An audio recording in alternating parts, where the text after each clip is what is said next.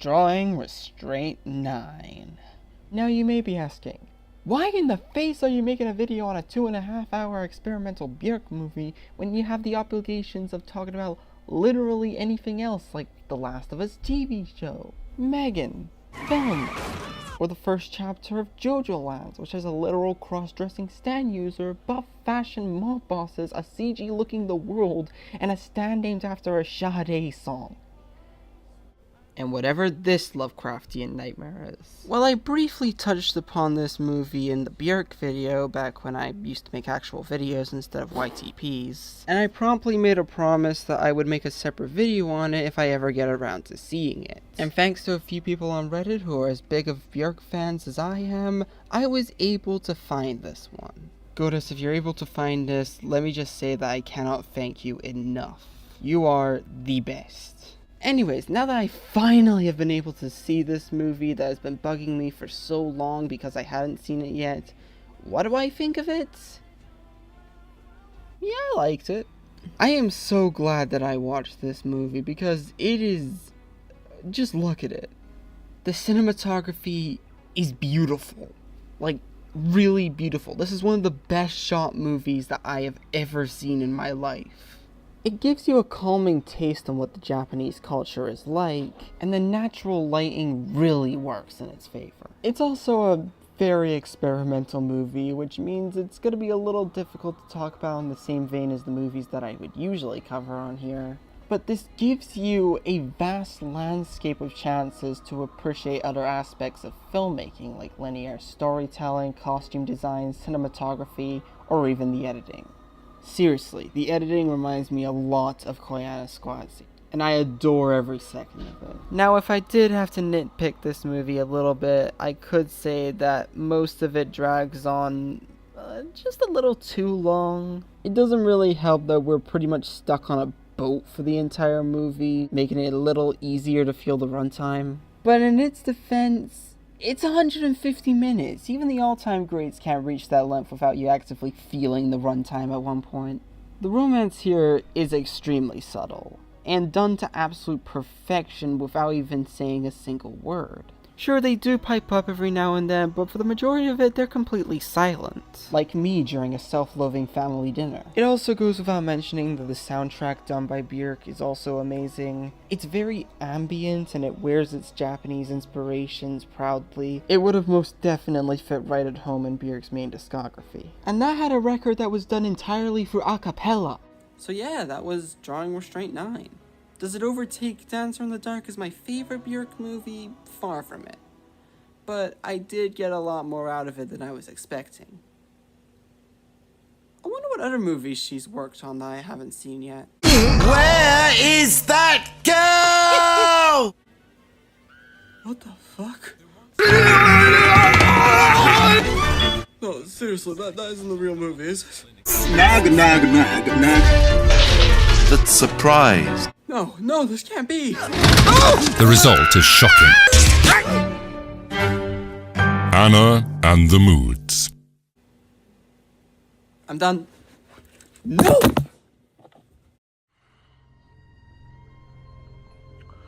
These assignments don't matter.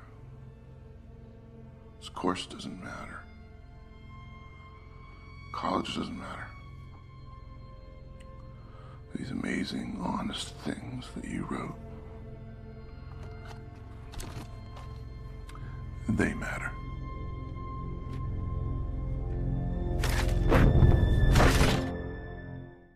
The Whale. Easily my most anticipated movie of last year. And to be honest, can you really blame me?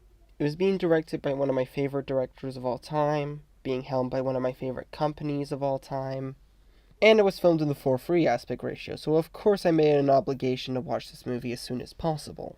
And with all those in hand, you bet that I was excited to see what the final product would be like. And the end result turned out to be extremely depressing, which is pretty much par for the course for Aronofsky. He is no stranger to how brutally depressing his films can get at times. Requiem for a Dream. You may have heard of it.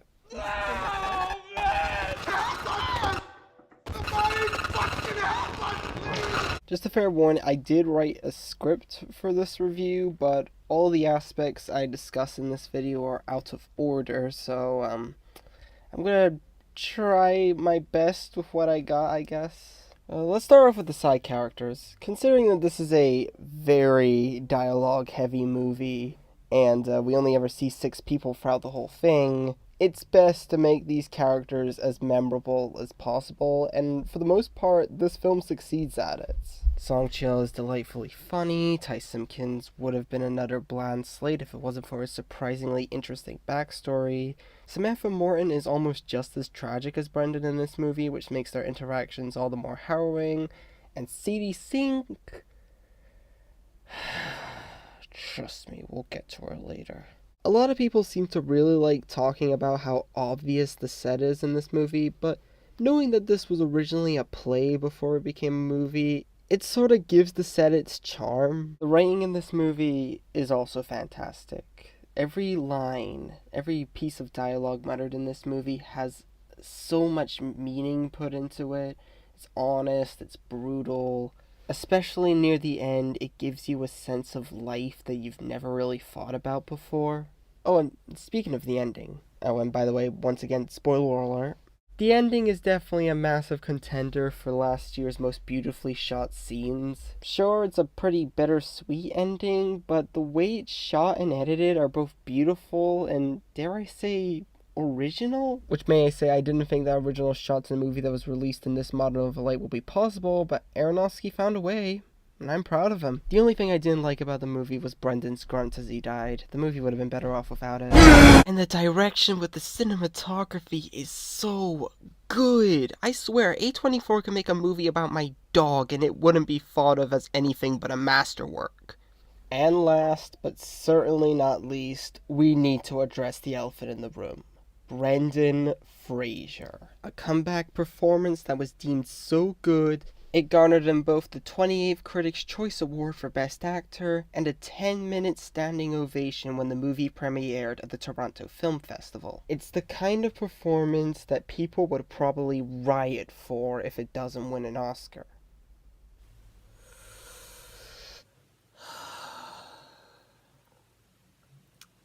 Yeah, I think I get why now. This is easily Brendan Fraser's best performance to date. Primarily because he just disappears into this role without any second thought. You don't see an actor under heavy makeup in this movie. You see a person deeply suffering from tragedy who is literally eating away at his own life because that's the only way he could be able to cope with the pain he's going through, with a believable performance to boot. But is this really his comeback performance? I mean, in film, sure, but I've seen him in 4 seasons of Doom Patrol, and he was pretty fantastic in that. What the fuck? What the fuck? No, seriously, what the fuck? God, I missed that show. Oh, and I almost forgot to mention, the heavy makeup for this character is absolutely phenomenal. Though I didn't like seeing him naked, that was weird. Overall, it is a solid 7 out of 10, which before you say, Bryce, you're serious, right? A 7? Just a 7? You've been heaping praises on the damn flick for the entire video between its cinematography, performances, writing, and just how deeply depressing it is. Surely you could give it something higher than just a freaking 7. Well... Does this mean I'm gonna get fat? No, it doesn't. This is Ellie, played by Sadie. How dare you ruin the best song on Kate Bush's Hounds of Love by having it associated with a controversially mediocre TV show, Sync. And all you need to know about her is that I hate her. Look, I'm very aware that this was a character carried over from the stage play, just like a lot of these characters. And I presume that Aronofsky told Sadie to just do the exact same thing that the character did, but worse and more over-exaggerated. Not to mention that there is a point of her being there, and the character's functions in the story are alright, to say the least. But that doesn't change how deeply unlikable she is. She is one-note, cartoonish, abrasive, not the slightest bit believable, and I'm just gonna come out and say this, heartless. She tortures Fraser at one point by putting his walking stick in a place where he's unable to reach it, knowing that he could barely walk anymore. making me feel sorry more for Frasier rather than Sink's so-called troubled teen. I've seen Stephen King bullies that are less over-the-top evil, and that's saying a lot considering how psychotic some of them can be. And the worst part is that she's never called out for her actions and never suffers the consequences. She never grows as a human being. Suddenly it makes me feel less bad about Max's death in Stranger Things 4. See, what Max didn't realize is that I take it very seriously to heart when someone misuses a great artist's work in a film or TV show. Ain't that right, Björk? You shouldn't let poets lie to you. That is very true, without a doubt. Wait, what on earth did I miss? But besides that one extremely massive problem, this movie was actually really good. I give it a 7 out of 10. With that said, I am never watching this movie ever again. I don't even have an ending joke lined up for this one. This seriously broke me. No, really, I could have chalked up this whole review with nothing but jokes like, oh, this is a Nico Kato avocado movie starring Brendan Fraser. I'm not going to do that here, because it'd be a major disservice to the film if I did. So yeah, that was my review of The Whale. I hope you all have a good life, and let your futures be hopeful.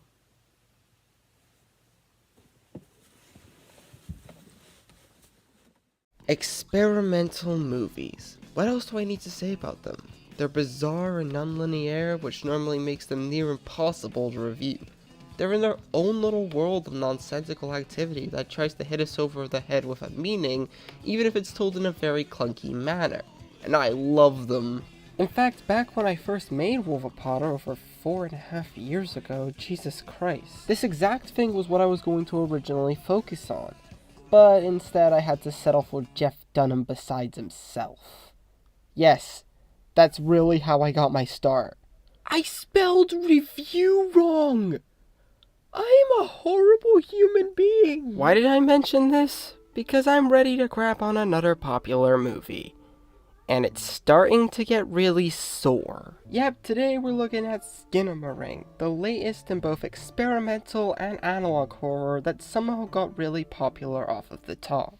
Despite not being shown in many theaters, getting less than favorable reviews, and roped in around $2 million to the box office, which isn't terrible per se, but with how low the budget was, it wouldn't have been practically possible for it to have flopped. Also, yes, this is the trailer footage. I wasn't really able to get to the actual movie because the file size for it is... What? So if any particular clip repeats itself, yeah, that is why. I'm just gonna cut to the chase. This is a very slow movie, which would be fine if it was only like an hour 10, hour 20 minutes, but no, this is a full 100 minutes of this. And maybe it's because my standards have lowered in recent years, but yeah, this really worked for me. I never thought I would say this, but maybe the talk was onto something. Skinamarink is an effectively scary art house flick that mainly takes its inspirations from the darkest recesses of the human subconscious. It was based off the director's nightmares, what a surprise, and was entirely filmed in his childhood house, giving the eeriness of each shot some extra authenticity.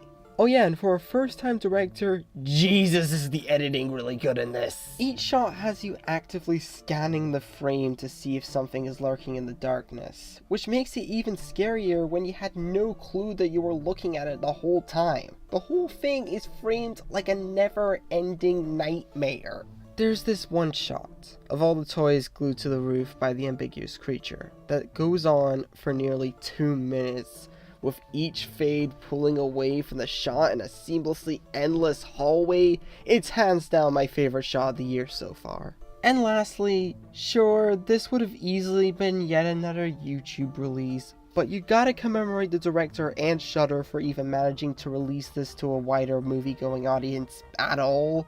It is extremely surreal to see something that looks like it was straight out of the Mandela catalog make it into theaters. Sure, this film could feel like an endurance test at the best of times because of how long it is, which isn't a massive problem in retrospect, but again, this movie is nothing but shots of walls with people occasionally whispering.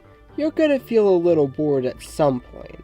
But besides that, this is easily the most David Lynch movie I've seen that isn't directed by David Lynch himself, and is also my favorite movie of the year so far. Except for Infinity Pool, but that's a story for another time. I give it a strong 9 out of 10. Well done, Kyle. I wish you the best of luck on your future endeavors.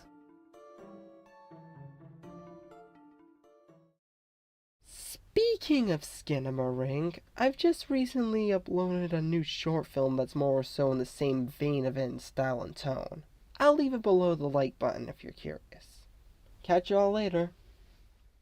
Darren Aronofsky. You've probably heard of him.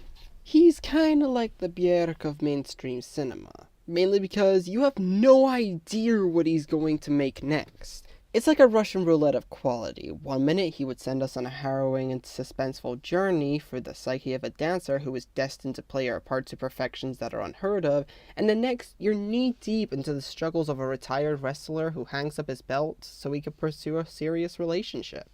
At this point in his career, even with several controversies on his belt, nothing can stop him from coming out with new ways to shock us, horrify us, and, as of recently with The Whale, break our hearts. The guy is an absolute icon. Why do I start off by saying this? It's because I'm super excited to introduce you to his debut psychological thriller, Pie.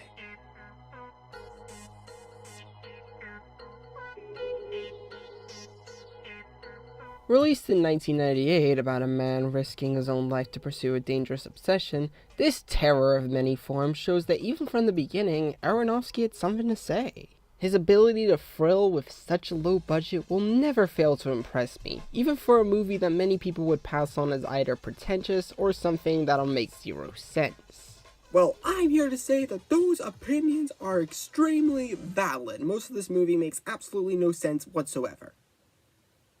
But that doesn't mean it's bad by any means. In fact, this may be his most interesting film to date, even more so than his ventures into fantasy, like The Fountain and Noah, or drama, like with The Wrestler and The Whale. Anyways, let's start with the editing, shall we? Yeah, it's pretty frantic and disorientating at the best of times, which helps that the whole thing has a heightened layer of surrealism put into it, which strengthens its memorability. The same goes for the sound design, which can often be so raw it could be considered as extremely brutal. It sounds like somebody put a microphone in their head, went to sleep, had a nightmare, and those haunting sounds were the result of it. Lenny! Max, come here, Max! Come on, get in here! Hurry, hurry!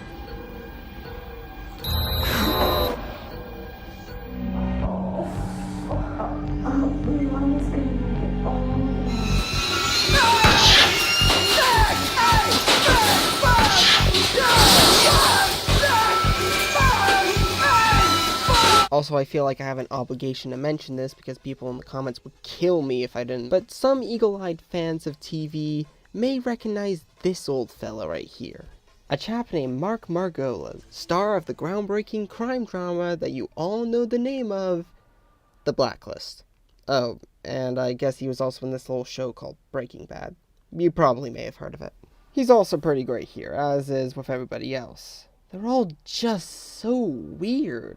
In fact, they're so bizarre with what they are, they make the main character look normal in comparison. Oh yeah, and speaking of which, let's talk about our main character, Maximilian Cohan. Just simply, imagine if Jesse Eisenberg from The Social Network went insane. That's pretty much this character in a nutshell. I love him, he's great. The story and script can feel a little flimsy at times, but quite honestly, do you really think that the film cares? I know I've been making my way back to David Lynch a little too much as of late, but this probably is exactly what I would imagine if he ever dabbled with such fast-paced insanity. Oh yeah, and speaking of which, and lastly, I would like to take a moment to acknowledge the pacing, which is also very good. Not just because it gives him enough time to fully realize some of the ideas that were fairly new at the time, but it's also a thriller that reminds us why we're supposed to be thrilled in the first place. Aronofsky made me feel suspense over a return key. How is that even possible? And it goes by very quickly too, running at a tight 84 minutes that somehow manipulates your mind into thinking that it was only 20 minutes. You know, to paraphrase Mike the Snare, most times when I watch debut films, I always think it's worth keeping in mind that it's not going to be their best work. I don't have to do that here. Pi displays a director that has arrived fully formed. If this is what he could do with his first film, and we still have 7 mainline films to go, I'm terrified. This brings me to why I solely made the video in the first place. A24 is bringing it back out of obscurity on the 14th of March in glorious 8K, meaning that modern audiences will be able to experience this extraordinarily clever paranoia-fueled masterpiece for themselves. So if it does pique your interest, go and check it out and form your own opinion for yourself. I would love to know what you think of it.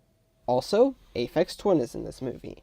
I'm not saying that he acts in the movie at all, he does provide a singular track for the movie and that's about it, but that does give me an excuse to cover Kuzo, which in short gives me an excuse to talk about VHS 99, so it's best that you get yourself ready for those in the near future. Those movies are wild. Speaking of music artists that are prominent throughout an entire movie, what are we going to cover next?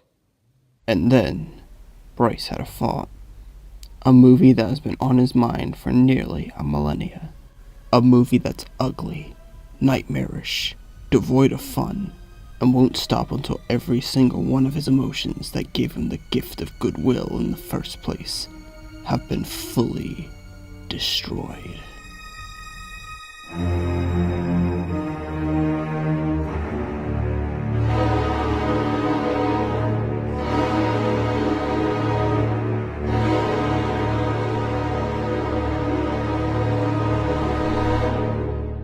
Sweet dreams, everyone.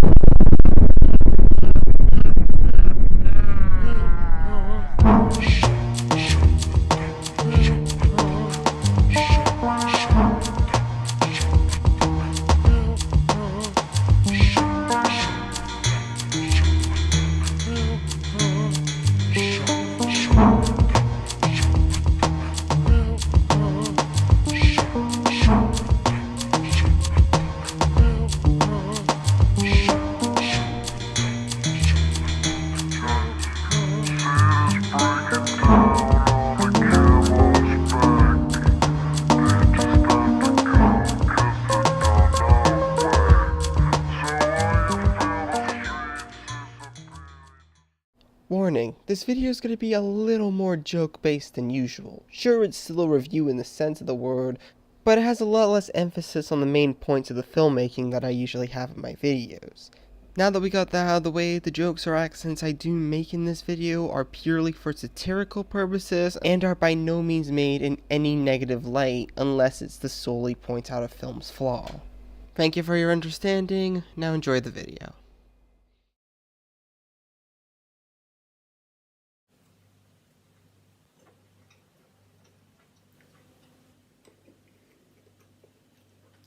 Now I always see why the mouse from Tom and Jerry is always forward by these. Someone's at the door. Hello?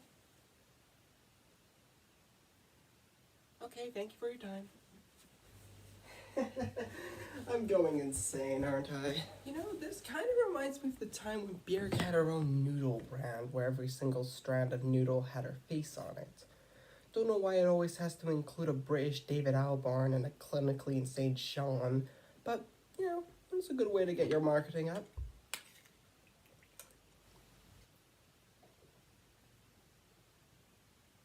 This is going to be a weird one, folks.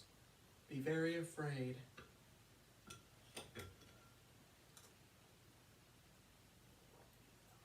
Let's take a look at how this movie starts, alright? Okay, I can already see the problem. I don't know what the problem is. I just can't put my finger on it for some reason. I'm just gonna come out and say it. The animation is awful.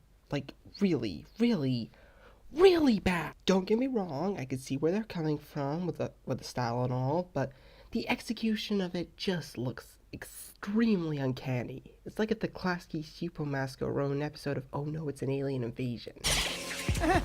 No hard feelings, right? Anyways, I have nothing to say about this opening sequence because it's pointless and ties into nothing that relates to the story at all. The scene ends with a German guy killing a kid off screen. Why am I even surprised? And thus our adventurous horror show begins. Anna and the Moods. Yay! As the credits roll, we find out that this movie has a surprisingly robust set of A-list celebrities lined up, including Monty Python's Terry Jones, Gorilla's Damon Albarn, Sean, and... oh no. Björk, I love you and all, but you really didn't need to put this on your resume! You don't need to do this to yourself! But hey, as a Björk head, at least I have a bunch of material to work with. It's better than nothing, I guess. The opening credits conclude with our main character falling off a cliff, and the real movie can finally begin. This is Anna, played by Björk, a literal noodle who's perfect in every way.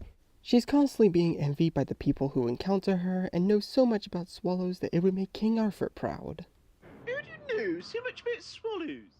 Well, you have to know these things when you're a king, you know. The square root of 12 times 365 is... Aphex Twin! Even her PS1-looking family adores her, including her very British father, played by Damon Albarn. To be fairly honest, I don't even need to make fun of his performance. Letterboxd has already had a field day with that. She goes to bed because I guess a day in this universe is only 2 minutes, but as soon as you know it, the unseen moods possess her. Yes, I would like to know more about Linkin Park. The next morning, as the narrator rambles on about sparrows like he's in Mary and Max, only without the attempted suicide, the family sits around the table quietly awaiting Anna's presence. Anna's family was sitting around the breakfast table, waiting for Anna to come into the kitchen like a sunbeam. Oh my god, did she die? Christ, maybe this is like Mary and Max. I love how the newspaper hints at the mother being a shoplifter, and yet it never comes back into the story ever again. Chekhov's gun, everybody! Maid in Heaven has its time of the month as the family waits and waits and waits and waits until Damon finally snaps and screams in the worst British accent I've ever heard in my life. Where is that girl? Wow. Just wow. I can't believe I'm saying this to Damon Albarn here, but that is the worst line delivery I have ever heard in my life. Why does it sound so plastic? Beach. The little brother goes up to see how she's doing, but unfortunately for Anna, today wasn't the day to be a grateful grapefruit.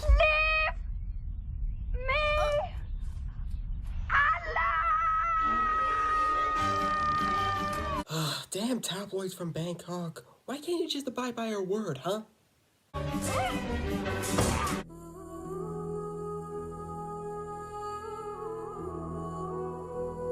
Anna comes downstairs and, oh geez, Sedusa's seen better days. And everybody starts freaking out. They do try to snap the goodwill back into her, but as with every other teen on planet Earth, communicating with your parents isn't the easiest thing to do. Especially if it's Damon Albarn, that makes it extremely difficult. Look at him in this frame. He looks like he's on his way to a screening of The Fabelmans. Tell me where the goddamn horizon is, Damon! Oh yeah, speaking of which, it doesn't go very well. I hate you! Yeah, that seems like a very valid response. What, they think she's 5? Why'd they do that? That brings me to the biggest gripe that I have with this movie. It's way too short. The film is only 26 minutes, which doesn't give us enough time to know the characters or what Anna was like before her moody transformation.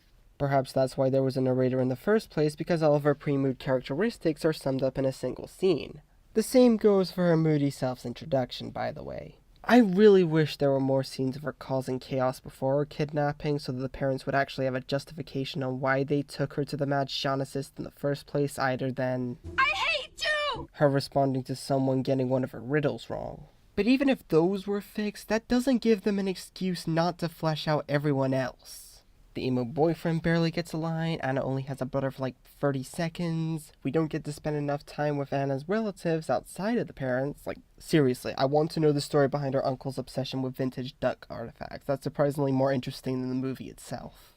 And who on earth is this guy? He barely has anything to do with the plot, and yet he gets the most screen time. In fact, come to think of it, I think he gets more screen time than our supposed title character. Insert Lars von Trier joke here. I hate you! So that didn't work out too well for them, now did it? So what did they decide to do next? Well, they decide to pull a kind and supportive move that any loving parent would approve of. That's right. They kidnap their own daughter and send them off to a mad scientist played by Jean so that he could run her through a set of human guinea pig experiments in order to get her sense of goodwill and kindness back. It's a little ballsy, don't you think? It's like putting Katie Mitchell through shock therapy. You know that there's a lot less extreme way of getting their message across, right?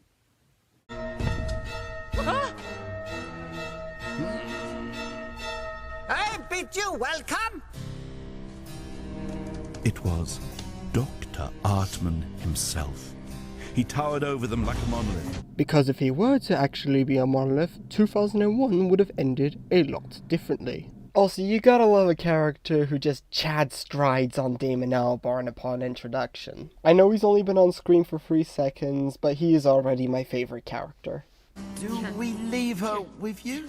Hell no! See, he doesn't even give a damn that he's in a kid's film. He could bribe me into joining him for a trip to the asshole of Los Angeles through terrible film ideas and I would still love him. Sure, we only have a minute and a half left of him doing his own thing, but alas, we must continue the plot. Because apparently the director thinks the narrator is more interesting than the characters surrounding him. Its corridors corkscrewed hither and thither, and between its walls there were rooms that surprised. Story of my life. What's that? By the mechanisms of this invention, we will soon discover what is wrong with your wretched little daughter. Yes? So, like I said earlier, they put her through a set of human guinea pig traps. And again, there are better ways to get this message across, and a labyrinth of mundane tortures just isn't it. This is like a Grizzly Tales episode if it was produced by Blumhouse. She's put in a bathroom where, oh god, a cat is there? Knowing Björk and her bizarre obsessions with several animals' mating rituals, I don't think this is going to end well for the cat. Luckily, it doesn't go that direction. Instead, it's... Oh my god! Yeah, you have the right to freak out here! We're going straight up Bad Boy Bubby's greatest hits over here! Luckily, in a rare act of kindness, she does let the cat go. Thank God, because if she fell through that, this movie would have not been allowed in theaters. The room unfolded like a paper box. Its walls became a corridor again. They say that if I do things right... Oh! It's Björk! To be honest, I completely forgot that she was even in this movie. Like, if your biggest star leaves no impact on you during the movie, like, while the movie is playing, what? It's bad! Just redo the script! Throw it out, redo the friggin' script! So I'm going to do just the opposite and freak them out. It's called The Northman. And by God, I think they're all going to need it right now. So she goes on to do pretty much what everyone does during a phase: stealing, smoking, disrespecting their elders, vandalizing priceless art, and listening to the Sugar Cubes.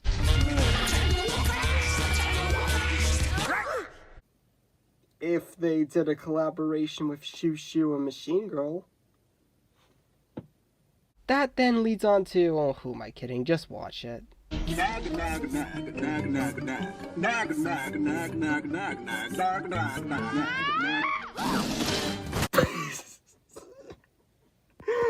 was amazing! Sure, this feels a little stereotypical, but I love this scene to bits because of how frivolously accurate it is. It has a legitimate positive, so I'll take it. She's now the hunter.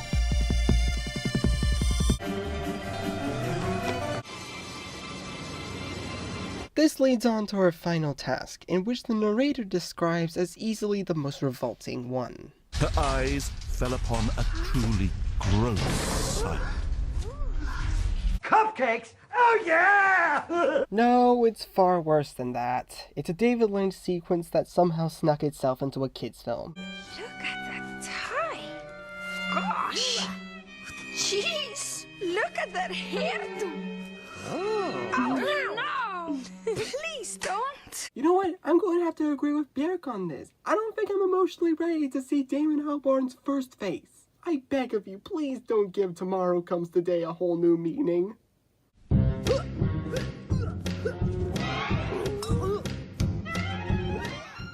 No, I don't think this movie deserves it. Yeah, I don't think I'm ever gonna come back after this. This film has reached peak nightmare fuel. Believe it or not, that distressed no was actually the last line Björk had recorded for this movie. I don't blame her. I would abandon the project too after this scene. We then stumble upon the dating game if it was hosted by Jigsaw. Which, yeah, movie, I guess this is the only logical progression for the story after... She, of course, ends up picking... Who even is this guy? Emo Gyro Zeppeli? We finally get her diagnosis, and admittedly, it's revealed in a pretty funny way. What? What is she? Anna is a teenager!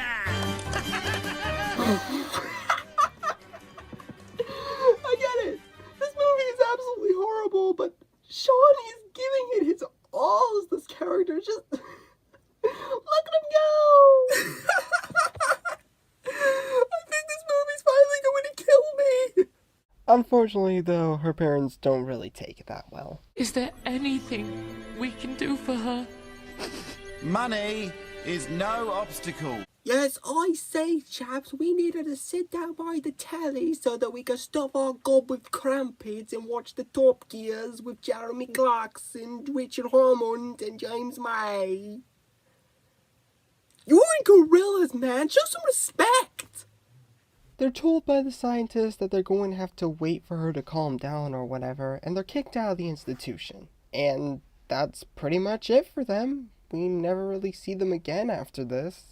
Maybe Damon finally snapped and realized that this whole thing was a waste of time, so he left in order to focus on Demon Days instead. And you know what? I still hear Demon Days being talked about in a more positive light with friends in college once in a blue moon. And that is one of my favorite records of all time. Every song in this album fits its own desolate aesthetic very well, and the lyrics, pacing, and ambition of it all excels with the tone it's going for.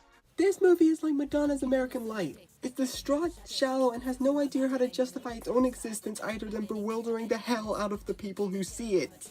Or at least that's my take on the matter. Anna and Gyro make their way to Artman's office, and to be fairly honest, I'm just praying for the end credits at this point. He gives Anna a self-help guide that sinks into her hand, it happens, and she ends up passing out and waking up in her bed like nothing had happened.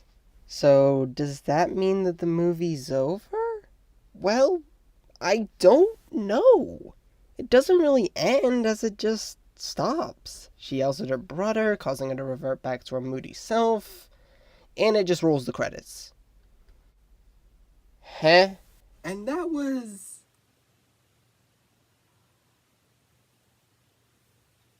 She was right. Like, the snare was right. Why didn't I listen? This film is extremely cursed from beginning to end. Sure, I applaud the creators for trying to tell a unique story about puberty and how to handle it appropriately, but you never guess that from looking at it.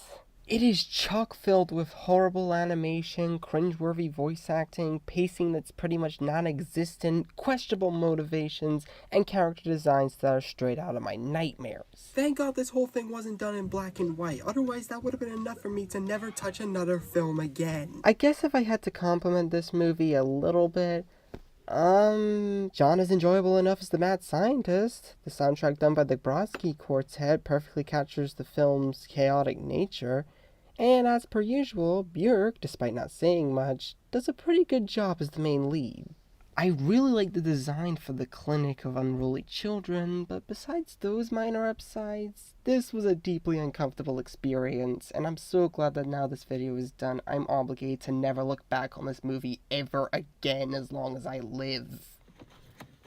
In fact, I deeply apologize to anyone who's watching, but this movie has left me in such a bad mood that I'm just too salty to thank y'all this video. Now, if you excuse me, I'm off to regret my own existence. What just happened?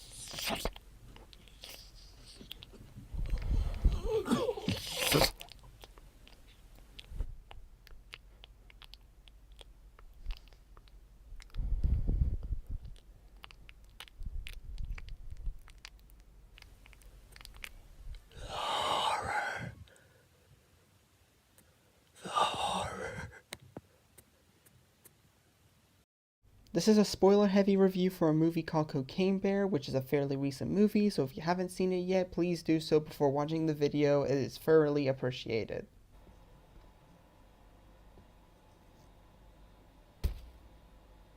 Now I know what y'all may be thinking.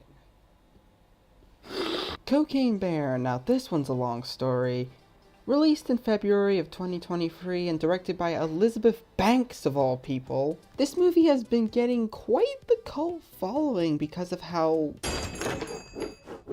That's a fucking bear. Completely insane it is. Based on events that are somehow true, after several bags of cocaine were thrown out of a cargo plane, a bear consumes it and straight up has the time of its life before it dies unexpectedly from an overdose. And while we did eventually figure out what caused the bear's wild behavior, the bags of cocaine were never recovered and are still lost to this day.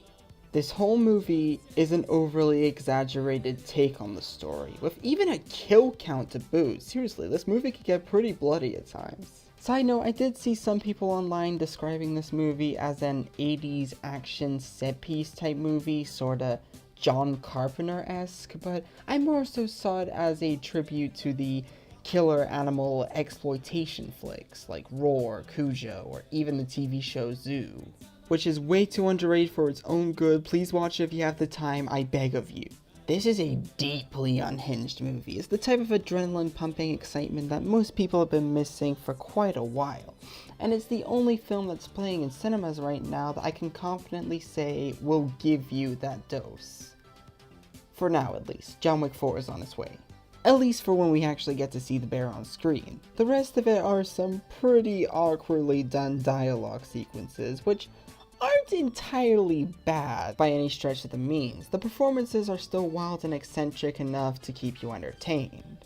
For the most part. The scenes with the mother and daughter could have been cut entirely and no one would bat an eye. Not to say the performances are bad or anything, they're actually pretty okay. It's just that in the context of the story, this doesn't really fit in the slightest.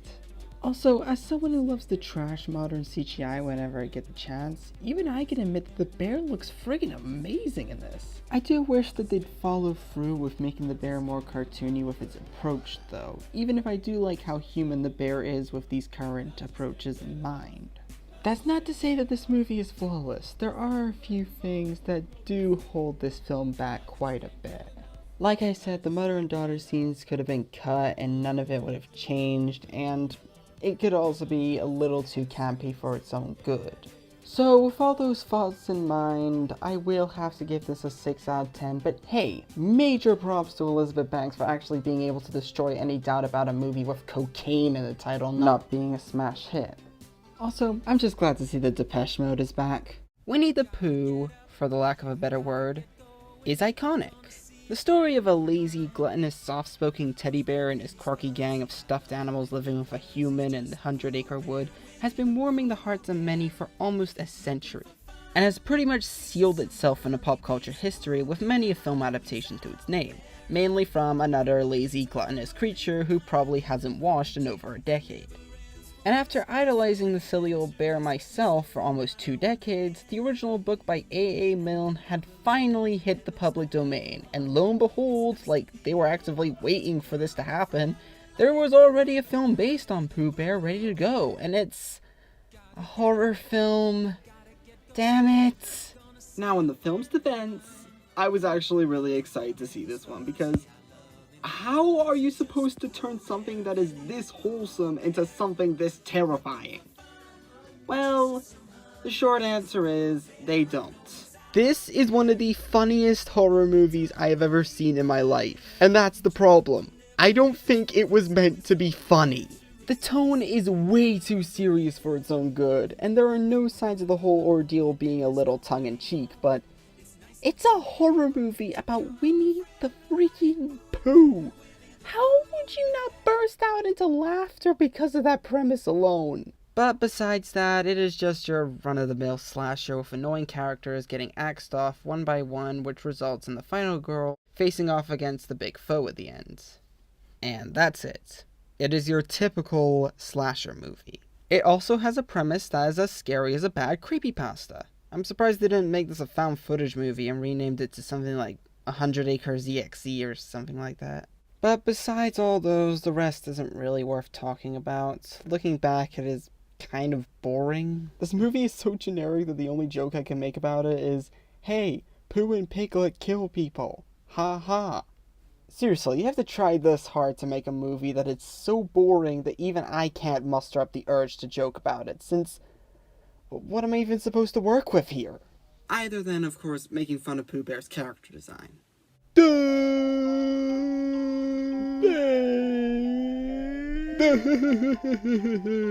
A bear's gotta do what a bear's gotta do. Judo chop.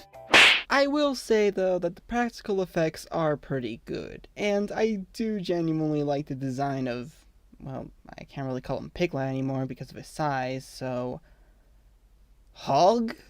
The cold open's fantastic, and the entire movie would have worked perfectly as a 13-minute short film. The fact that this was released a full year after the brand became public domain, which marks this as one of the greatest get-rich-quick schemes in all of cinema, is admittedly pretty funny to me.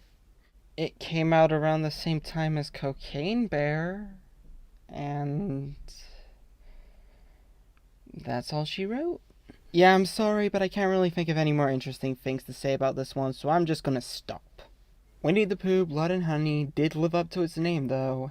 It was a big, stinkin', sloppy, runny piece of poo. It's a bizarro Friday the 13th, at best. But hey, at least I got a few laughs out of it. Seriously, though, it's extremely surreal that we live in a universe where we got a slasher based on Winnie the Pooh that was released in theaters. Freaking theaters! How is that even possible? It's like if I just randomly cut to footage of me at a trampoline park, despite that I never established that I go to places like that beforehand.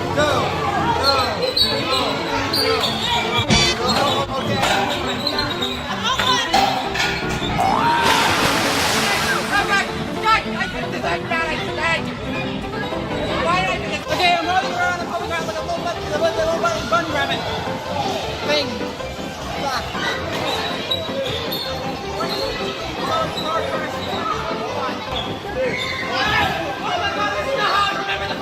Boingy, boingy, boingy, boingy, boingy. Okay, it's not my word anymore. I completely disown my name. Stop. You will be.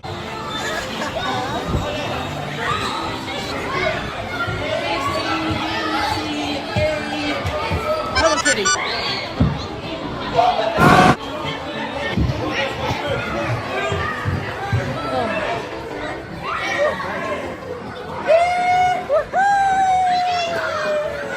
Oh, hey, look, a giant ball. No, let's keep walking. No shoe zone. Okay, Caligula. I'm going to kill myself! No!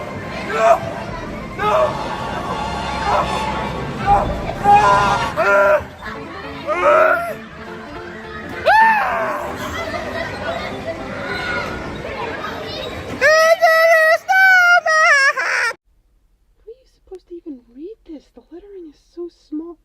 Oh, hi!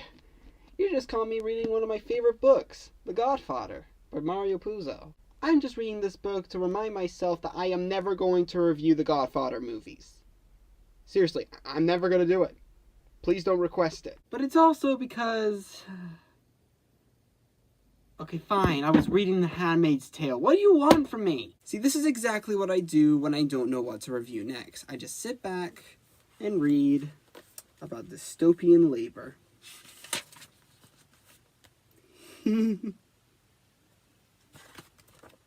That says chapter 16. I'm getting impatient. I'm gonna see if there's anything on Netflix that catches my eye. Okay, I'm done with Netflix forever, and I have no idea what to review next. Which, can you blame me? Last week I had to subject myself to the horror that was Anna and the Moods. Not to mention that the whole thing took an entire week to complete, and I wasn't even sure if I even wanted to release it once I was finished with it. So how am I supposed to follow up what was pretty much my magnum opus? Oh! Hi, I'm Nicky Fruit, and welcome to Fat Guy. Yeah, on a second thought, that's not going to work either, so let's take a look at a movie about a guy traveling on a tractor instead. The Straight Story was released in 1999 and was very divisive upon release. What is it, like the third time I've said that this month? This movie is about it fell down. This movie is about an old farmer named Alvin who's informed that his brother is slowly dying and wants to meet up with him one last time. Knowing that he can't drive due to his poor eyesight, he decides to instead make the journey by his tractor. Very, very slowly. And that's about it. Sure, he does meet up with some other people every once in a while, but most of the time, it's just him on his little tractor. And that's it. And I know what you may be saying. What is the point of reviewing something that sounds so monotonous, boring, or even insufferable? Well, for it being nearly 2 hours of nothing but a guy riding on his lawnmower, it's pretty sweet. You can definitely feel the welcoming nature of Richard Farnsworth's performance here, and some of the conversations he has with most people are downright beautiful. It's not trying to win any awards, it's just a simple, heartwarming, G-rated Disney movie. That's very nice coming from a movie that's directed by... Oh. Yeah, don't make me think that I forgot to mention this, but this may be his most uncharacteristic film to date. Don't get me wrong, there are some occasionally weird moments like Alvin coming across this woman who's panicking over the dead deer that she totaled her car with, and then just leaves like nothing had happened at all, and we never see her again. But they're few and far in between compared to something like Twin Peaks, which is chock full with some of this stuff. But you know what is very prominent throughout the movie that we've come to expect from David Lynch at this point? The cinematography. It is absolutely stunning, and it makes up for the pretty boring landscapes. The soundtrack done by Angelo Badalamenti, may he rest in peace, is absolutely inspiring, and was pretty much the movie that got me into music composition. Which just so happens to be very early in my life, since this was the first ever film I ever saw. I guess we all have to start somewhere, I suppose. And then there's the ending, which, if I ever get a chance to make a top 10 best movie endings, this would most definitely make it on there. It made you feel the love and dedication that Alvin had for his brother, and it made the whole journey worth it, despite how much it would have sucked to have been on that tractor for days on end. It's an emotionally tender way to end a movie like this, and made all that build-up absolutely worth it.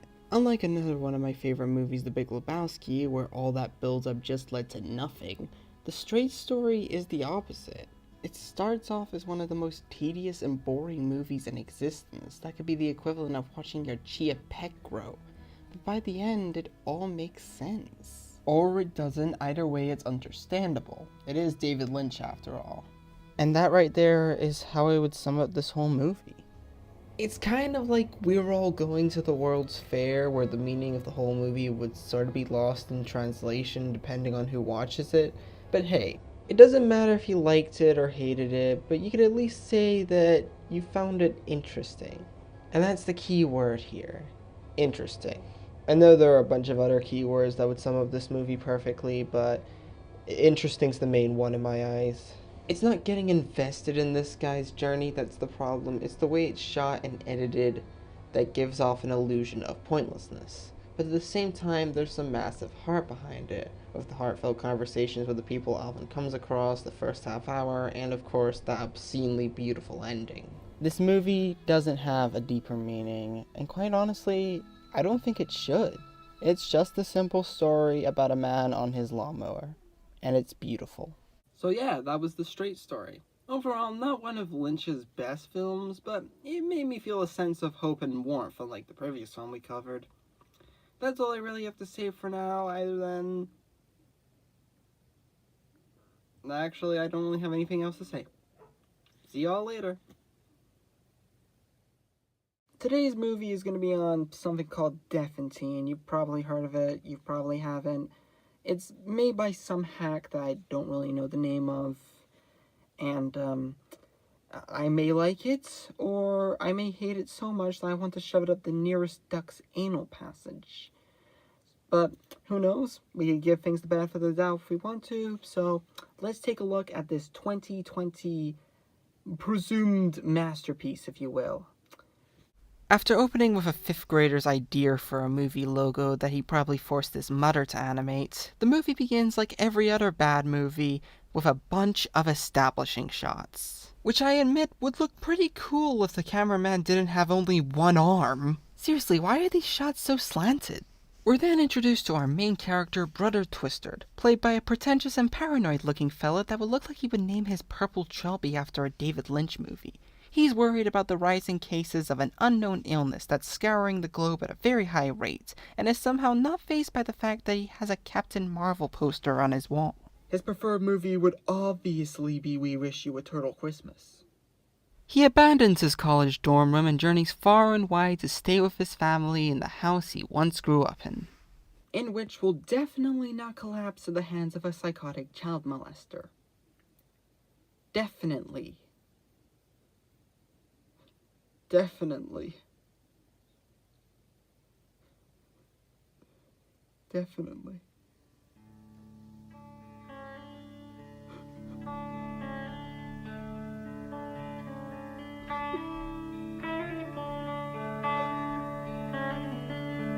We poorly smash cut to therapy with his brother Eugene, played by the king of profanity himself, where he admits that things aren't really going well for him, on account of the whole world dying and all. I mean, if it wasn't for a few idiots putting an animal into a food in friggin' China, none of this would have been happening! I'm starting to think that there was no locked-on script for this and the actors decided to do whatever felt natural. That's probably the only explanation for this horrible dialogue.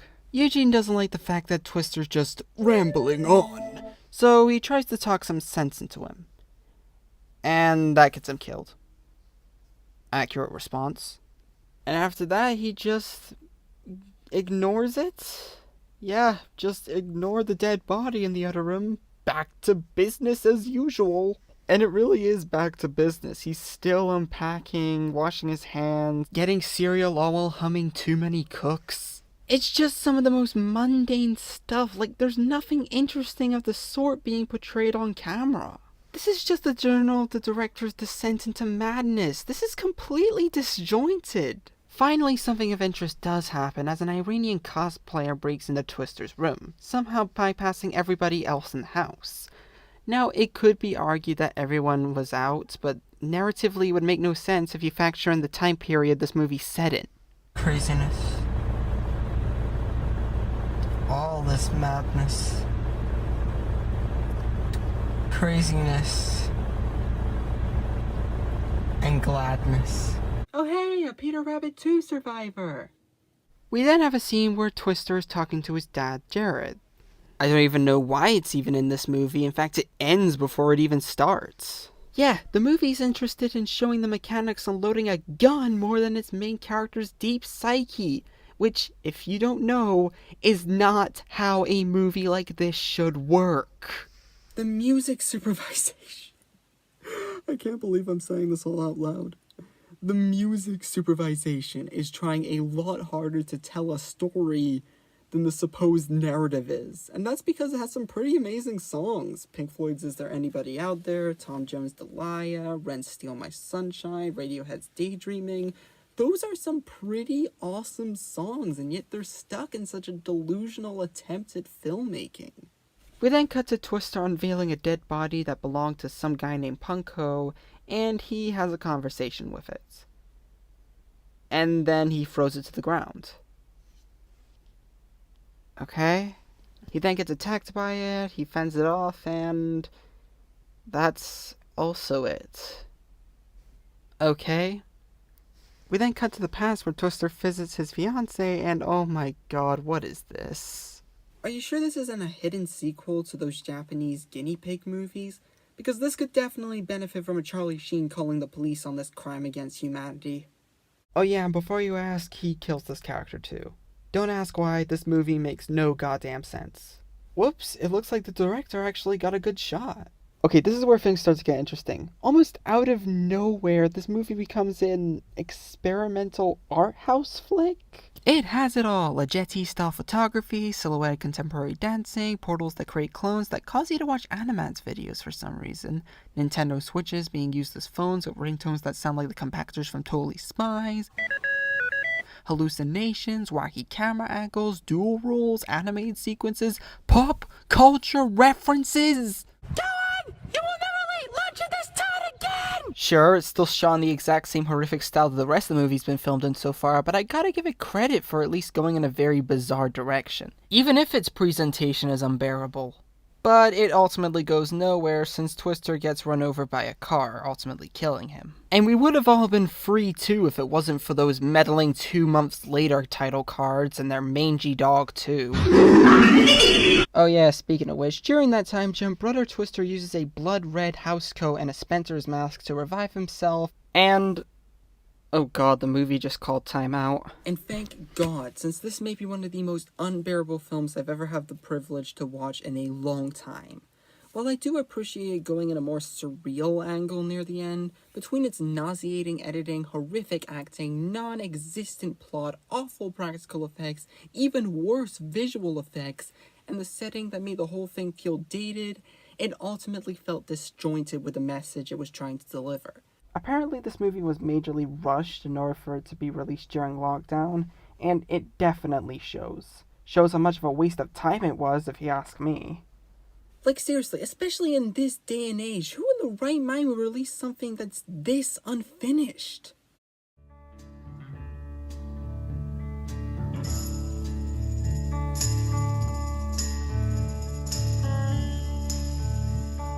Me? This is the end, beautiful friend. This is the end, my only friend. The end of our elaborate plans. The end of everything that stands. The end, no safety or surprise. The end. Hey everyone, Bryce G.D. Tulloch here. So, it's finally summer, and as you can hear in the background, the noises are starting to begin. This is gonna be fun. So you may be asking, why am I recording from outside instead of my usual quarters?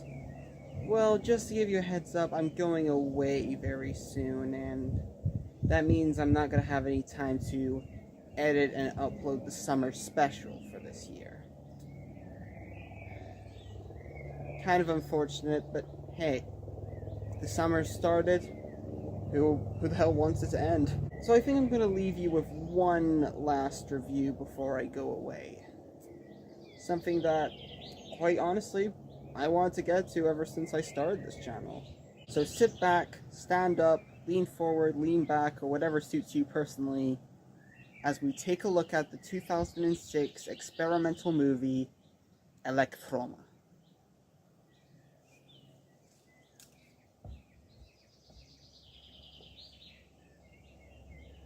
So I was originally going to do an entire filmography video on Daft Punk in the same vein as the one I did for Björk, but they only released 2 movies, and one of them was a companion piece for one of their studio albums. What the hell am I supposed to work with here? So it only makes more sense to talk about their 2006 experimental movie, Electroma, released under the Daft Arts label.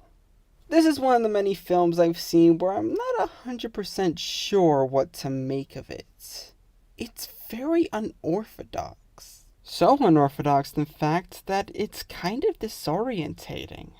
I'm not saying that's a bad thing, of course, because, come on, it's a Daft Punk movie. I could take what I could get from them. But it's also one that has no story, no dialogue.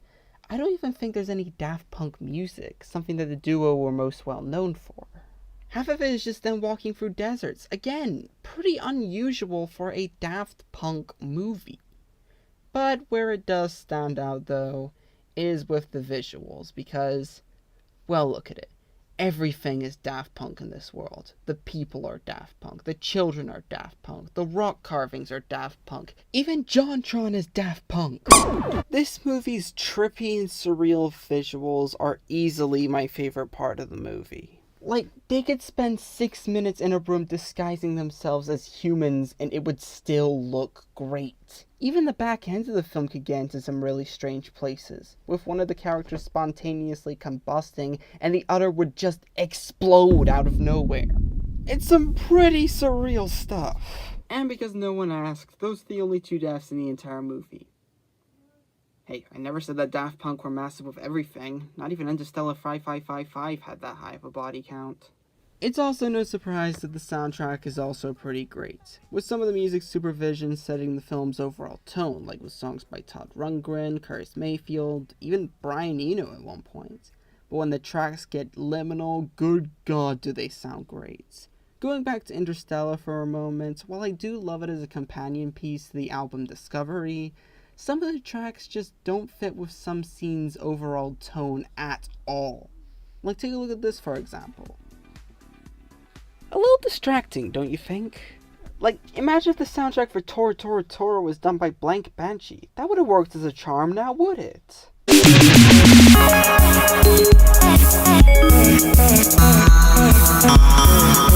But with music like this, playing over some admittedly pretty disturbing imagery, it's honestly really hard to believe how well it goes together.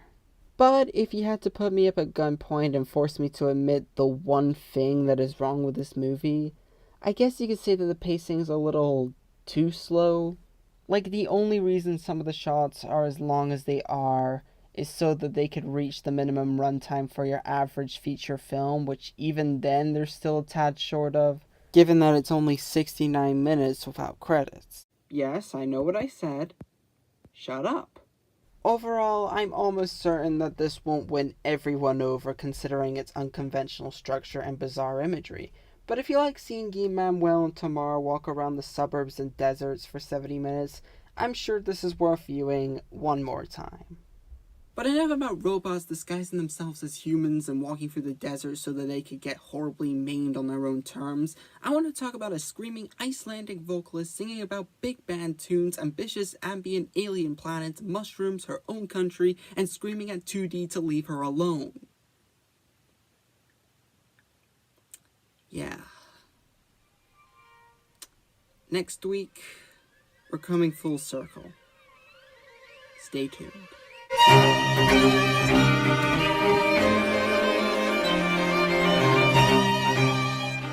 Now, you've all come across a few of these types of rankings that take a tad too long to get to the point.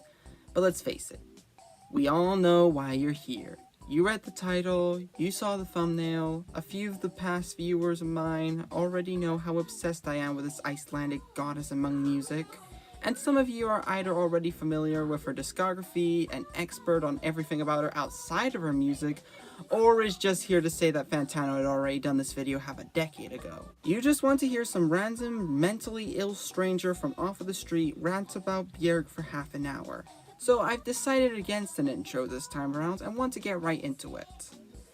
But not without setting up a few warnings, which is that none of these albums are bad by any stretch of the means, and I'm just going to rank them off of what resonated with me the most. So if one of your favorite records of hers is at the low end of the list, yeah, that's why.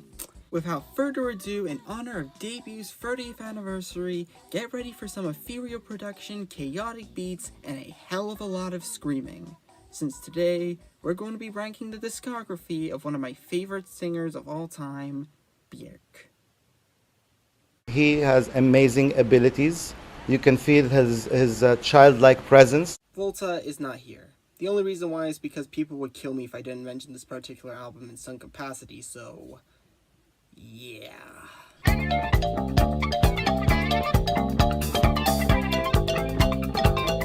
So, riddle me this. What do you picture in your head when you hear the name Björk? Right now, you're probably thinking of something like, I don't know, It's Oh So Quiet, Dancer in the Dark, Grateful Grapefruit, salting your perspective of animation alongside Damon Albarn. all that good stuff. So out of all that, the last thing you would think of when you hear the name Björk, aside from all the talks of bestiality, would be Icelandic covers of the Beatles and Stevie Wonder. And it is the cutest thing I have ever heard in my life. Seriously, there are so many moments throughout this album that would trigger the part of your brain that makes you say, "Nyah." And it's surprisingly diverse as well. One minute you could be listening to Icelandic covers of Your Kiss Is Sweet, and the next you'd be listening to a haunting tribute to Johannes Carval on the recorder. There's even a rendition of Altamira by Edgar Winters, where we get our first ever Björk scream! Okay, so this one technically doesn't count because it sounds nothing like what she would go on to do. Even Björk herself said that this doesn't count. But it's just so damn cute. How could you not acknowledge it? All I need to say about it is just... I'm bringing sexy Björk. Well, where else was Volta gonna be if it wasn't last?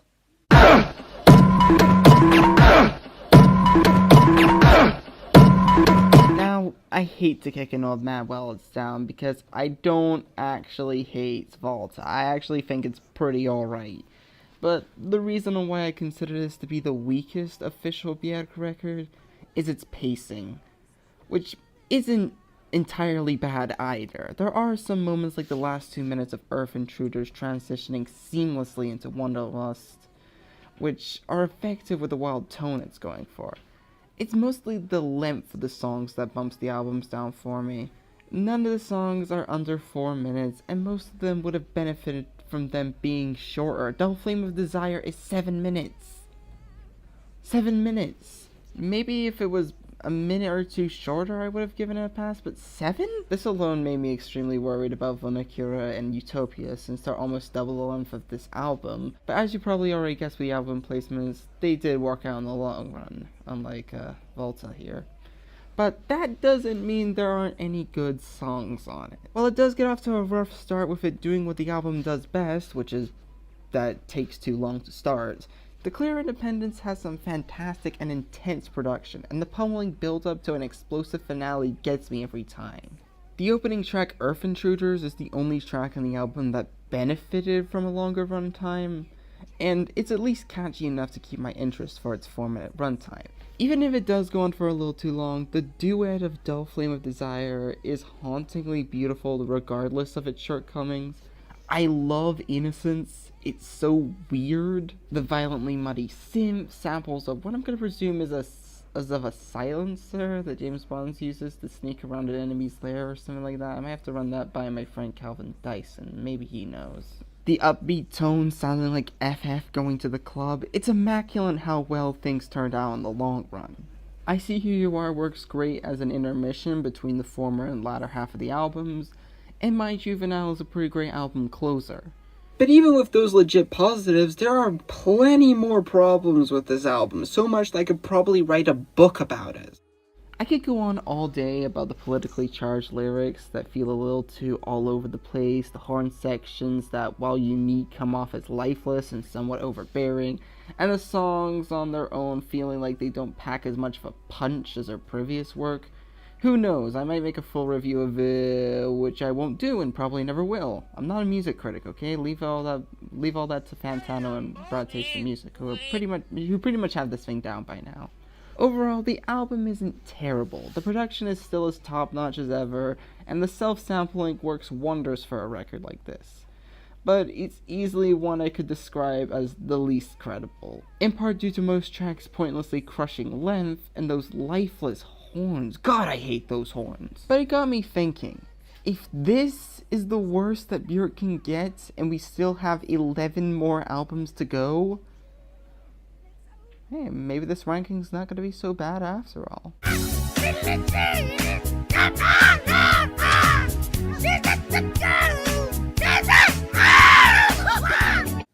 Recency bias aside, I'm probably not going to win any fans with this one, so I'm just going to take some time to breathe in a bit of air for a moment. Okay, with that said, let's talk about Fasora. Her nerves spread. Kinda surprised that I would put it this low considering that I was praising it upon release. But can you blame me? I was pretty excited to hear what Björk had in store this time around, considering that she hadn't released anything in over 4.5 years. And hey, if you're one of those people who said that Björk's music sounds a lot like listening to drugs, well, you're in luck, since this entire album is all about mushrooms. Yes, mushrooms. You know, the guys from the end of the Mario levels, where they inform you that the princess has been taken to another castle. All while apparently giving you the finger. Hey, if you're interested in that sort of thing, Godspeed. But upon re-listening to the album for this video, I ultimately came out of it with bitter disappointment more than anything. Sure, there were a few tracks that were able to save it, like the Angelic Enchantress, the solemn and heartbreaking Her Mother's House, the fun and bouncy lyrics of Octopus, and the title track with an instrumental that sounds like cyberpunk Animal Crossing. Into the atmosphere. The rest of the album felt like it was just there. After a while, the whole upbeat physique starts to wear thin and suffers from the same problems as Utopia, which is that you start to get really bored after a half hour of listening to the album. Who knows, it might grow on me the same way Biophilia and Utopia did, but for now, I'd say that this album is fairly average. But hey, you gotta give it credit for sticking to a tradition, since lo and behold there is a tour planned for this album that is slated to start on September of this year. Some things never change, I suppose. You have all the weapons you need. Now fight. You're all going to really hate me for this. But screw it.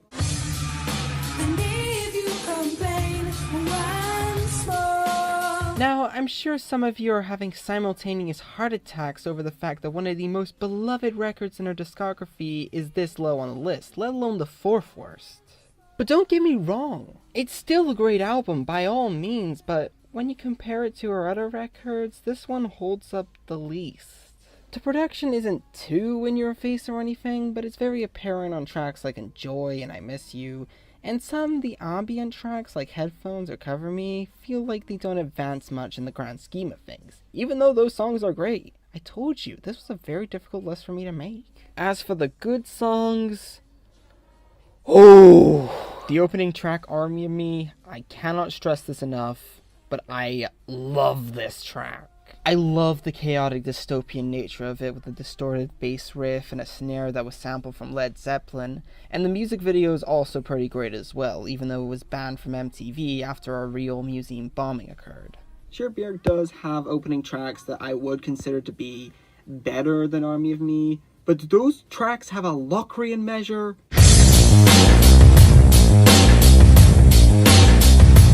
Yeah, I highly doubt it.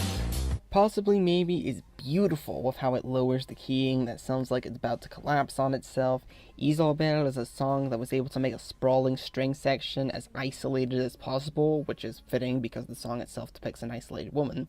I mentioned the overbearing production of I Missed You before, but it's the kind that makes the whole thing inviting in some sort of way.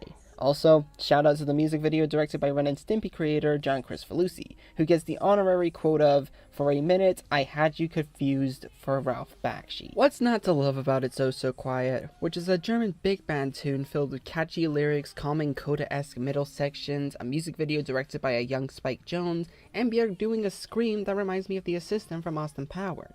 There's no mistake. Overall, not bad in the slightest, though out of all of her really good albums, this is probably the most forgettable in my opinion. Trust me, it can only get better from there. But there is one more thing that is worth mentioning about Post. It's very popular on Spotify. What is this? Quinoa. It's a superfood. Yeah. Super. Now, before we continue, I'm very aware that I'm going to get a lot of flack for putting Post this low. But get this, that album was released at a time where music still sounded like this.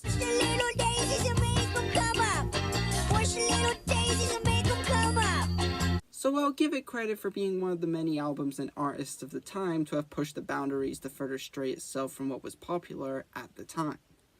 Why do I mention this? because the same can kind of, sort of also be said for our next album.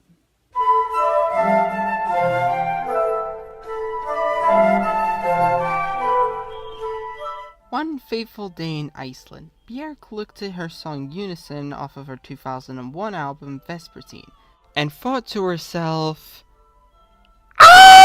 Oh yeah, I almost forgot that every time someone tries to translate what she says in her mind, it always comes out with screaming. Needless to say, I think she wanted to make an entire album out of songs that are in the vein of Unison. Or she wanted to one-up the liminal soundscapes of Kate Bush's Ariel. Who knows at this point? And thus we got Utopia, her least accessible record and her longest album to date, standing at 72 minutes. And with the way it's presented, it definitely feels like it. Now that's not me saying that this album has no good songs. The opening 4 tracks, Arise in My Senses, Blessing Me, The Gate, and the title track are all great, and it feels euphoric with the world it's introducing to us with these bizarre electronic nature soundscapes and the accompanying heavenly woodwinds.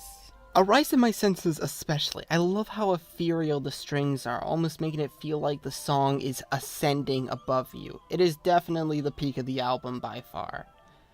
Which is worrying considering that this is only the first track of the album. Tabula Rosa blends way too well into the album, and yes, I do consider that as a problem. Features Creatures has some pretty nice liminal soundscapes that sound like something I would make for one of my experimental albums. Case in point, here's Features Creatures.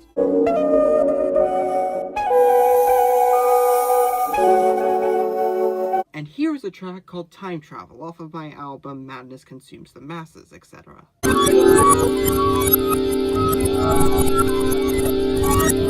But the lyrics are way too barren and simple for a song in an album that's supposed to be ascending and fantastical. And while Body Memory sounds fantastic with its layered vocals and choir, it goes on for way too long.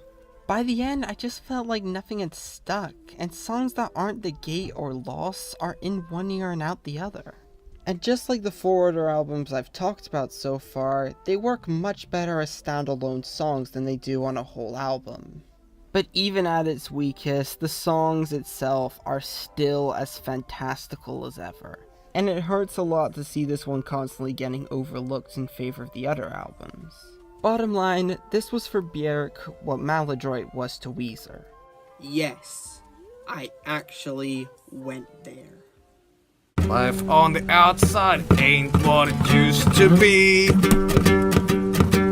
I know this feels a little weird to put this above both Utopia and Post, but it's the only way I get to talk about this movie again, so I took a shot. Sue me.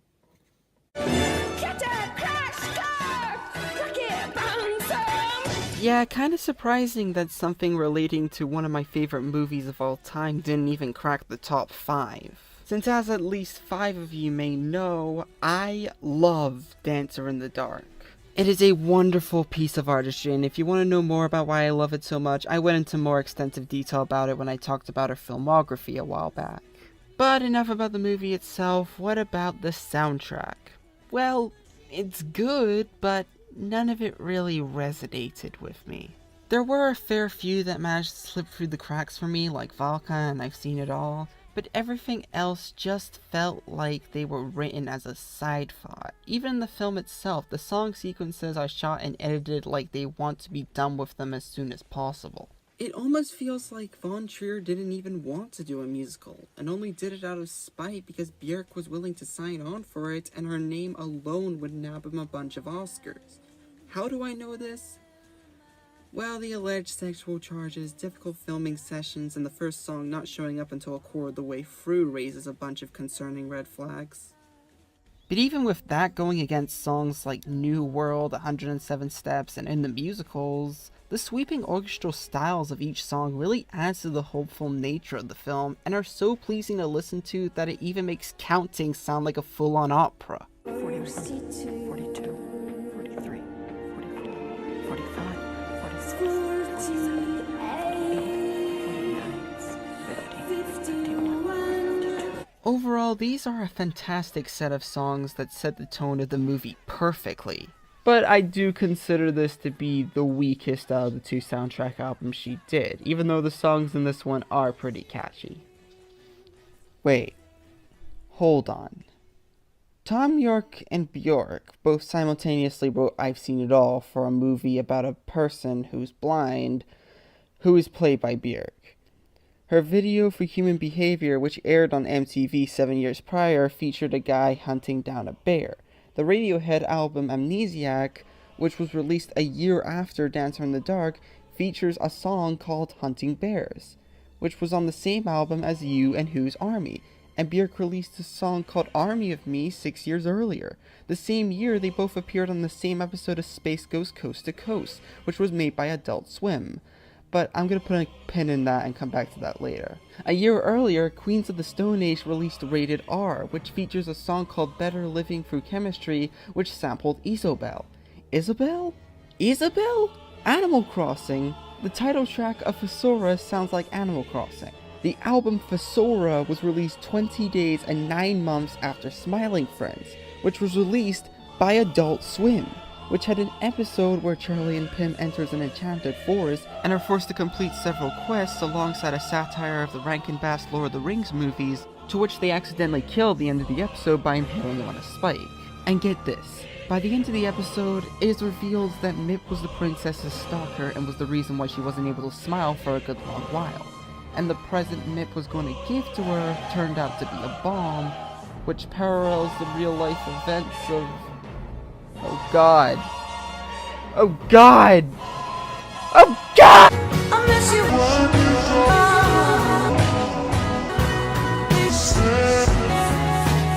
This is it. The big one. The holy grail of her whole discography.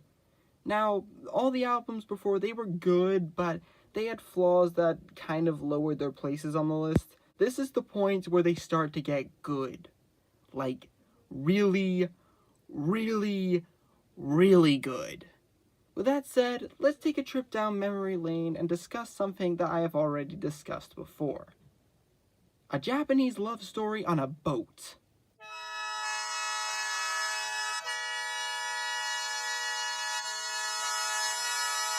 Now, I've already given my brief thoughts on the album back when I reviewed the movie of the same name, so I'll try to keep it as brief as possible. As it is a Japanese love story, the whole album takes a bunch of inspirations from the culture's music, to which it wears like a sleeve. Tracks like Pearl and Antarctic Returns sound like they took ambient inspirations from Daniel Lopatin, Brian Eno, and Aphex Twin. Gratitude is beautiful with how harmonious and sensitive the vocals are. And then there's weird tracks like Bath or Storm, which I get it's her whole shtick, but even these are too bizarre even for her. Oh, and let's not forget about her 10-minute magnum opus, the one that everybody knows, Holographic Entry Point, which is just nothing but a Japanese man screaming for 10 minutes. I don't know about you, but I see this as masterpiece material. Just like the movie, the entire album is hell-bent on putting you in a dreamlike state that at points can really soothe your mind. And any album that succeeds at doing so is a winner in my books. Fun facts, the movie in question was directed by Björk's partner Matthew Barney, who also starred in the movie alongside her. Now that's adorable. I hope they go on to have a wonderful life together.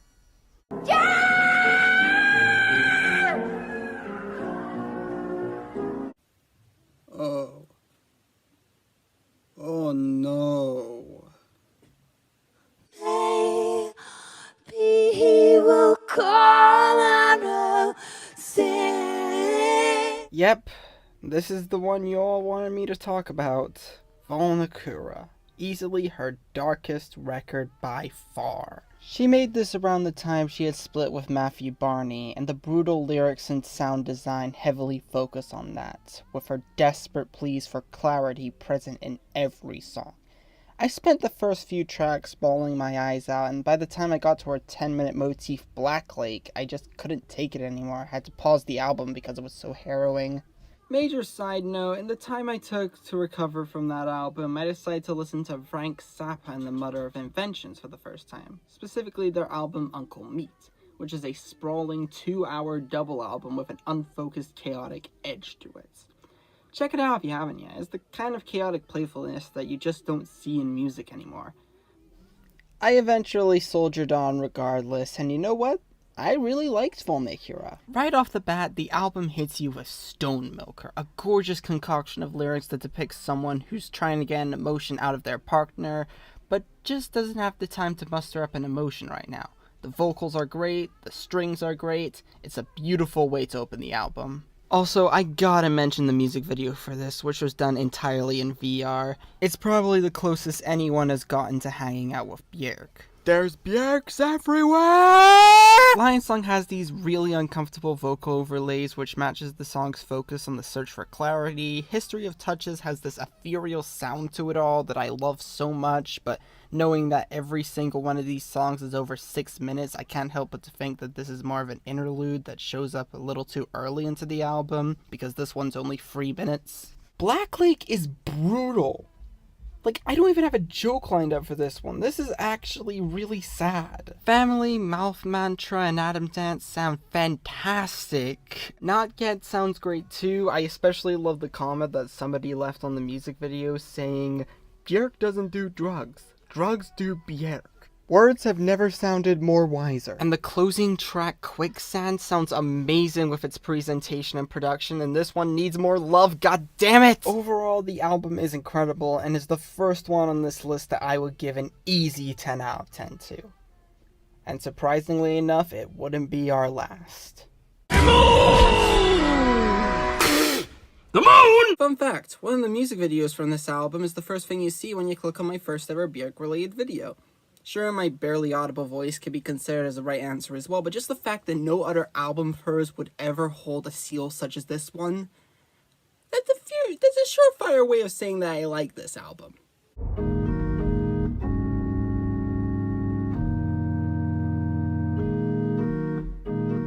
I know what you're thinking. How? How is one of Björk's least fondly remembered and most negatively reviewed albums this high on the list, let alone higher than Post and Volnicura?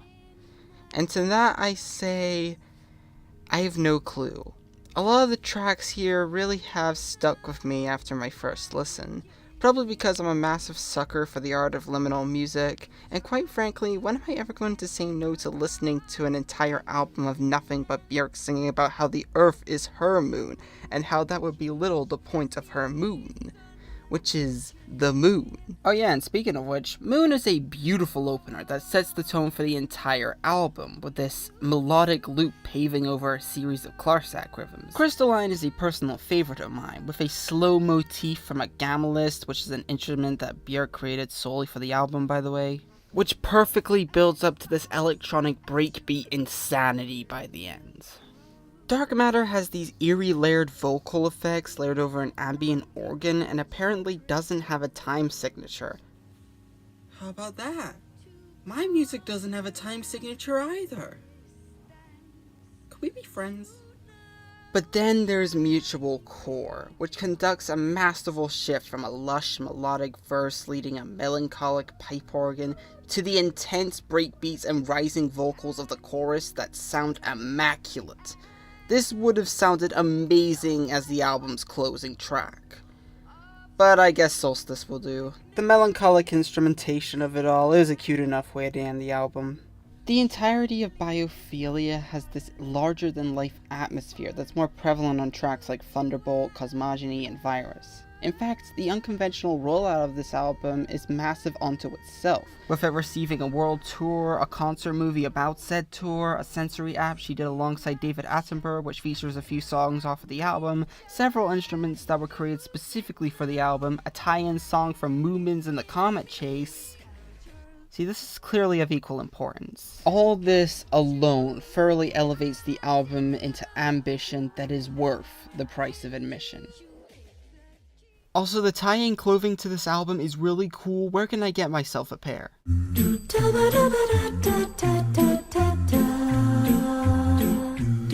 Well, how about that? I didn't know Björk indoctrinated herself into the cults of a cappella nerds.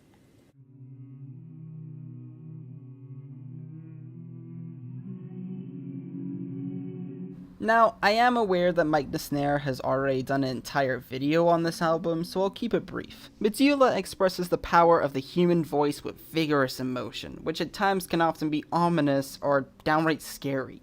It's an extremely unorthodox part of her discography, and it's a record that many people, including me, would consider as either underrated or captivating in a unique sense.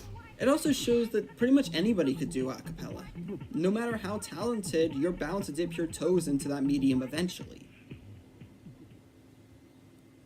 Run. The bare necessities will like you to get more acquainted with the ground. She went from covering Stevie Wonder to this. I gotta admit, that is a pretty massive upgrade.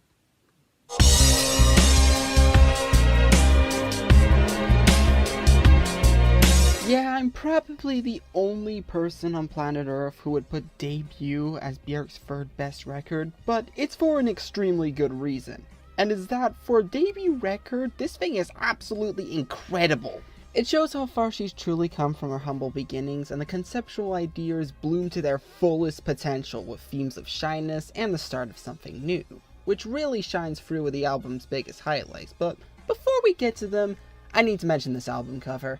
I have nothing to say about it other than it's absolutely adorable. Opening track Human Behavior was my first foray into Björk's back catalogue, and it was creative enough to make me stay around for the long haul. The production's fantastic, the instrumental's catchy, the lyrics are solid, the background vocals near the end never fail to give me chills, and the vocal style is a sure sign that the best has yet to come. Also, shout out to the music video directed by Eternal Sunshine of the Spotless Mind director Michel Gondry, which nails the fairy tale aesthetic of the song perfectly, but I will have to retract points for the lack of realism, because as far as my research goes, little Björk people don't live on the moon, planets don't spin like Enrico Pucci having a bad day, and bears don't actually swallow you whole. Nowadays, when a bear does kill you, it's usually through a method of... But still, an incredible way to start a debut record. Crying has this amazing contrast between the upbeat 90s pop flair and the lyrics that depicts loneliness. Fun thing to note about this album is that for some unspoken reason, the song has the explicit banner on Spotify despite having nothing in it at all that could be considered explicit. Go home, Spotify, you're drunk. Like Someone in Love is one of the most beautiful songs on the album and makes you wish that her cover of I Remember You was here as well. I completely forgot that One Day was even on here. It's the only track on the album that I would say is just okay, although I do like this little synth motif. It's pretty cute. All these songs are fine and good and awesome and all that, but are any of them called the Anchor Song? Yeah, I don't think so. This song is an unreal level of perfect, what with its solemn lyrics, melancholic saxophones, repetition that makes it feel like you're being told a bedtime story. Outside of Yoga, this is my favorite song in Björk's whole discography. There are some other great ones in there as well, like the sound design for There's More to Life Than This, the ethereal production of Venus is a Boy, the string quartet riff, and the severely underrated Play Dead, which soundtracked the deservingly forgettable The Young Americans, and the intergalactic game show style of big time sensuality. But I've already talked to death about how much I like this record, so let's move on before I bore y'all to tears. If I meet me one, and I get my groove on, you might just end up sleeping on the beach, man, because I'm getting the bed. There. Go get the bed. I never thought I would say this in my life, considering that I might get a bit of flack for it, but Fantano? I think you're onto something.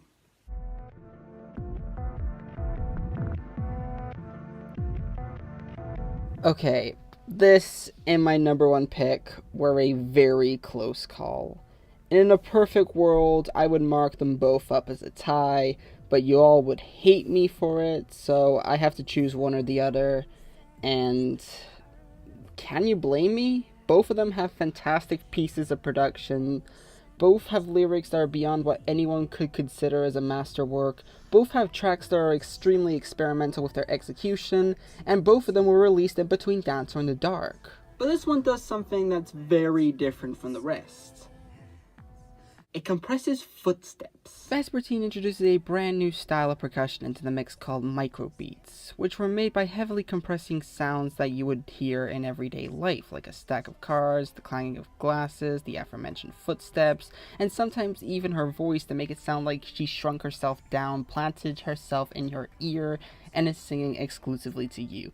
This really freaks me out when I first listened to the album, by the way. And the whole thing just sounds beautiful. Tracks like Hidden Place, It's Not Up to You, Pagan Poetry, and Undo give off this feeling of ethereality that makes you feel like you're gliding through the calmest blizzard in the history of blizzards, but it has lyrical themes and metaphors depicting the inner introverted universe of every human being's thoughts and relationships and sexual encounters that makes this whole album feel even more grander than it already is.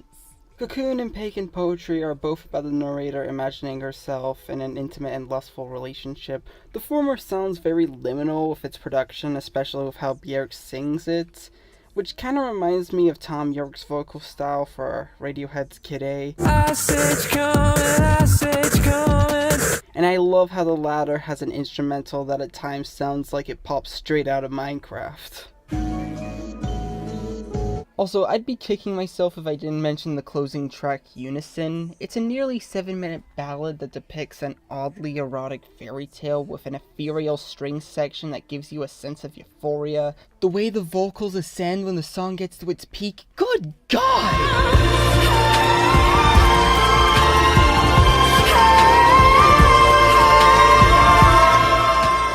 If I had to choose a perfect musical moment from Björk, this would definitely be the one. Oh yeah, and then there's Frosty. There's Frosty. A minute-long instrumental interlude that drives home how frozen and cold this whole record is. I really like it, it's very cute.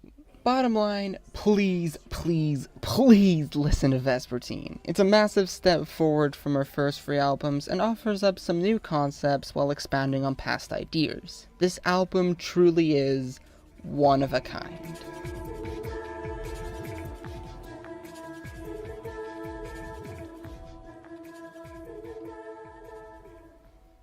But what if I told you that this isn't her best album? I love nature so much! Hello, birds! I think I get it now.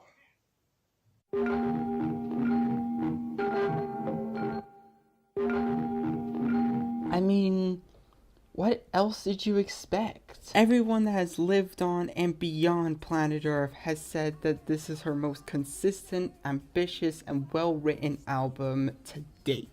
It's the album that defined what her career would go on to be, and most importantly, it's the closest an album has ever got to making me feel a sense of bliss, wonder, and appreciation for the world we live in. I have nothing but good things to say about this album. As a matter of fact, I could probably write an entire thesis about why it's so good, but this video is already starting to run long, so I'm just gonna keep my praises to the minimum. Hunter is a phenomenal opening track complete with distorted synths and fairly ambiguous lyrics.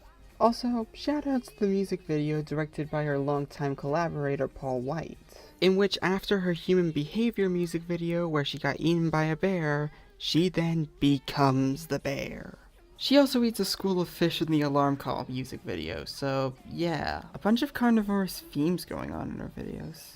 What else needs to be said about Joga at this point? Everyone in the refrigerators have talked about how beautiful and fierce the emotion of this track is, and I feel like there's nothing else to touch upon other than this is my favorite Björk song. Although I would like to mention how she references her love of riddles in the bridge.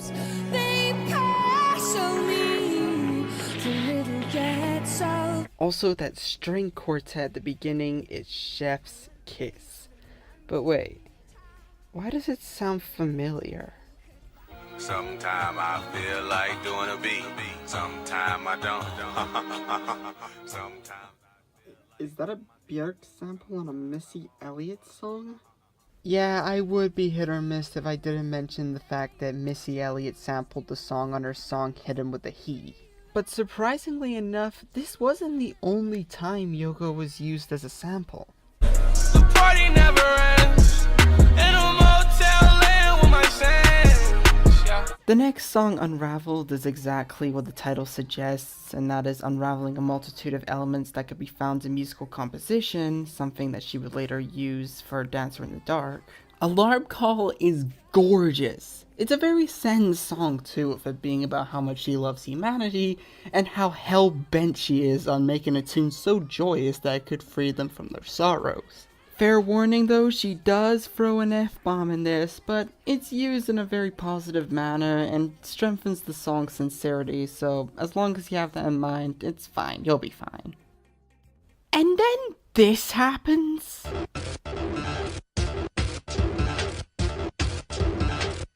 Yep, out of nowhere, Randy Orton style, Björk hits us with a dystopian nightmare complete with majorly distorted hypnotic synths with explosive elements of industrial dance music. It's like if Death Grips did a cover of Kraftwerk's Hall of Mirrors. I love it. And finally, All Is Full of Love is this beautiful love song with ethereal synths parading all over it. An amazing way to close the album. Overall, I think Björk herself said it best. Because it's one flavor. It's just me now, you know, here.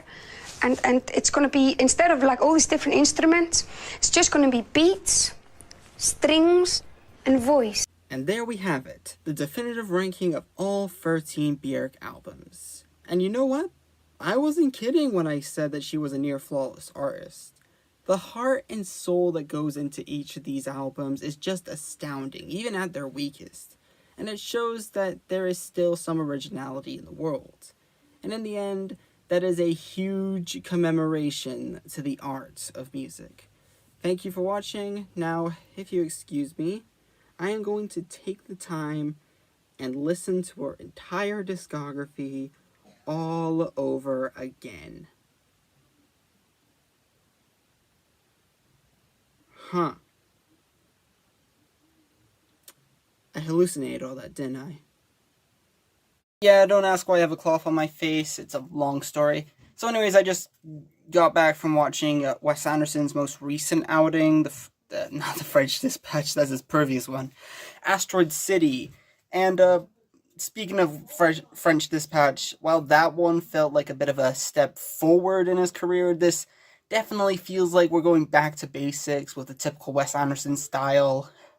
But that doesn't mean it's bad by any means. Of course it does have its flaws, like some of the performances could be a little too stilted even for Wes Anderson standards, and it does kind of drag in the middle. In fact, the only thing that saves the second act for me is the dynamics between Scarlett Johansson and Steve Carell in this movie. They are fantastic, but besides that, I loved it.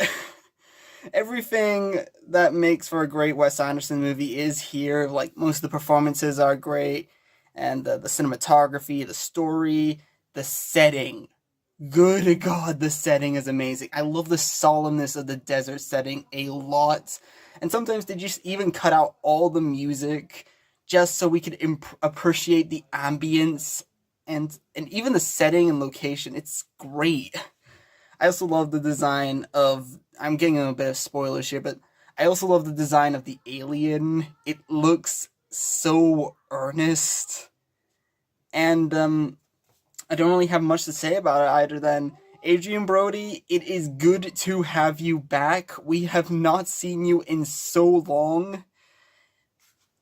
And yeah, that's all I really have to say. So, Asteroid City, 9 out of 10. Minus points for making Bryan Cranston vividly unrecognizable in this movie. Like, as someone who watches Breaking Bad avidly with my friends every Friday, trying to recognize him and not knowing that he was supposed to be in this movie until halfway through, kind of frustrating. Once upon a time, in 2012, a man named J.J. Villard, who was a visual developer of Monsters vs. Aliens and Shrek Forever After, and would later go on to be the creator of Uncle Grandpa, had an idea so legendary he had no choice but to visualize it. So he pitched the idea to Mike Lazo of Adult Swim, and both agreed to release it online for the whole world to see. After finishing the animation process for both the pilot and the series' 6 official episodes, it was unleashed to an unexpected public. And it was horrible. I mean, really, really shit. Due to the pilot's accidental release on Toonami during daylight saving states, the public responded with a resounding slew of disgust towards this fever dream with the cartoon skin stapled onto it, and was most infamously known for appearing on Phantom Strider's list of his top 10 worst cartoons of all time. Yes, even one of the most kind-hearted and down-to-earth content creators working today has nothing nice to say about it. But is there a light at the end of this dark tunnel? Does this show have any redeeming qualities hidden beneath all the tasteless amount of blood and cleavage? So after going through all 8 episodes of, well, that, do I consider this as a good show? No! At its worst, King Star King is madness with no cohesion. It is easily Adult Swim's weirdest show, and not weird in the same vein as Tom Goes to the Mayor, Super Jail, or Joe Parrot Talks to You. Just pointless, abstract nonsense. My guess is that it's supposed to be like an abstract portrayal of your stereotypical fairy tale similar to something like Son of the White Mare, but it's mostly void of any sort of story other than to show off how psychedelically impressive the animation is. In fact, no offense to the creator in the slightest, but I'm not really sure if JJ knows how to tell a story. I think he just sat down at his desk, took the most massive dose of LSD ever known to humankind, and wrote what felt right. I'll give it this though, at least it's something that I've never seen before in animation. I never want to see it again for as long as I live, but at least the animation gives us a vibrant and unique glimpse into the world the show sets up for itself. Now that I think of it, the animation style reminds me a lot of Super Jail. I should probably slap myself in the face for even saying that. Hello there! You're in Super Jail. I'm the warden, and you're a criminal! Also, I don't like using the phrase teen pandering, but...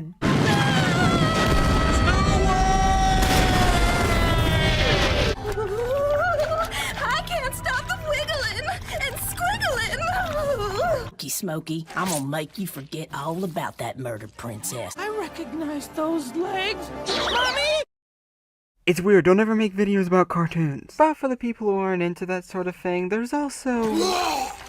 Hey, I need some coffee here!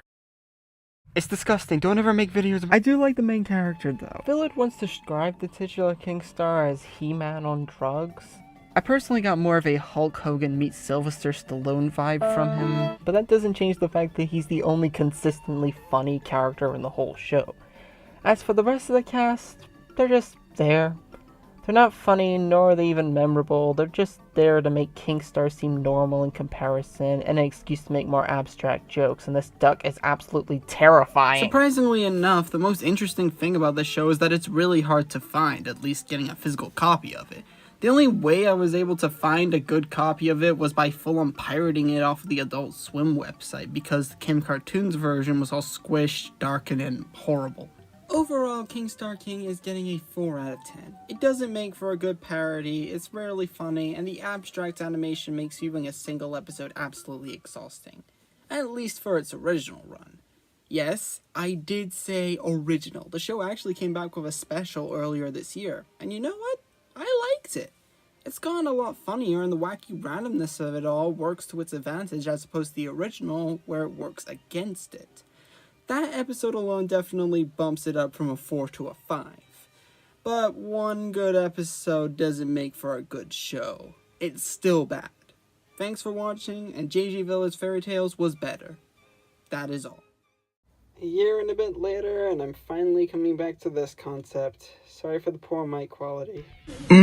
Eyeballs. Well done, 2023. You somehow made a Robert Rodriguez movie boring. I'm sad that I lack the talent to even sink that low. The most boring movie I have ever laughed at. Oh god, the CGI. Just look at it. Who the hell even still cares about Bird Box in this day and age? Kind of surprised to see how positively received this movie is. Granted, it wasn't as bad as I was expecting, but it still had ungodly awkward CGI, clueless direction, agonizingly boring dialogue sequences, a needlessly tacked on rap, and Javier Bardem being the most laughably lame Chad in existence. It's still bad. I liked it when Nicolas Cage showed up. No offense to Peter Zahn here, but I think he really shines for his acting more than his directorial works. Damn it, I was really looking forward to this one too. In all honesty, it's the same tired and worn out Chosen One story with no changes to make it stand out whatsoever, with annoying side characters to boot. Ruby herself was pretty cute though. I didn't think it was bad at all, just really bizarre that this even exists at all. To make a long story short, it's more like the imitation game for video game geeks. If that's your thing, then go right ahead. As for me, I just don't get what the whole point of this movie's existence was. I'm sorry, was that an F-bomb in a Marvel movie? Can I see more of that, please? Mindlessly violent fun. Can't wait for films to suck again after this series disappears for 2.5 years. Eat your heart out, Annabelle. This movie is nuts, which isn't really surprising considering who the director is and who his father is, but still, it is legit traumatizing with how much hell these characters go through, and this may have some of the goriest deaths I've seen in a 2020s movie this far.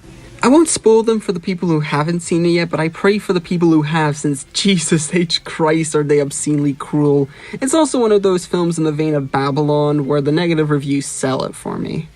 Truly a wake-up call for the fans of his bad movies, showing us that Shyamalan was once a great director. Finally getting that sick murder party representation. That movie used to be my jam.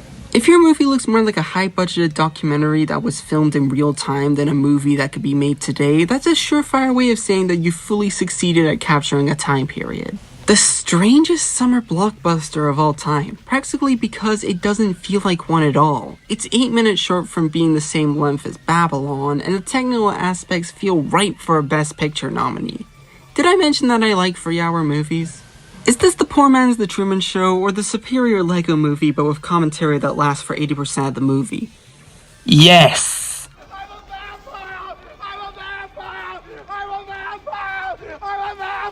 It's official, Hugh Grant is the best thing in everything that he's in. I hate how unrecognizable Bryan Cranston was in this movie. John Wick is dead. Long live John Wick. Blue Sky proved that even after their unfortunate bankruptcy, they're sure as hell ain't going down without a fight. Glad to see that gore fest like this will never go out of style. This is my favorite movie of the year by far. Let's hope Bruce Campbell makes a comeback to this series soon. This was a really tough movie to get through. Not just because of its subject matter and gritty style, though that is very prevalent too, but because of how unbelievably gory it is. Like, really graphic. Think Inglourious Basterds if Tarantino was allowed to go all the way with his gore. It's pretty brutal. Overall, at its best, it's a finished John Wick. Nothing screams psychological horror like a naked screaming Joaquin Phoenix getting hit by a bus. It's good to have you back, Ari Aster.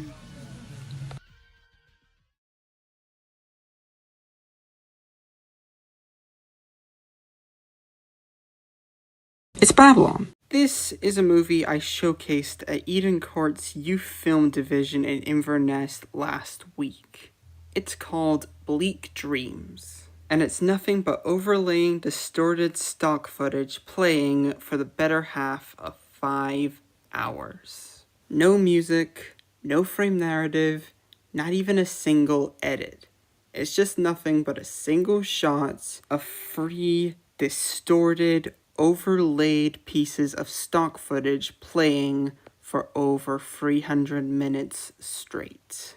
It's basically a visually abstract experiment on what dreams could be like if you only slept for that exact amount of time for more than 7 weeks straight. Understandably so, the film got some mixed reviews, with several people walking out the hall and even some of my teachers describing it as ambitious but pointless. Kind of odd why people like Andy Warhol's work so much, though. Yep, today we take a look at what is arguably the weirdest filmmaker I have ever covered on this channel.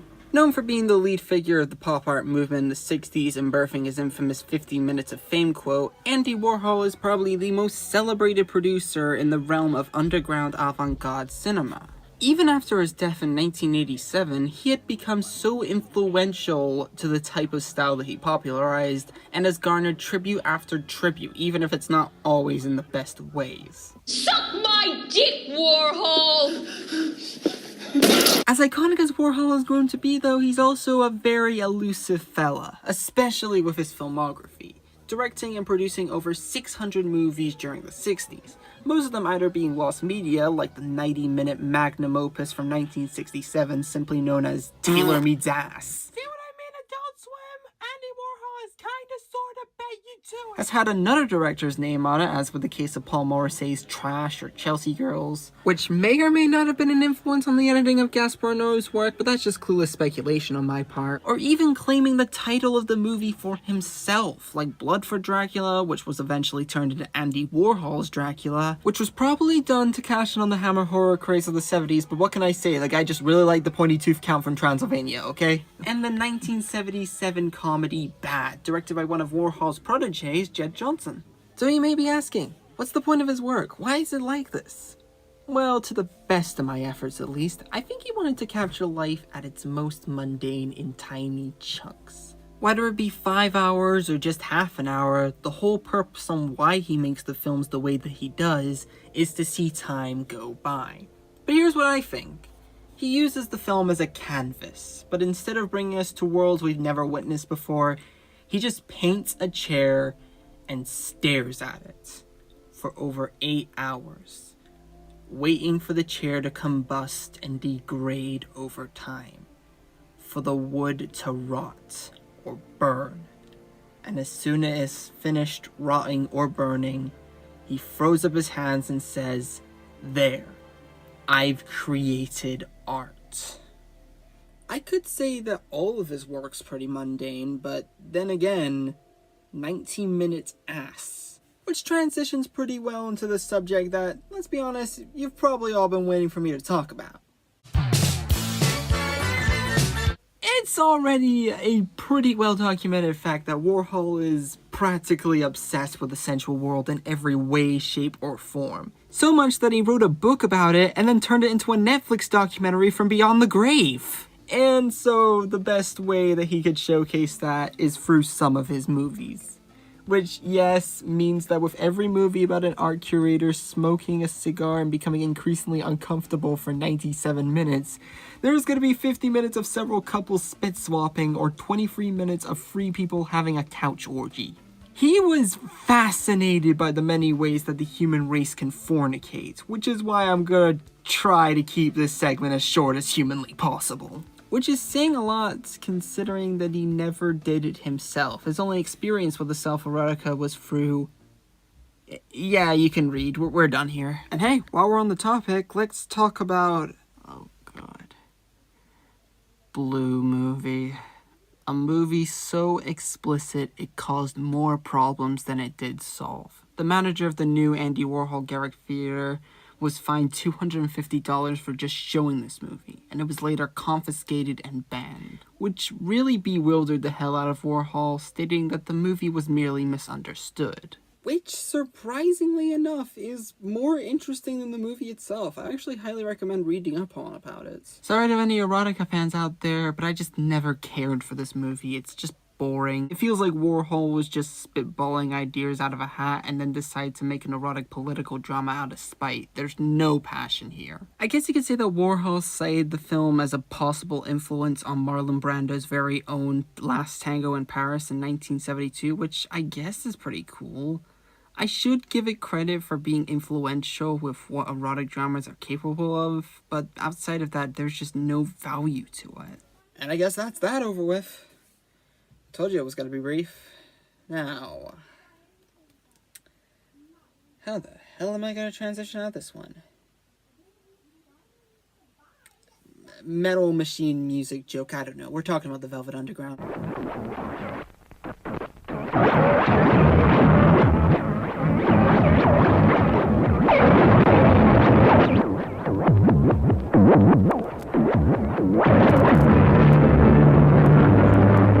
Velvet Underground has always been one of my favorite bands of all time, and for good reason too. They had embodied a style that would prove to be extremely influential, and experimented with many versatile sounds that would later become popular in separate generations. But I was very interested into seeing how they got their start, and to say the least, it's something, I suppose. Warhol comes into the Velvet Underground story right around 1966, where he became the band's manager, and he suggested that they would use the German singer Nico for a few of their songs, which they grew quite a liking to. And after securing a contract with Verve Records, he also nominated himself as producer, which gave the Velvets free reign to do pretty much whatever they want, resulting with Warhol making a few movies and experimental live shows with them, including Symphony and Light, Exploding Plastic Inevitable, which was Warhol's multimedia roadshow with a funny name, Velvet Underground in Boston, where they performed at the Boston Tea Party, and Sunset, which was narrated by Nico, but unfortunately was never finished. And all that random noodling and chaos worked out for them in the end, and 1967's The Velvet Underground and Nico came out to massive success, and kicked off the avant-garde era of rock music.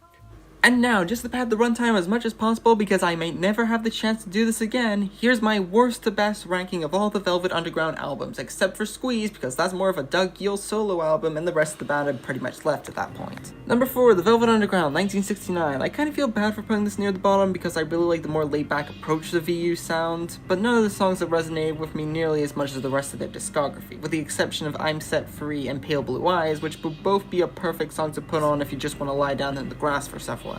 Number 3, Loaded, the least experimental out of their entire discography, but still has some of the most well-produced and passionate songs I've ever heard from them. Highlights include Sweet Jane and its relaxing opening riff, Who Loves the Sun, which acts like a sort of piss take on the Beatles, Lonesome Cowboy Bill and its summer drive aesthetic, Oh Sweet Nothing, which was the Weezer's The Greatest Man Who Ever Lived of its time, with it feeling like a real epic in the grand scheme of things, and New Age because it reminds me of Beck's Beautiful Way. Number 2, Velvet Underground and Nico, aka Andy Warhol, a revolutionary treasure of the rock scene. If you haven't heard this one yet, I suggest starting here. Major highlights are Opener Sunday Morning, Femme Fatale, and Venus in Furs. Number 1, White Light, White Heat.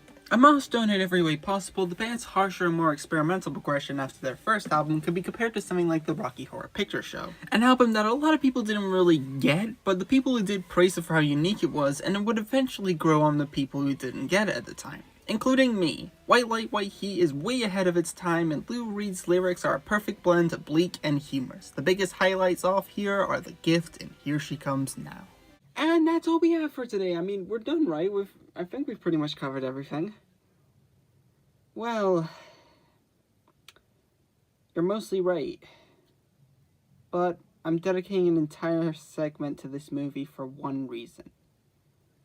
It is very different from the rest of his filmography. And I was considering on leaving it out entirely, but this does have his name on it. And he is the director. So,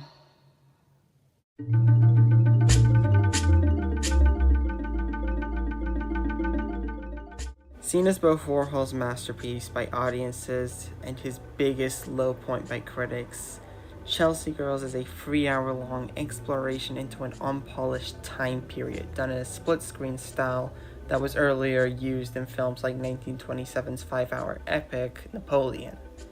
Now, if you want me to be at my most sincere here, I was originally going to cover this movie alone for this year's Halloween special.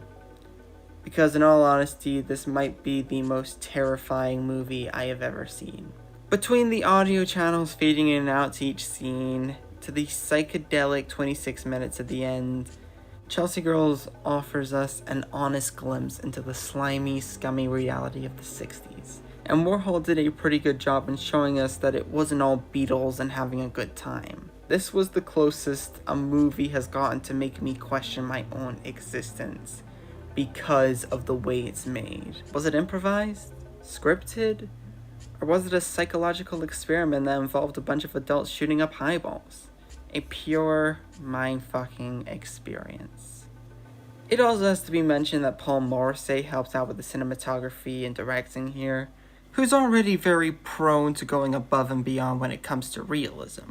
From a technical aspect, this movie's a masterpiece, but as a fully completed project, it's one of the most uncomfortable experiences you'll ever have watching a movie. But I guess it worked out in his favor, since this became Warhol's first major success with audiences after a long line of bewilderment with his avant-garde projects.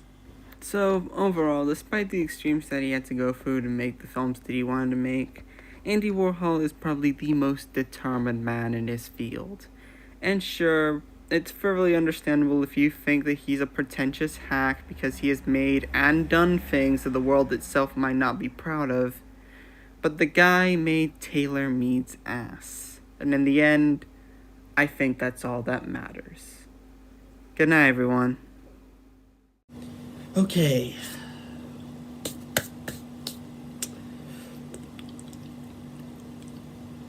Anyways, Anna and the Moods is a 2007 short film about a teenage girl trying to deal with puberty through the most insane means possible. It has an all-star cast and also has one of my favorite characters of all time. So, I think we're all in safe hands. Now, if some people who are experiencing deja vu with this video right now, that's because you are, since I did a video on it a few months back. In fact, I had so much to say about it, I gave it way too long a review. Looking back on it, I can kind of say that I am pretty proud of it. I still think some of my points are spot on, and even some of the jokes that I make can be pretty funny at the best of times. But I could also admit that there are some opinions that I just entirely disagree with. With myself.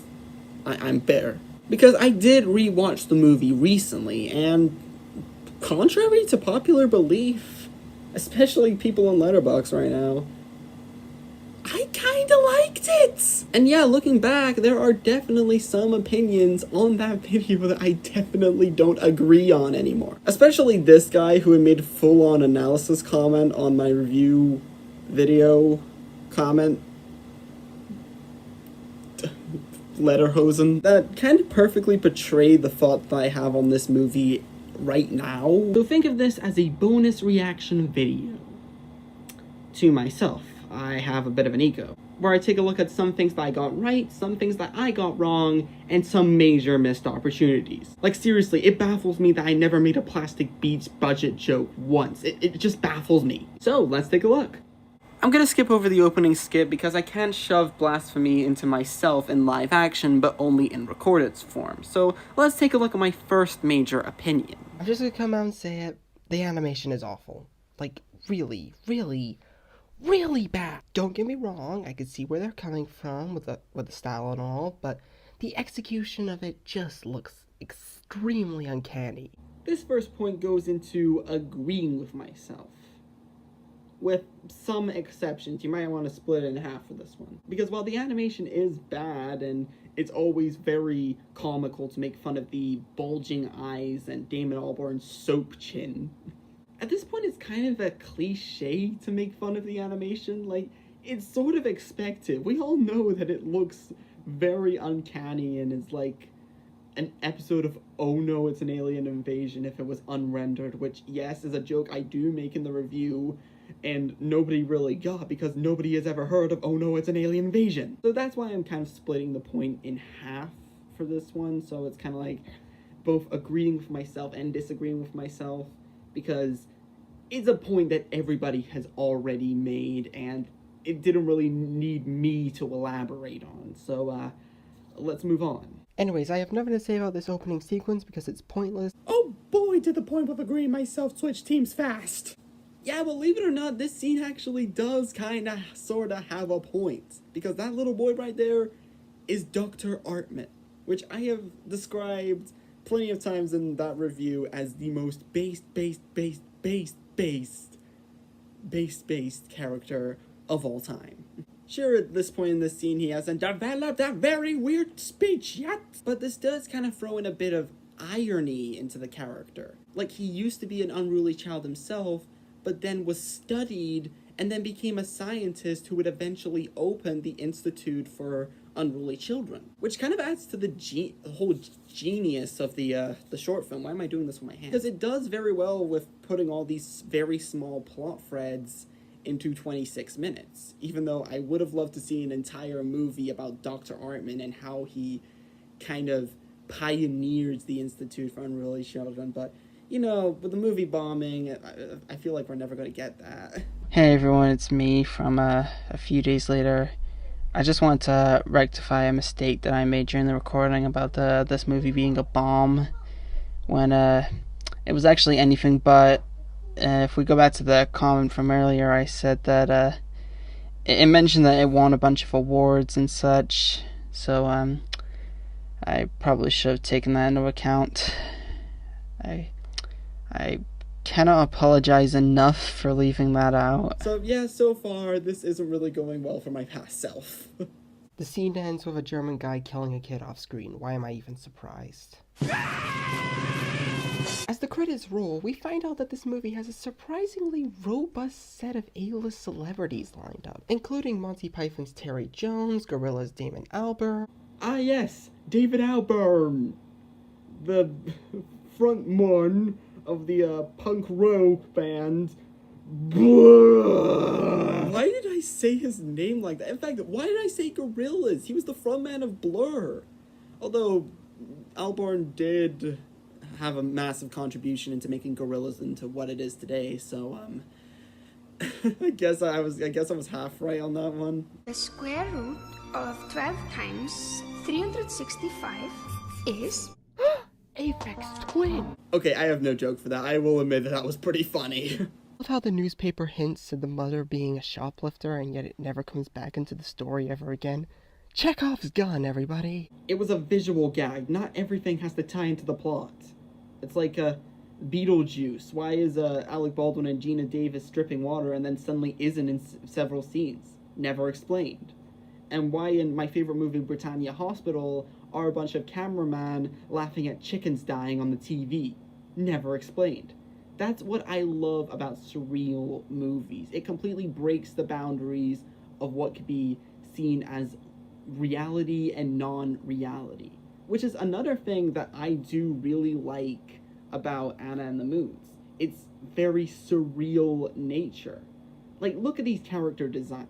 They're definitely borrowed from artists like Salvador Dali or René Magritte or Frida Kahlo. These very abstract caricatures who don't really follow the norms of the normal reality of the human body, which kind of ties back into the animation having a sort of a style. That's why I love to categorize Anna and the Moons as a surreal comedy, because everything is done in either something that doesn't make any sense or something that is very vaguely told to us, but it's done so well that I can't really seem to be bothered by it. Hey, it's me again. I also want to point out how much of a perfect satire it is of the perfect family, and it just goes to show that pretty much no family is perfect. That kind of explains the shoplifting thing from earlier. Anna comes downstairs and, oh gee, seduce us, seen better days. Yes, we get it. Powerpuff Girls is one of your favorite cartoons. Now can you please move on with the review? I know that I did put up a disclaimer at the beginning saying that the review was going to be more joke-based than review-based, but nowadays when I make a review, jokes aren't really the main focus. I mainly want to give my insights into what I think of a movie in real time, rather than just being a nostalgia critic ripoff. Help! Help! The toy's alive! He's gonna kill me! He's gonna kill me! Help! This brings me to the biggest gripe that I have with this review, which is the exact same opening line from the clip that I am going to play for you right now. Alright, me, what do you have to say? That brings me to the biggest gripe that I have with this movie. It's way too short. The film is only 26 minutes, which doesn't give us enough time to know the characters or what Anna was like before her moody transformation. Perhaps that's why there was a narrator in the first place, because all of her pre-mood characteristics are summed up in a single scene.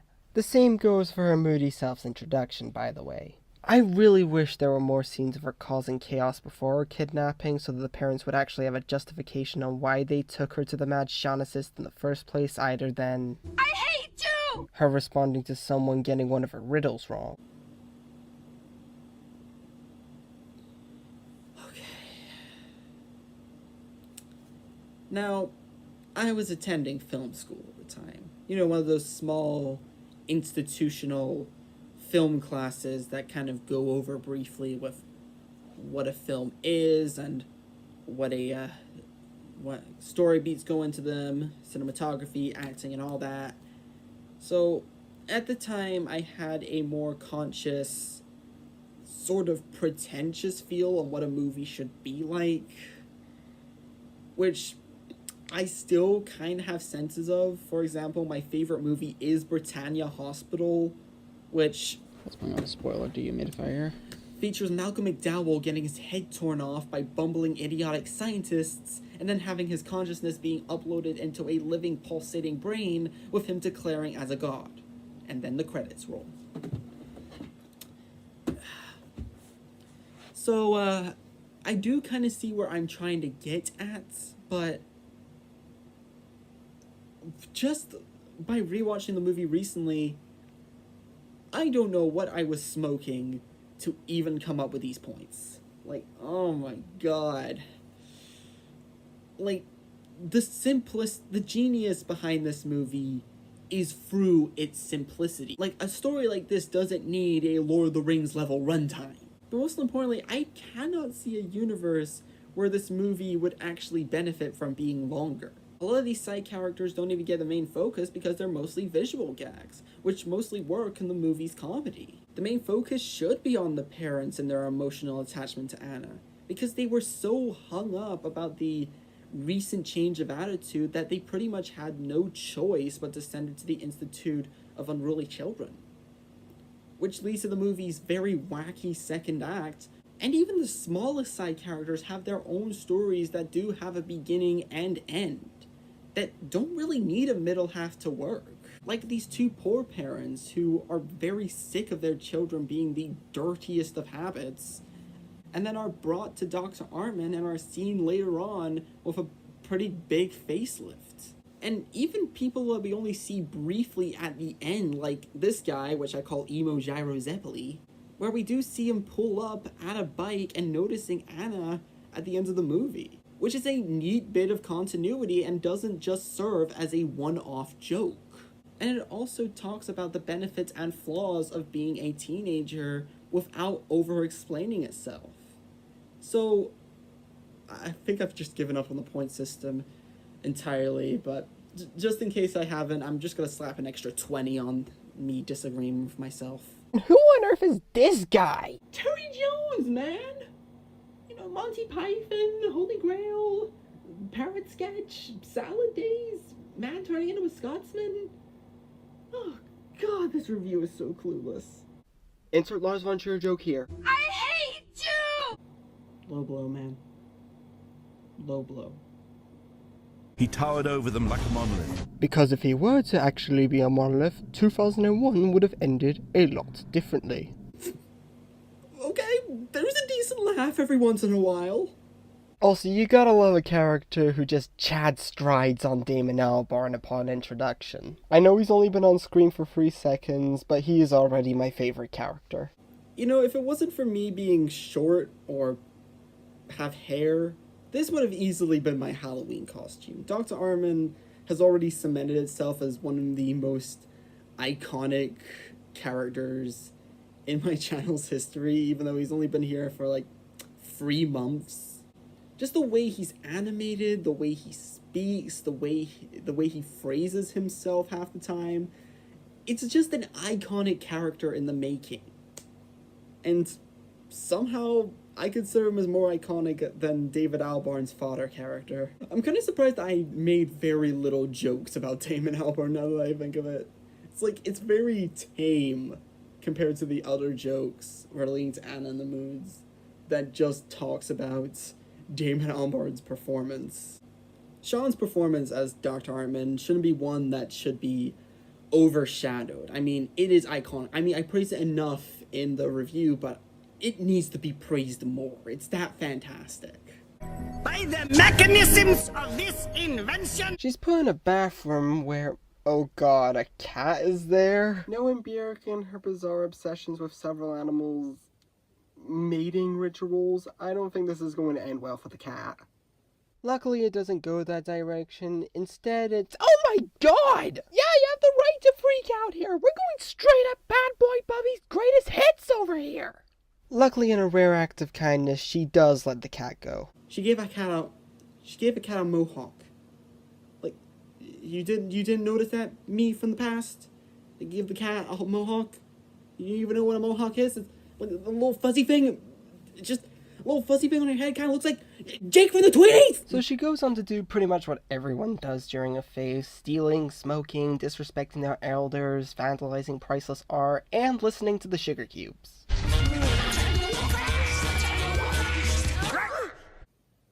If they did a collaboration with Shoo Shoo and Machine Girl.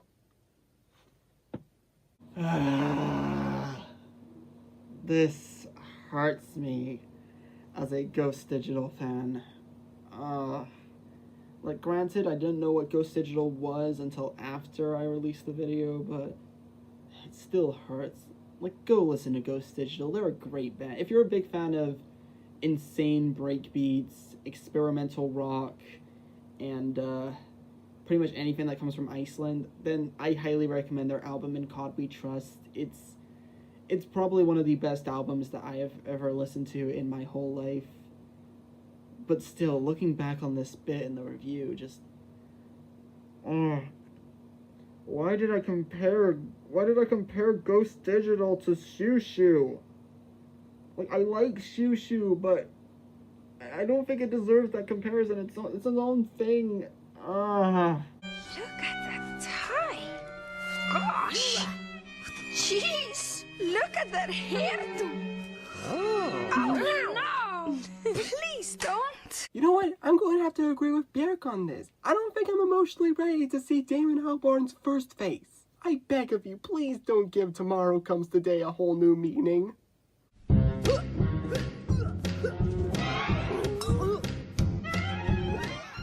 No, I don't think this movie deserves it.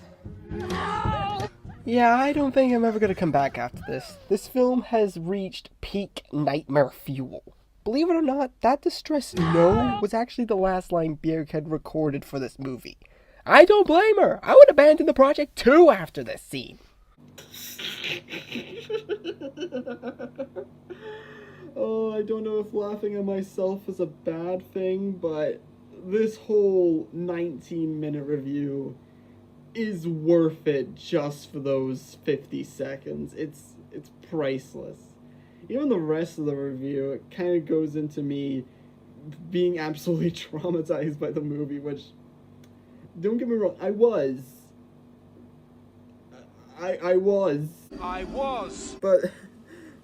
But that is a major positive on my part, because the film could get unbelievably weird and gross near the end.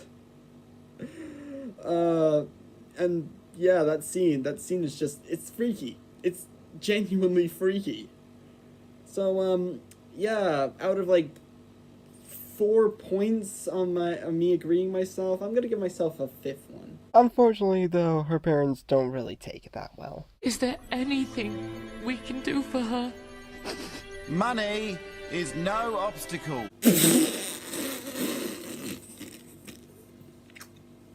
Oh my god, it's everywhere. Oh god. Oh, that is a meme template if I've ever seen one. Money is no obstacle. Let me remind you.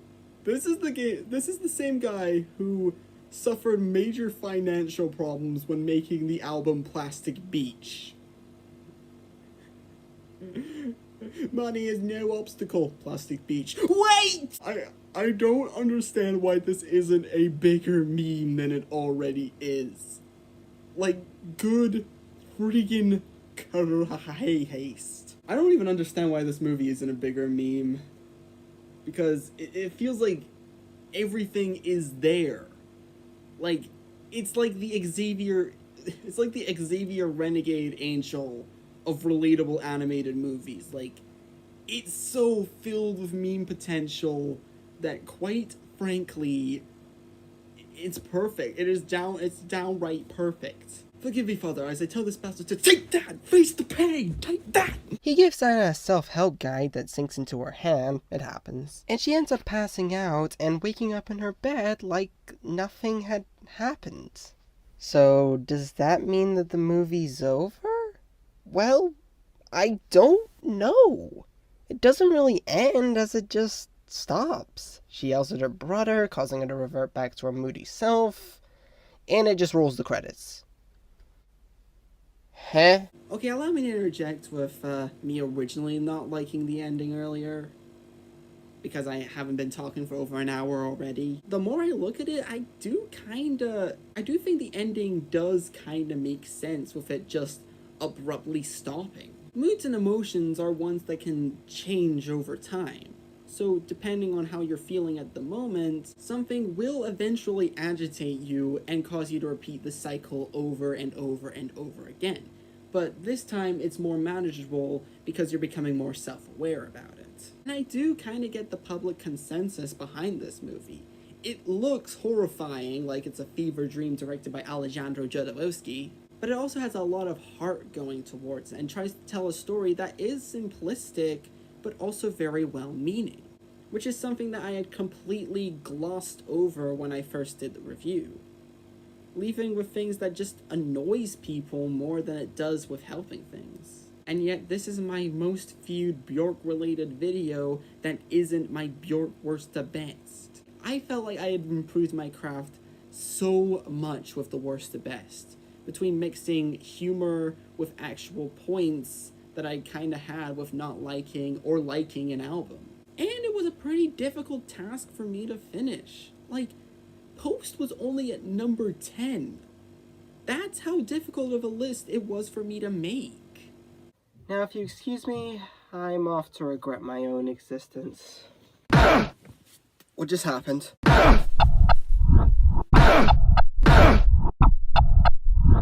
Oh yeah, I almost forgot about this. At the end of the whole review, you're rewarded with an abstract short film of me looking at the Dr. Artman monolith as a reference to 2001: A Space Odyssey, and then me giving birth to myself. Gross. Overall, I think this review took a lot out of me. My back hurts. You could only see my feet now. I don't like that. I need to bring this over here. Alright, there we go. There we go. Anyways, my back hurts. It literally hurts. I'm not even making this up. It just hurts. I think I'm done. For the day. The only thing else I could add is that Anna in the Moods is a good movie, and this review is 3 minutes longer than the actual review I made for it. Irony wins. Yay. I gotta say, I am loving this new episode of Black Mirror. All that's missing is a bittersweet ending that most people will confuse for a happy ending. Well, they finally did it. They brought Michael Jackson out of rehab. Now let's play a game to see how long that revitalization will last. Well, that didn't take too long. You read the title. You know exactly what's gonna come next. Yep, the Björk-related videos are back. The series where I review and analyze the projects involving everybody's favorite abstract experimental singer from Iceland. Okay, this is probably going to be the last one. I've already dived this deep into the rabbit hole, and I think it's time to finally dig myself out of it. And honestly, can you blame me? Ever since I discovered her music back in October of last year, I wanted to consume as much of Gudmundsdóttir's work as humanly possible. Whether it be her movies, music, or whatever the hell Anna in the Moods was. A bachelor who collected 19th century duck whistles.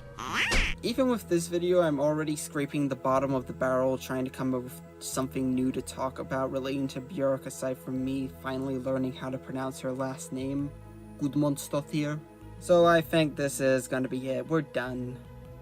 But I do have one left in me, and oh boy, it's a real doozy. Even more than Anna in the Moods, only without the mood potential. Anyways, I'm getting sidetracked. Today, we're covering a parody of the Björk name simply known as The Björk Show. Which, yes, was in fact created by the walking internet punchline himself, Doug Walker. Creator of such classics as... Wait, November 17th? But I was born on November 17th. Give me a minute.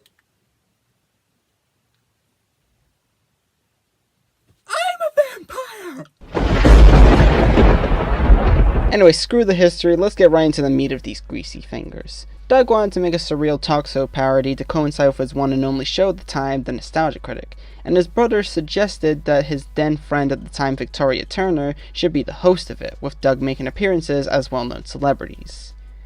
And Björk's name was somehow involved, I don't know, I'm not a historian. Plus, the show was released in 2010, but only ran for 2 episodes, before being quickly canned, as other shows like Ask That Guy with the Glasses and Bum Reviews were starting to pop up, and 4 shows running weekly at the same time really wasn't worth the hassle. So the Björk Show had to go, and the character's only reappearance since then was a cameo near the end of To Boldly Flee.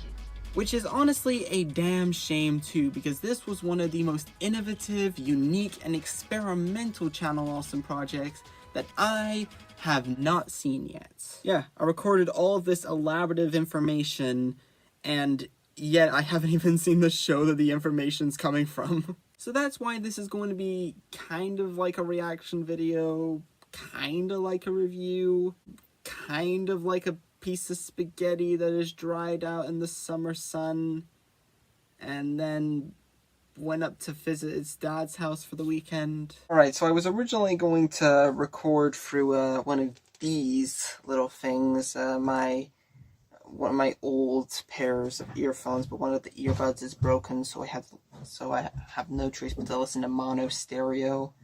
These are the ones I do use on whenever I'm recording the Pissman streams or something.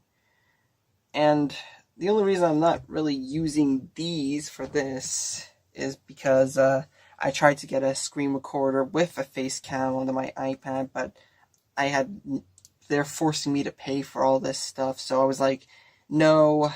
So instead I got myself these stereo headphones, but they don't really have a microphone, so that kind of explains why I'm recording the audio off of a phone here. Oh, gone dark. So that's kind of the reason why I'm recording all my reactions off of my phone. And implements the video in the corner somewhere, probably hither or thither. Trust me, if you know Björk's discography, you definitely get the reference. Especially if you watch one of my videos, because apparently that is the most popular Björk-related video on the channel. So without further ado, let's see what old dog walker has in store for us with the Björk Show. And now it's time for the Björk Show. Alright, already we're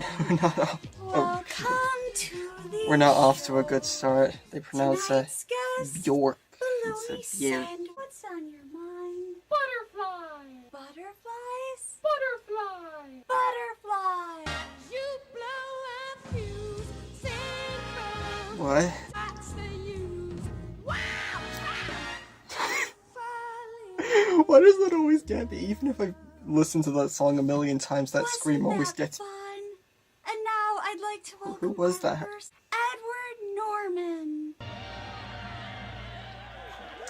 Ren and Stimpy, classic Nickelodeon cartoon. Glad to see that in here. First of all, let me just say... Oh, hey, there he is! Can't sing like me. What? Is that an intentional reference to Isobel? Like we have So Quiet here and an Isobel reference. The impression I'm getting off of here is that Dog Walker has only listened to Post, and that was the only record for hers that he actually listened to.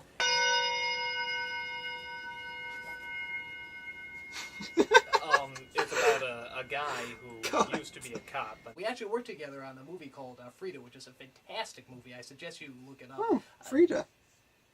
Jesus! How are Never you doing? expects for him to reference that movie.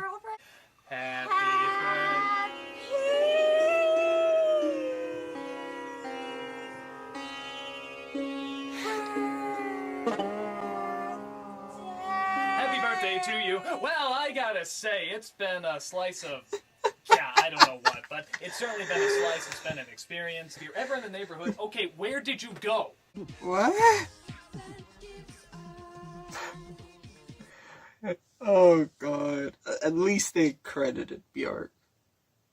Or at least I think that's a credit. I feel like that's more of a butchering disguised as a credit. Oh my god.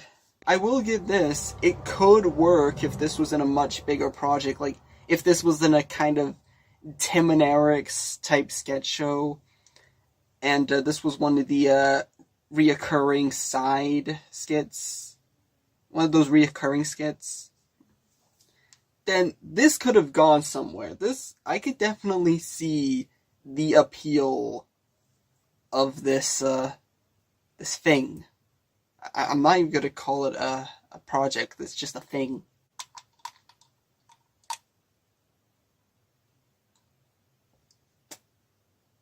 This has been in my cupboard for months now. Probably have diseases just looking at it. Alright, next episode. Literally just called episode 2. Alright, let's begin. Okay, this is definitely feeling more like a friggin', I can't even describe it. Weird Al Yankovic. But first, elephants! We have a great show for you today, though. Oh my God. Wait a minute. This should be for you to enjoy a beautiful Icelandic day.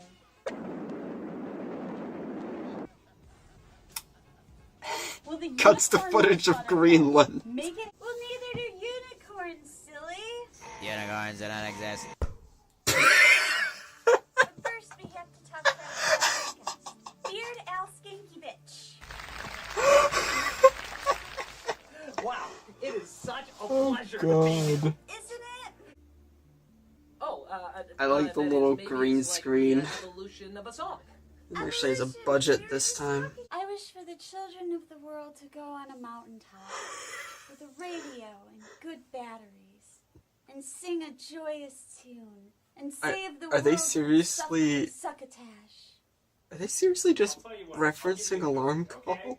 Will a cookie do? Okay. All right, there you go. One cookie. Has this guy only listened to 2 albums? Yes, that's probably the I know there are like 7 more that are much better than Homo. Okay, I get it, that Homogenic is her best album, of course. I consider it as a best album, but... Classic. So tell us about your latest song. Well, okay. It's a. You could call him Is my humor broken? Okay, so. Like, seriously, has my humor been thrown on the floor, stepped on, run over with a car, and then crapped on by a homeless person? Do you want Is my humor really that broken? Has it really gone so... Am I really that far gone? Say hello to Mr. Maloney. Is that a Salvador Dali painting? Oh, wait, never mind, it's gone. I can't rely on a potato. Now cut that out. Elephant. Just make it up. Oh no, you can't do that. The only reason I'm saying that is because that's literally the same joke as the elephant thing in, Do you love Snapper Critic. I don't want to die in the frozen tundras of Iceland. Iceland is literally just pseudo-Scotland. I think you're just confusing it for Greenland. I get that's the joke, but... And silly. It's literally just Alarm Call again. What even is this? So,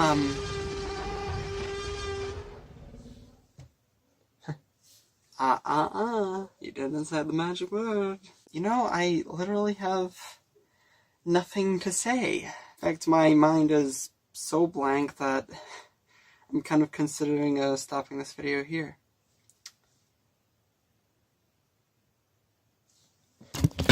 But you know what? I've already come this far, I might as well keep going.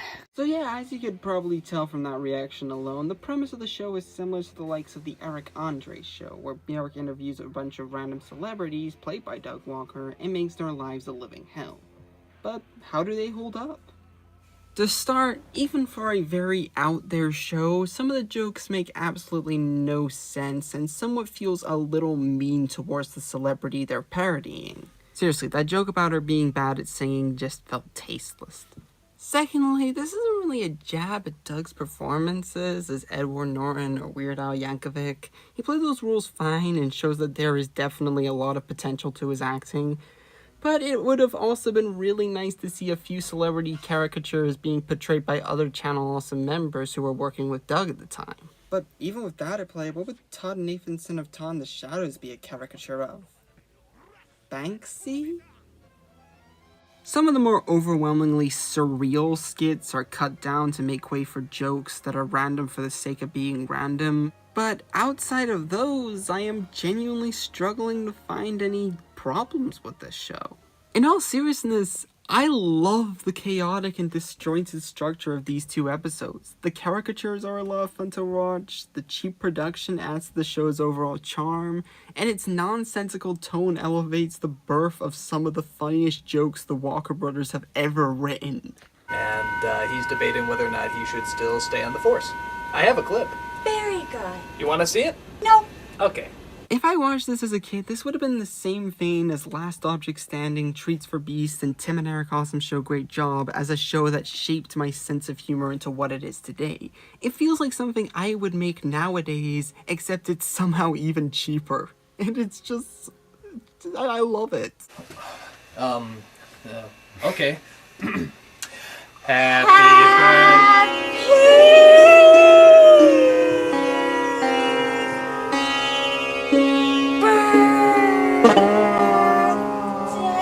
I can't believe I'm saying this, but I'm gonna have to give this a 6 out of 10. Like, I'm shocked too. I was expecting to bash this one all the way to Space Ghost Talk Show Room, but I could definitely see the potential here. I can see this getting a major reboot in the future and actually becoming successful. But alas, this is like the inside job to nostalgia critics Big Mouth. There could, unfortunately, only be one. But hey, no matter how much criticism the Walkers take nowadays, could have been worse. They could have produced Val.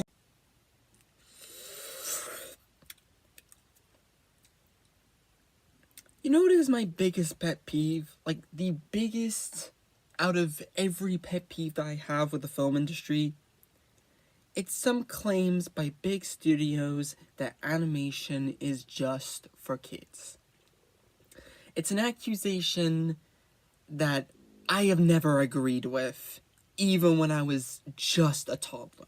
Because I knew from when I was born all the way up to when I started eating Brussels sprouts that animation could be so much more than just to entertain your young. Some of my all-time favorite movies, in fact, are animated because they went against the accusation and used it for its own useful artistic merit. Well, today's the day where I'm going to put these accusations to a stop.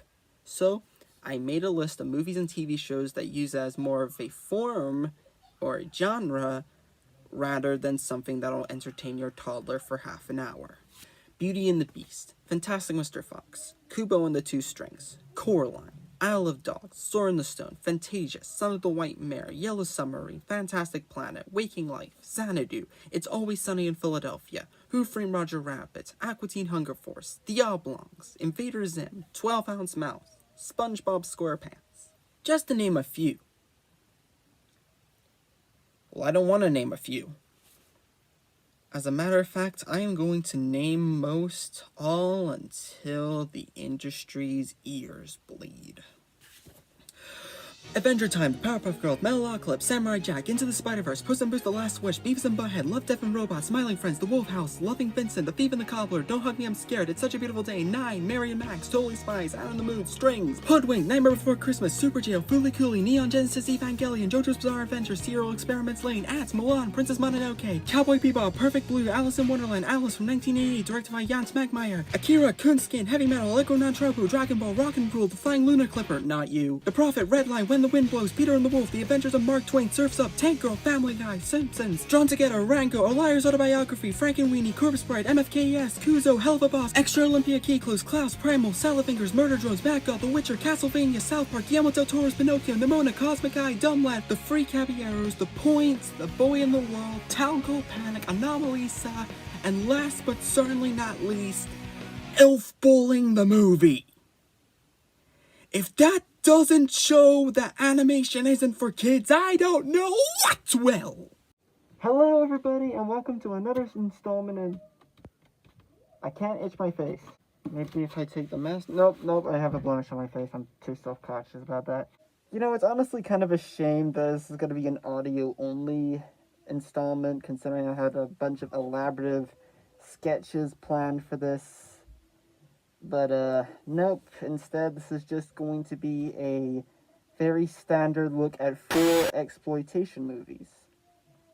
4 exploitation movies, in fact. I'm on a roll with this. Let's start off with familiar territory by talking about The Murder Collection, Volume 1, released in 2009. Why do I say that this is very familiar ground? Well, it's because it's directed by the same guy who made August Underground, Fred Vogel, who, contrary to popular belief from what I've read about him, is honestly a pretty nice guy.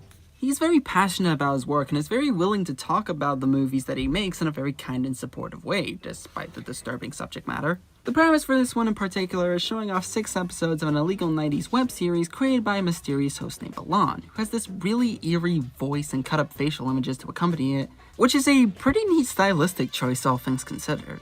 But the main problem that drives this film down is that is pretty much it. The movie is just nothing but showing murder after murder, with no story or anything like that.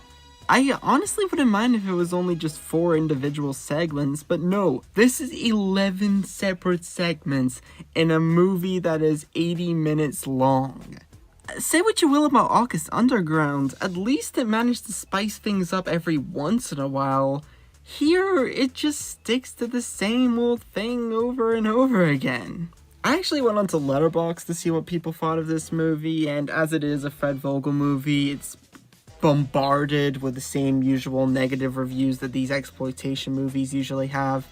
But one review in particular described it as gimmicky and dumb. I couldn't agree more. I do have to give a shout out to the Pepsi machine featured in one of the segments. Shout out to all you Pepsi fans out there. We are all really rooting for you. Next up on the list is 2005's Cheap. And I don't mean by how it looks either. The most notable thing I can mention about this one in particular is that it's directed by Brad Jones, who would go on to pioneer internet film reviewing with the Cinema Snob and would occasionally collaborate with Doug Walker. I love it when my favorite reviewers get along. This is a very, very low budget movie that kind of takes up a style of its own, sort of like an unholy hybrid between Cecil B. Demented and August Underground, which shines through with its cinematography, if you could even call it that, and the plot depicting a friend group with mental issues making an authentic snuff film and uploading it to the internet, meaning that we could finally find out who the real identity of Balan is. Unfortunately, the movie does suffer from a few fatal flaws, including the writing, which takes itself way too seriously, perspective shots, which aren't made very clear considering that half of it is found footage, music supervision, which drowns out half the dialogue so I could barely understand what anybody is saying at all, and the runtime, with it being nearly 2 hours long. Really? 2 hours? Did we really need an entire scene revealing that Brad's bedroom has a poster of Weezer's Green album and Salvador Dali's Persistence of Memory? The Weezer one especially, like the Green album is boring. I would never consider that as one of my favorite albums of theirs. Pinkerton for the win. Thanks to this movie, we finally get to see what it looks like when the Cinema Snob punches somebody. You did a bad thing, Max. Overall, I gotta commemorate the crew of Cheap for paying homage to fictional snuff exploitation flicks and ending up homing in on a style unto itself. But in Hooker with a Heart of Gold terms of quality, I consider this as a C+.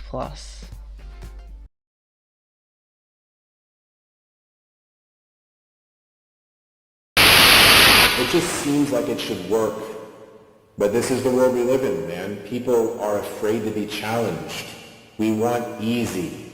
We want simple. We want to be able to look up the movie and have it explained to us instantly. I used to make explained videos. I stopped. There didn't used to be 1,000 explained videos on the internet.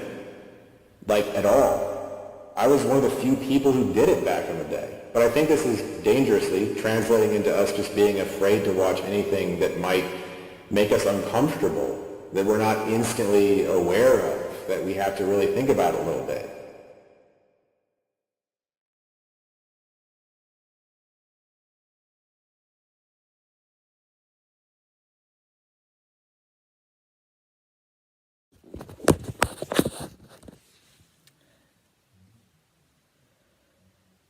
The saddest part about this opening is that he's not wrong. Now more than ever, cinemas are struggling with keeping the same tight grasp on the industry of entertainment than it did a decade ago. And I gotta say, as a cinephile extremist myself, I am starting to get really bored of new movies. At least in the mainstream side of things. Disney's still dominating most release schedules, giving more independent films a slim chance of succeeding. Comedies have vanished completely, outside of a few exceptions. Most big names nowadays have been carried over from the 2010s. Taylor Swift starts a cult. The biggest series on YouTube right now is a diplomatic totalitarian war between toilets and cameras. Why? We're still getting sequels that didn't need to exist, like who the hell asked for a Good Burger 2? And the worst one of all, Smosh predicted Puss in Boots: The Last Wish. I am now obligated to say that, and that makes me angry. Don't get me wrong, it's an absolute terrible position to be in nowadays. But quite frankly, didn't we all see it coming? We all knew that fads of remakes and cinematic universes would refuse to cease and take over the entire industry, pretty much. We all knew that Warner Brothers would completely write off smaller films that had a lot more potential than people gave it credit for. And we all knew that Brendan Fraser would still be a great actor after all these years. Okay, that one I kind of agree with. And also, I don't think I'm going to change anybody's minds in a day. I'm just an average film goer who just wants to share what I think, rather than trying to force it upon everybody else. Like, all this, oh, I don't care if you liked, Endgame, I'm gonna force you to not like it because that's what I think. I don't want to do that anymore. I tried being this egocentric political film activist last year, but since then I've just sort of given up on that entirely. Yeah, sure, the situation we're in right now kinda sucks, but, you know, this ship is going down. Might as well have fun with it. Like, come on, I collect vinyl records now. I don't think I'm in a good enough state to talk about Hollywood's current screw-ups. Oh, this is a good one. Like, I didn't know that they were calling the Marvel Cinematic Universe the MCU now. Like, come on, that's a weak insult even for the MCU. Now, where was? Oh yeah, the list. Anyways, for the worst list, keep in mind I haven't seen the really bad movies from this year. I haven't seen Mafia Mama, I haven't seen Napoleon, and even if I did see the Marvels, it probably wouldn't be eligible for this list anyways, but don't worry, there's still plenty of Disney to go around. Seriously though, Brandon Rogers going to Disneyland probably makes for a much better Disney movie than what Disney would make nowadays. And I like Brandon Rogers. And for the best list, it is a lot more mainstream than last year, but we'll get there when we get there. Anyways, without further ado, even though there are dues definitely being furthered here right now, I'm Bryce G.D. Tulloch, and this is the top 5 best and worst movies of 2023. Hey man, look at my new dog. Oh yeah, that's pretty cool. Aw, there's no dog there. Ooh! Remember the Big Bang Theory? I better get used to that. You know, the show that literally everybody on planet Earth loves to categorize as nerd blackface. Boobies. Personally, I never saw the shows that at all. It's okay. But it also brings up the question on why I'm suddenly deciding to bring up this universally mocked show. And that is probably because of a single line at the end of the season 3 episode, The Engagement Reaction, in which Sheldon, who was under quarantine because he accidentally exposed himself to a deadly disease, fiction, plays a card game with his pals, and Raj, almost out of spite, says this obviously expected reference. Hellhounds, who let the satanic dogs out? Who? At the time when I first watched this as a little kid, I thought, oh, that's a cute reference to something that was deemed out of its time even back when the episode first aired. I never phrased it like that because I was a little kid, but Something along the lines of, "Oh, hey, look! It's that reference thing." Yeah. And that was it. I just thought it was a cute enough callback and just left it at that. For 13 years. Nowadays, that exact same joke could literally describe the next movie on this list. A movie where Will Ferrell rips out Will Fort's penis with his teeth. But, Will Ferrell is a dog. Because if he did that as a human, that would be extremely awkward. And Twitter would just love it. I don't even know where I'm going with it. This is Strays. Strays is a movie. Roll credits. I don't even know what this is. It's a movie about a dog played by Will Ferrell mere days after the Barbie movie was released, who was ditched by his obscenely careless owner, and is then convinced by other stray dogs to return to his owner, only to tear his dick off. So it's like a dog version of the tornado episode from Tim and Eric's Bedtime Stories, except without any creepy doctors and flash frozen ball sacks. God, that was a weird show. And this isn't just me trying to derail the conversation in any sort of way possible. It's just that there is literally nothing to say about it. Strays is a very one-note movie, both in concept and its jokes. Dog says bad word. Dog notices human doing an indecent thing. Dog attacks human. Dog humps other dogs. Repeat for 90 minutes. That's it. That's all there is. It's literally just Ted, but with none of the layers that made that movie's jokes funny. You literally have to find Will Ferrell and Jamie Foxx as dogs saying fuck over and over funny if you want to get the slightest bit of enjoyment out of it. Sorry, but that ain't gonna happen.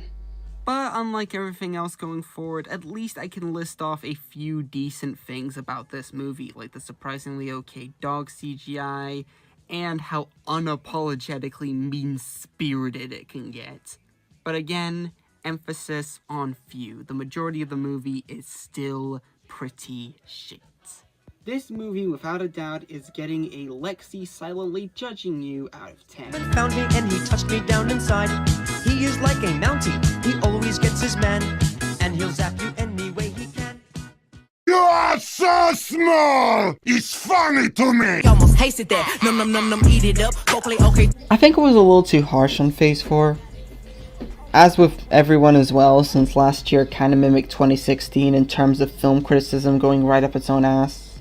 This is not me trying to defend them in any way. They're still considered to be the Stalin of creatively bankrupt superhero movies, but there was still a little value that I was able to find out of them upon rewatch after revoking my Disney ban a few months back. Off the top of my head at least, Black Widow had a slew of surprisingly decent performances, No Way Home was an absolute box office darling upon release, and it felt really good to see Tobey Maguire and Andrew Garfield's Spider-Man on the big screen again, even if one of them would go on to be the creepy film producer Adam McKay in Babylon. For Love and Thunder, She-Hulk Attorney at Law, while stealing the title from a much better superhero lawyer show, captures the snarky and almost surreal aspects of the original comic almost to a T. I love Moon Knight, it's so weird. Multiverse of Madness is surprisingly really violent for an MCU movie and would have expanded more on the horror aspect if it wasn't for studio interference. And Wakanda Forever wasn't nearly as bad as I made it out to be. In fact, I probably should have never reviewed it at all, let alone putting it at number 2 on last year's worst list. And hey, I gotta give them credit for listening to the criticism of their previous phase and straight up dropping the multiverse saga entirely in favor of movies like Guardians of the Galaxy Volume 3, which was a box office hit. Don't get me wrong, I still want them to go away, give their VFX artists a break, and plan their films accordingly instead of pulling random plot points straight out of a hat, but I guess you could say that they're at least heading in the right direction. If only it started out that way. Everywhere I go, people tell me the same thing. Thank you, Spider-Man! Bet you've never heard this story before. Now, from the beginning, critics and audiences have always been split on what could be considered as a good or bad movie. I bet you that most of the time there was a pretty massive divide between them, whether it be for good or Suicide Squad. But apparently, this was the one where they both saw eye to eye and agreed that it was the most heinous thing to come out of the series in recent years. And can you blame them? Want a single reason on why it's on this list? Look at it. Look at it! Look at it! Look at it! I want all of you to look at it! It looks hideous! Why does it look like Shark Boy and Lava Girl if it had a Rings of Power budget and yet it looked equally as horrible? That's the only way I can explain why MODOK looks like he took fashion advice from Mr. Electric. No, wait, that's a little too mean. How about this? It looks like Into the Spider-Verse if it was directed by Uwe Boll. Yeah, that'll work. And before you say, I'm not going to put the movie on the list for the VFX alone, because in a post-Endgame world, that's kinda to be expected. I also hate it because of how standard and boring it is. It pretty much follows the modern MCU formula front and center, so much that you could probably make a drinking game out of it. Shoehorn jokes? Check. Fights in entirely green screen locations? Check. Post-credit scenes? Check. An embarrassing villain contrasting against an actually interesting villain? Check. It's the standard formula, sure, but they're doing nothing interesting or creative with it.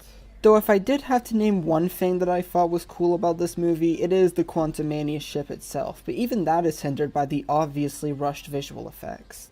Though I suppose now that we're talking about it, it does give me a chance to clarify one of the big issues that I had with the original, which is if the atoms of Scott stayed the same when he shrank down to an ant size, wouldn't his punches act more like a bullet in that sense? The guards he punches wouldn't come out like this, they would look like this.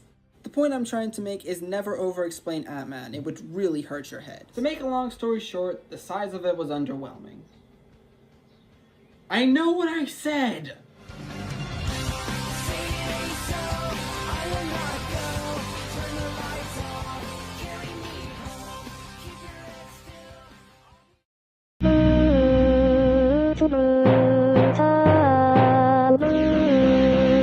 Time and time again, everybody has come to the conclusion that summer blockbusters are pretty much dead. It is by no means an exaggeration when I say that 2023 had what was possibly the worst summer season in the history of cinema. Promising new concepts were denied, anticipated projects were immediately forgotten about, big-name franchises, studios, and even celebrities were failing to churn out profit, and all of it culminating in movies that were making the best of efforts to make massive spectacles mean absolutely nothing. That doesn't mean that every film that came out in this season was bad by any means. There were a few that actually managed to slip through the cracks for me, including the chilling existentialism of Beau is Afraid, the realistic and time capsule filmmaking techniques of Air, the overwhelmingly violent Zizou, the bizarre liminal setting of Asteroid City, the most unapologetically hilarious reinvention of D&D I have ever seen with Honor Amongst Thieves, and the 90-minute middle finger to the mouse house simply known as Nimona. As for everything else though, yeah, judging by this hypothetical list I just wrote down for myself, including The Little Mermaid, Dial of Destiny, The Flash, and Fury of the Gods, the first 7 months of the year weren't very kind to their beloved franchises. In fact, one of the ones I've just listed will actually be on this list later. But by far the worst movie to come out during blockbuster season just so happens to come from a director that I actually really like. Mercy does not exist anymore. Are you familiar with the concept of hypnotics? Hypnotics. Robert Rodriguez, the man of many, many talents. Even from his humble beginnings, Rodriguez has proven himself to be a problem-solving genius when it comes to working around a very low budget. Like seriously, half of these could be filmed in his bathroom and they would still be some of the most captivating, interesting, and badass movies to ever hit the silver screen, like with Sin City, From Dusk Till Dawn, Planet Terror, and his El Mariachi trilogy. So what happens?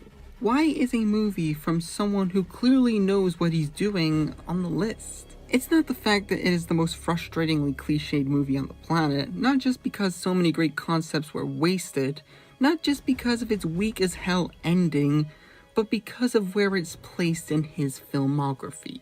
Rodriguez has been suffering quite a slump throughout the past couple of years, and I was hoping that this movie would put him back on the map. What prevented him from doing so is everything else that I had just listed. This whole movie was just a massive missed opportunity and resorted to every worn out cliche with nothing new being added. The same exact reason as to why I didn't like Ruby Gillman Teenage Kraken for that matter. And not just because it ripped off Turning Red. Even down to the climactic kaiju battle at the end. But say what you will about that movie, at least I didn't have to stick my neck out for its director only for them to reward me with terrible movies that even I couldn't defend. Come on, man, stop trying to be Christopher Nolan. Go back to making low-budget splatter flicks, please.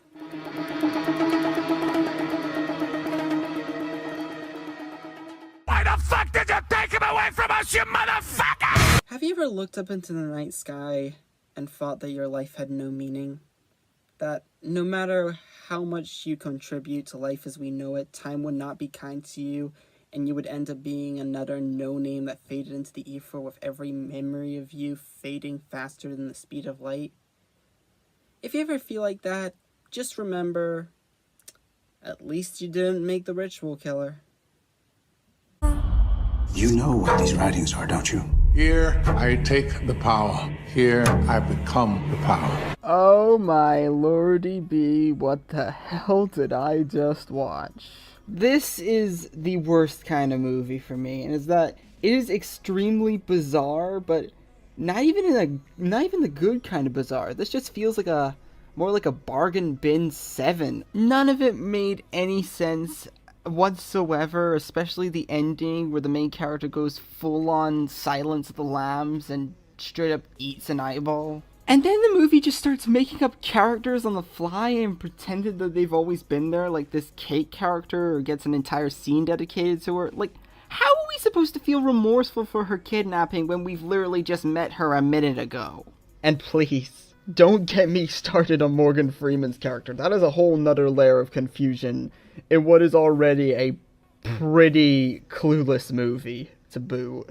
And it's not just a really bizarre movie too, it's also something that I got absolutely nothing out of. Like, at least with Blood and Honey, I got to laugh at the fact that it even exists at all. But this, oh my god. Between the editing, acting, storylines, and just how plain bizarre it is, I was this close to just cutting straight to conclusion and just marking this as the worst movie of the year. But then something else showed up. And you may be surprised on what managed to make it to the top. Come fly with me, let's fly away. Now, as someone who has been doing the worst lists for a better half of 2 years now, I was kinda banking on the ritual killer to win. I mean, it has it all. Terrible writing, boring characters, a completely messy narrative, pointless scenes of suspense, and the biggest waste of Morgan Freeman since The Hitman's Wife's Bodyguard. It fails at every conceivable notion when it comes to how to make a film. That it basically has to be at the top. It has to be. And for the longest time I was considering it. But no. Oh, no. It would have been at the top if it hadn't circled all the way back to my biggest arch nemesis in film history. And that, my friends, is Disney. I've always hated Disney, and I don't mean quality-wise, even though that's starting to degrade too. I hate them for what they represent. A company that has a complete grasp on the entertainment industry and is always finding new ways to exploit it while camouflaging it with their childhood whimsicality. And that includes their remakes. Since I can't remember the last time I genuinely liked or even can find anything that's worth remembering about them. And no, a goofy-looking Christopher Walken orangutan doesn't count. But say what you will about them, at least they have somewhat of a purpose. Okay, it's a very scummy purpose, but a purpose nevertheless. Peter Pan and Wendy is the first Disney remake I've seen where its existence is entirely pointless. Nothing is expanded on, nothing has changed. I practically felt empty watching this. I should be angry at the fact that they completely wasted the directing talents of David Lowery, who has made some of the most innovative and creative movies that have come out in recent years. But there's legitimately nothing to be angry about, nor is there anything to feel while watching this. Throughout my 17 years on this planet, I never thought I would live the day to say this, but this is honest to God Disney's equivalent to Windy City. One of the most boring movies ever made. And somehow, that is more interesting than a remake of Peter Pan. Say what you will about last year's #1 spot, at least it was interesting. But this, my friends, is the biggest crime that a movie can commit. And that is just being flat out boring. And that is why Peter Pan and Wendy is without a doubt the #1 worst movie of 2023. So let me just end off this entry by saying I'm not even mad at you anymore, Disney. I'm just disappointed. I'm also scared that you, one of the former biggest industry giants of our childhoods, might not make it for this decade. So, I say this at the bottom of my heart. Get better. We'll hopefully work our way around to liking you again. Anyways, now that we got that out of the way, before we get to the best of 2023, let's go through the dishonorable and honorable mentions and runners-up for both lists, preferably in that order. Cocaine Bear. The action and CGI for the bear is pretty solid overall, but once again, the characters and bland structure do weigh it down a ton. Shame, since the story behind it is pretty interesting. Five Nights at Freddy's. An overall decent atmosphere and some pretty great build-up, but trying to cram 4 games into a nearly 2-hour movie makes it feel like the whole cinema experience wasn't worth it. I liked it when Matt Pat showed up. The Flash. Proof that I don't like the concept of multiverses, and I never will. What even is the point of cinematic universes anymore if you're just going to cram in other movies that predate that universe to make things more confusing? Like, come on, you're a superhero movie, not Memento. Bird Box Barcelona. So, why does this even exist at all? What does this have anything to do with the first movie? Who cares? Everybody's already forgotten about you. Winnie the Pooh, Blood and Honey. This was dangerously close to being on the worst list, but I can't help but to respect the people who made it for even releasing it at all, let alone making a major profit off of it to the point where there was even reports of a sequel being in development before the film even came out. Now that's dedication. So I can't really help but to leave it off the list. And holy crap, I didn't even have space for The Exorcist Believer? Christ this year. The Little Mermaid. It's sad when this can be considered as the best Disney live-action remake, and yet it isn't even that good. The editing, acting, and directing are all poorly done, the CGI is ugly, songs both old and new don't do much to differentiate them from the original or are just unnecessary, and what was supposed to be the big summer smash hit of the year felt like it was mostly devoid of hotness. Mostly. Tetris. One of the movies from this year that made me glad that the Barbenheimer put an abrupt end to the IP biopic stampede of 2023, because I could barely remember a single thing about this one outside of a pretty okay remix of Holding Out for a Hero. I'd say okay because Bullet Train and Shrek 2 have already bet them to it. For every other movie that tries to use that song outside of those two, you're all pigs. Wake Me When Taron Egerton stars in a Dr. Pepper movie. Anyways, now that we got that out of the way, let's get back to the drink.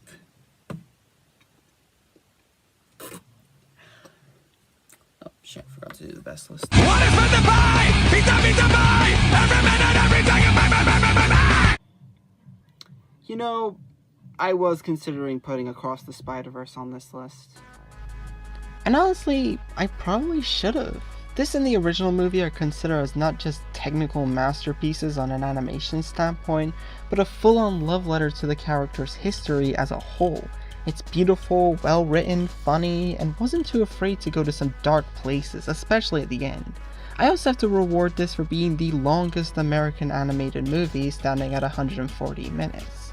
But there's also another animated movie based on an existing source material that comes in unannounced and says, hey, not only am I going to be awesome, but everyone's going to completely overlook me as the best animated film of the year because I never got a theatrical release.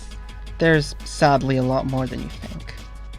That over-the-top, ultra-violent exercise in kick-assness is known simply as Metalocalypse, Army of the Doomstar. Holy crap, was this movie a lot. Yep, after being off the air for almost a decade, Def Clock returns to the stage once more for one of the most awesome finales in any TV show. No, really! Maybe it's just my Adult Swim bias coming through, but it's the first time in a while where a movie that isn't a certain one that I love to ramble on about endlessly but we'll get to later, gave me a sense of excitement. I mean, the story isn't really the best out there, the Def Clock music is barely even present at all, and Nathan acts just a tad bit out of character, but those elements never really mattered anyways, even if it's a story-based show. This is getting a little awkward.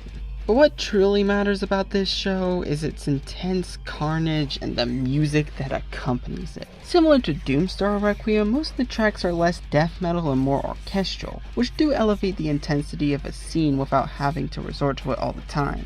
But when we eventually do get some songs thrown in there, they're fine.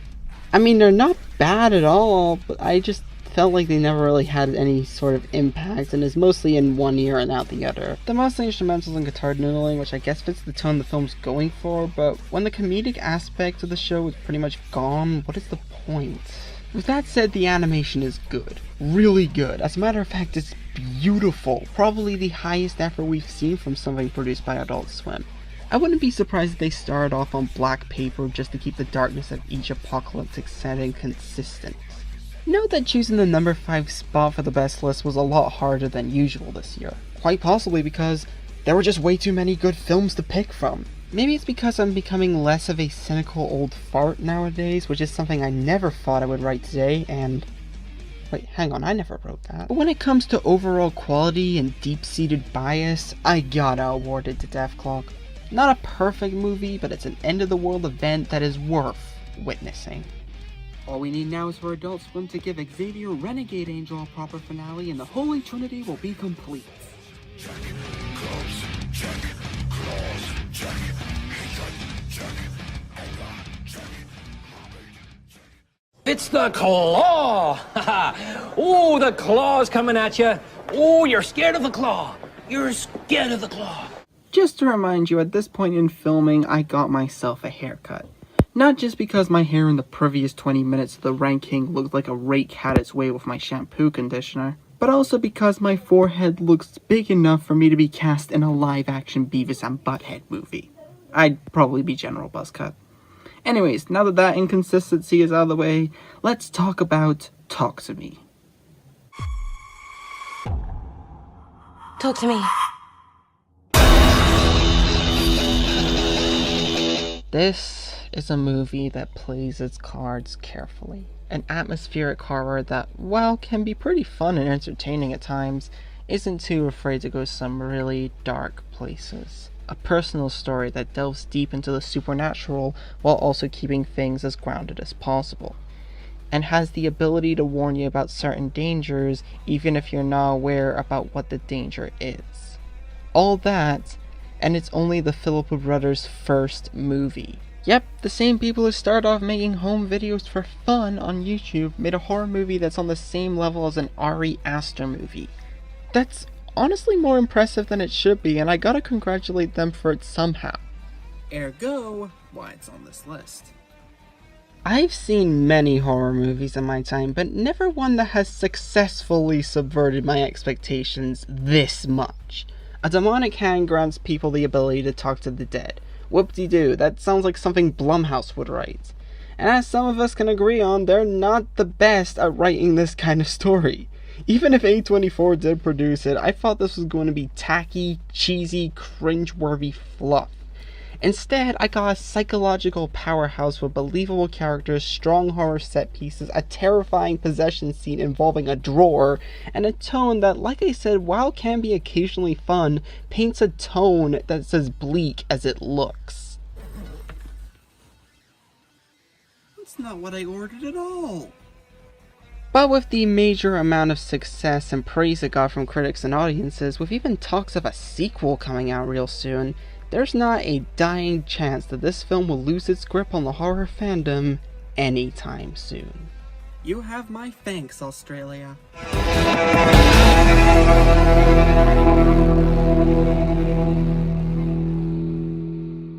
Yes, my theory is that this song about aliens secretly living among us is in fact by an alien secretly living among us. Fun fact, number 3 on this list is made by the same guy who made a movie where people spontaneously explode.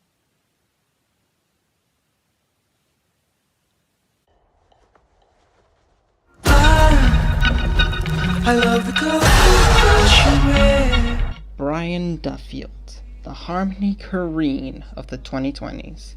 Not just given this title because of how inconsistent he is, with him writing both pretty great and pretty awful movies, but he also isn't too afraid to get really, really, really weird. As is the case with his 2 directorial projects, a pretty underrated dark comedy called Spontaneous, and this movie, which gives him a chance to explore the most scary plunge into the unknown. Space! As a very few amount of you may know, I have astroxenophobia, which is a fear of getting abducted by aliens. And No One Will Save You, thanks nihilism, expertly taps into that fear of the unknown really well, to the point where I just can't watch it. It's like Fire in the Sky or Nope. If you manage to make aliens scary to the point of forming a fear of it despite being 100% aware that it's fictional, congratulations! You win free tickets to lifelong therapy!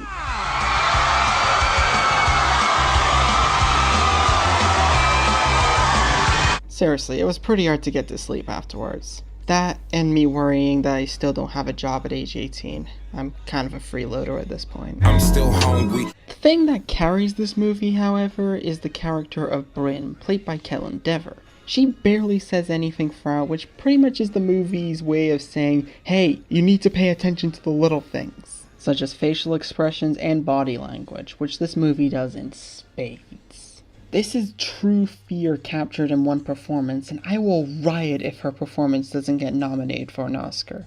Between the acting, editing, music, sound design, pacing, and pretty much everything, you want a modern film school example of pitch-perfect horror filmmaking? It's right here. Don't get me wrong, film schools, Parasite is a great movie, but just let this one have its time in the spotlight. It deserves it.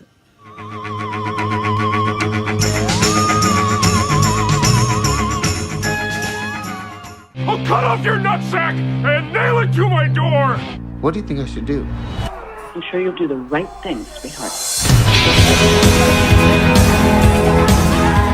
Beau is Afraid is a movie that no one should like.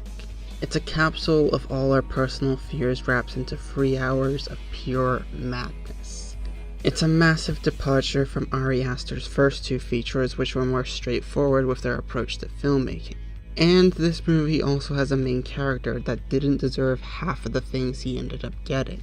It's a movie that shouldn't be enjoyed by anyone in the right mind. But let me remind you that I love movies that are supposed to be hated. Anything from Gaspar Noé to Hannah Hawk, I find comfort in the worst pieces of art possible. And that's what Beau is Afraid kind of is. Not a movie, but art that needs to be examined further, which explains why some aspects of it can hit a little too close to home, with themes of PTSD and anxiety displayed all over the place. Thank God there were no furries or aliens in this movie, otherwise I would have never even opened the file and just throw my iPad in the bin. With that said, even with all that in place, some pieces of the puzzle are completely missing or not explained very well. Who is Beau's father? What was up with that kid getting thrown in the attic? Why does Jeeves look like Dave Bautista, and yet he's played by the father who was interrogated by Christoph Waltz at the beginning of Inglourious Basterds?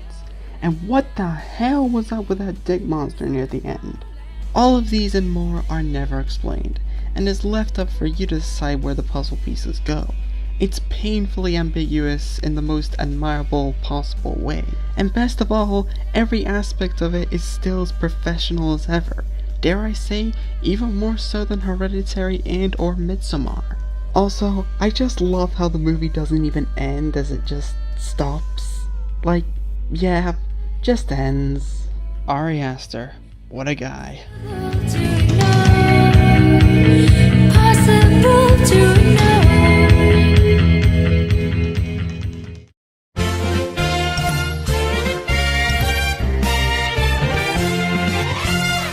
We've talked about a wide variety of movies today, haven't we?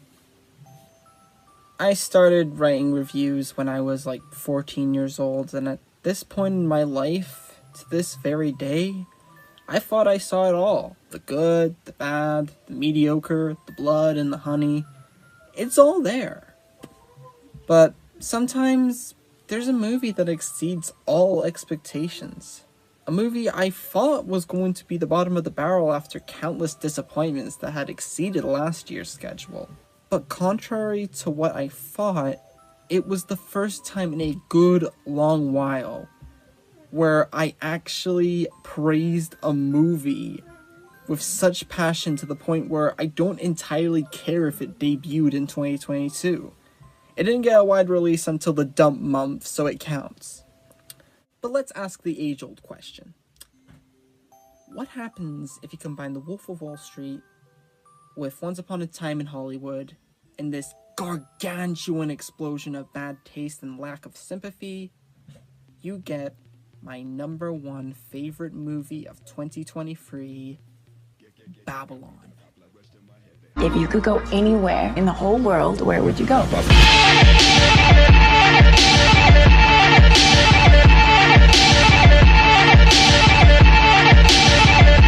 Most of you either knew that this was coming or have no idea what I'm talking about. But for the latter, allow me to elaborate. This is a movie about a bunch of people trying to make it big in Hollywood through the craziest and raunchiest methods possible. Whether it be through underground snuff parties, filming shoots that turn into a literal war, filming booths that turn into lethal hotboxes, and a copious amount of drugs. And that's only the first half. The rest can range from being either very slow or so outrageously unhinged that you have no idea what the hell you've just witnessed before it's too late. Like, even the simple plot that I just described to you with silent era celebrities trying to make it big in the filmmaking industry after the discovery of sound, just spirals out of control with almost Tinto Brass levels of bizarre sex, extreme violence, and big-name stars like Brad Pitt and Margot Robbie swearing up a storm. In other words, this is The Fabelmans, except everybody is a horrible person, and I love it. It's also worth praising that the film isn't that one-sided, and can mostly be considered as both a love letter to cinema and a suicide note. It delves deep into both aspects of it very thoroughly, and by the end, you both hate Hollywood and have somewhat of an appreciation for cinema as a whole at the same time. It's unapologetic, raw, and is hell-bent to cause as much controversy as possible. It depicts the film industry in the worst light possible, and it's the first time in years where we got a movie that actually feels like an epic. The first time since Heaven's Gate, to be in fact, and that was nearly 45 years ago. The intensity of each situation building and building in both suspense and comedy until it gets to its breaking point. It even manages to Trojan horse a makeshift horror movie in a theaters, with Tobey Maguire playing this creepy, coked-up film producer who runs an underground exploitation chamber.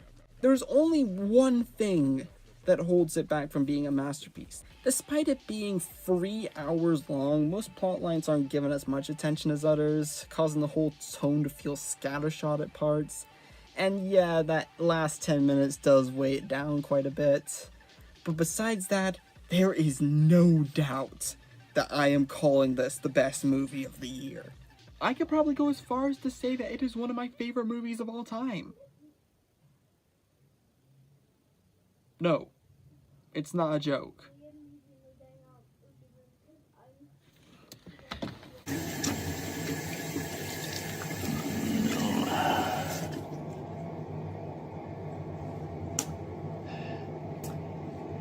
use the birthday money to invest in better film choices. I know everybody is sick to death of me talking about this movie, so allow me to end the journey here by saying that Babylon is the best movie of 2023.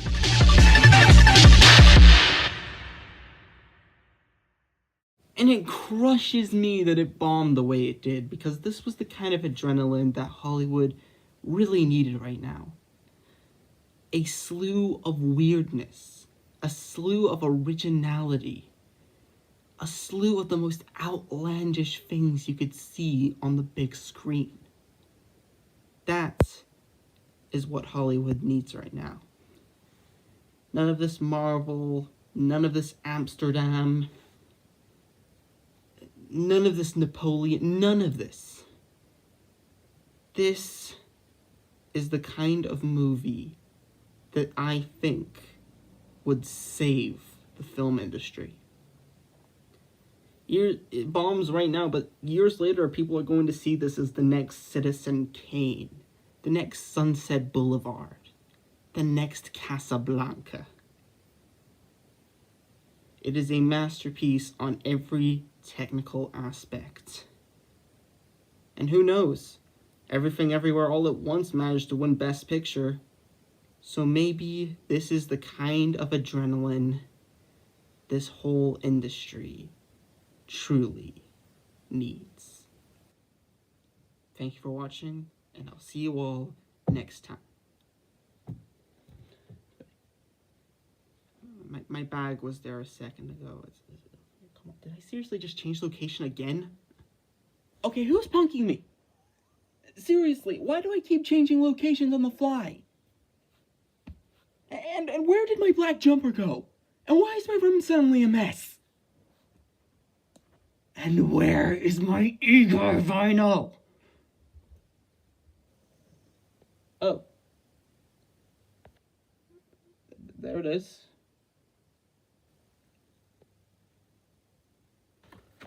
You know, a lot of people praise Flower Boy for being his best album, but this really does come close. I mean, the production on this is fan-friggin-tastic.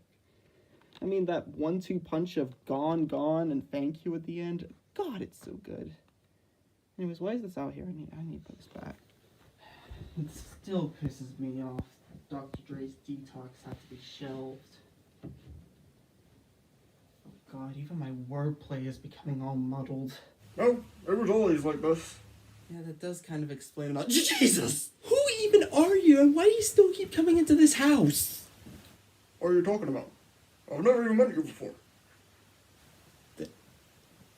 Well, if you never met me, then how do you know who I am? How do you even know this location? Okay, yes.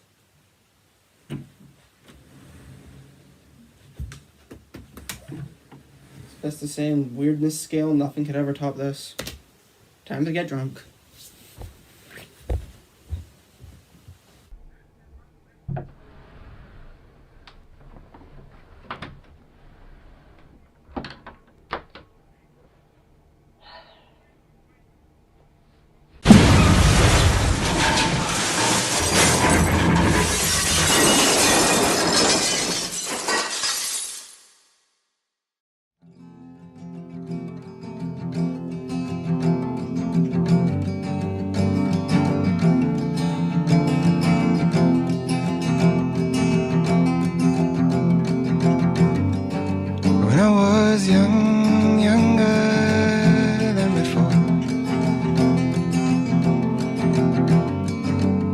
Saw the truth hanging from the door.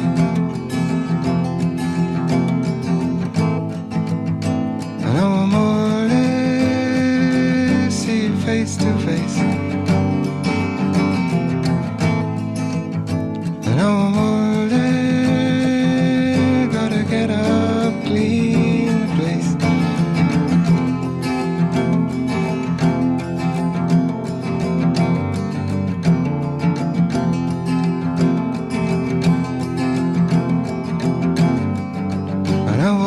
Green, greener than the hill.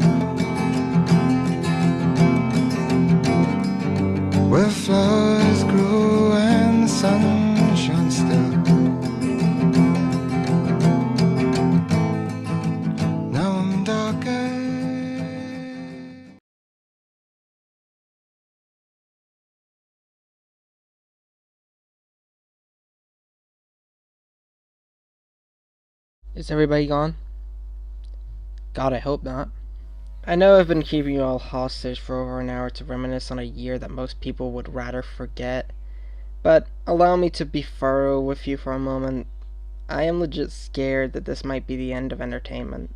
Now, I know that it's an extremely silly anecdote to announce, considering that films will probably still continue to exist long after I'm dead and gone, but the reason I have this thought is that 2023 has been in such a dead zone for the last couple of months, to the point where the most exciting piece of news for me was Markiplier announcing that he's challenging Peter Jackson to having the movie with the most blood, and some of the highest grossing movies from this year all either failing critically and financially, or are just franchise films. And Oppenheimer. Don't get me wrong, I love finding hidden gems like Dream Scenario and Saltburn, but they're becoming few and far in between. And I'm starting to get bored. I cannot stress how bored I've been with this year's movies, TV shows, games, and sadly even the one ballpark that I held high appraisal for, music. Like, the Beatles Now and Then was such a massive disappointment. Like, don't get me wrong, the song itself was fine, and the way they brought it to life is what I consider as a legit clever usage of AI, but really? This is what we're closing out the Beatles' legacy with? It comes across less as emotional and more as bittersweet.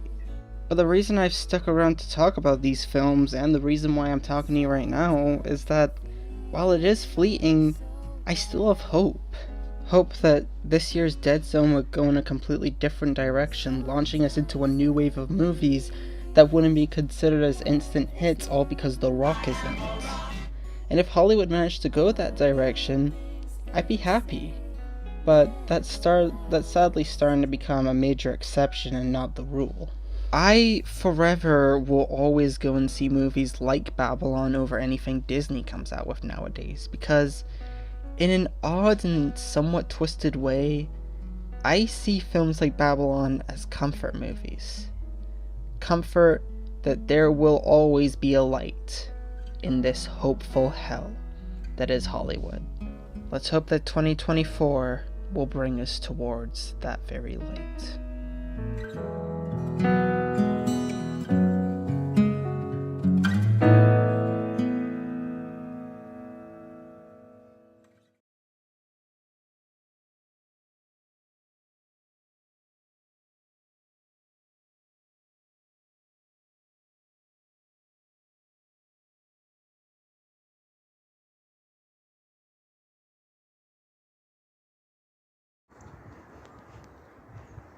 The sun beaming.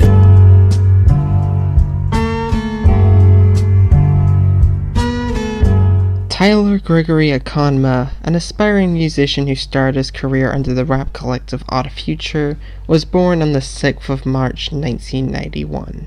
He was mostly self-taught on the instrumental side of things. He's good friends with Frank Ocean. He hosted a show on Adult Swim called Loiter Squad, and later down the line he would go on to make some pretty kick-ass music albums, all of which will be covered in this video. Okay, maybe except these two, but the 6 mainline albums, yeah, I'll give them a shot. Anyways. Before we start, you may be wondering why this is an audio-only review. Well, I look like this, so take that for what it's worth. But also to ask the second question, why am I covering a rapper? It's not necessarily an artist that I am particularly into, and with some exceptions, of course, but the reason why I'm singling out Tyler in this case is that he's genuinely really great. And yes, while I am going to criticize a few of his older albums with how much they've not aged very well, I could also point out that he is one of the most talented and innovative artists in his field, mixing so many genres together, whether it's rap, drill, R&B, or otherwise, which then becomes a whole genre unto itself. And I can confidently say that even if he does have some records that I just thought were okay, Tyler, the Creator, has not made a single bad album. Also, the thumbnail looks really cool, and I didn't want it to go to waste. Anyways, let's bust for the door, get the job done, and get this party started, shall we? Talk to your wife like that? Oh dear, I seem to have spotted a cunt. Good day. Remember when I said that he didn't have a single bad album? Well...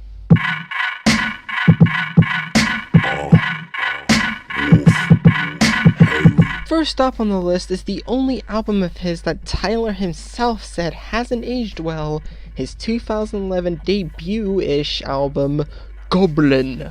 Now this was his first big venture into the realm of music, and I do mean big. Critics, audiences, music snobs, and the friggin' Atlantic Ocean were all excited to see what Tyler would do for his first studio album.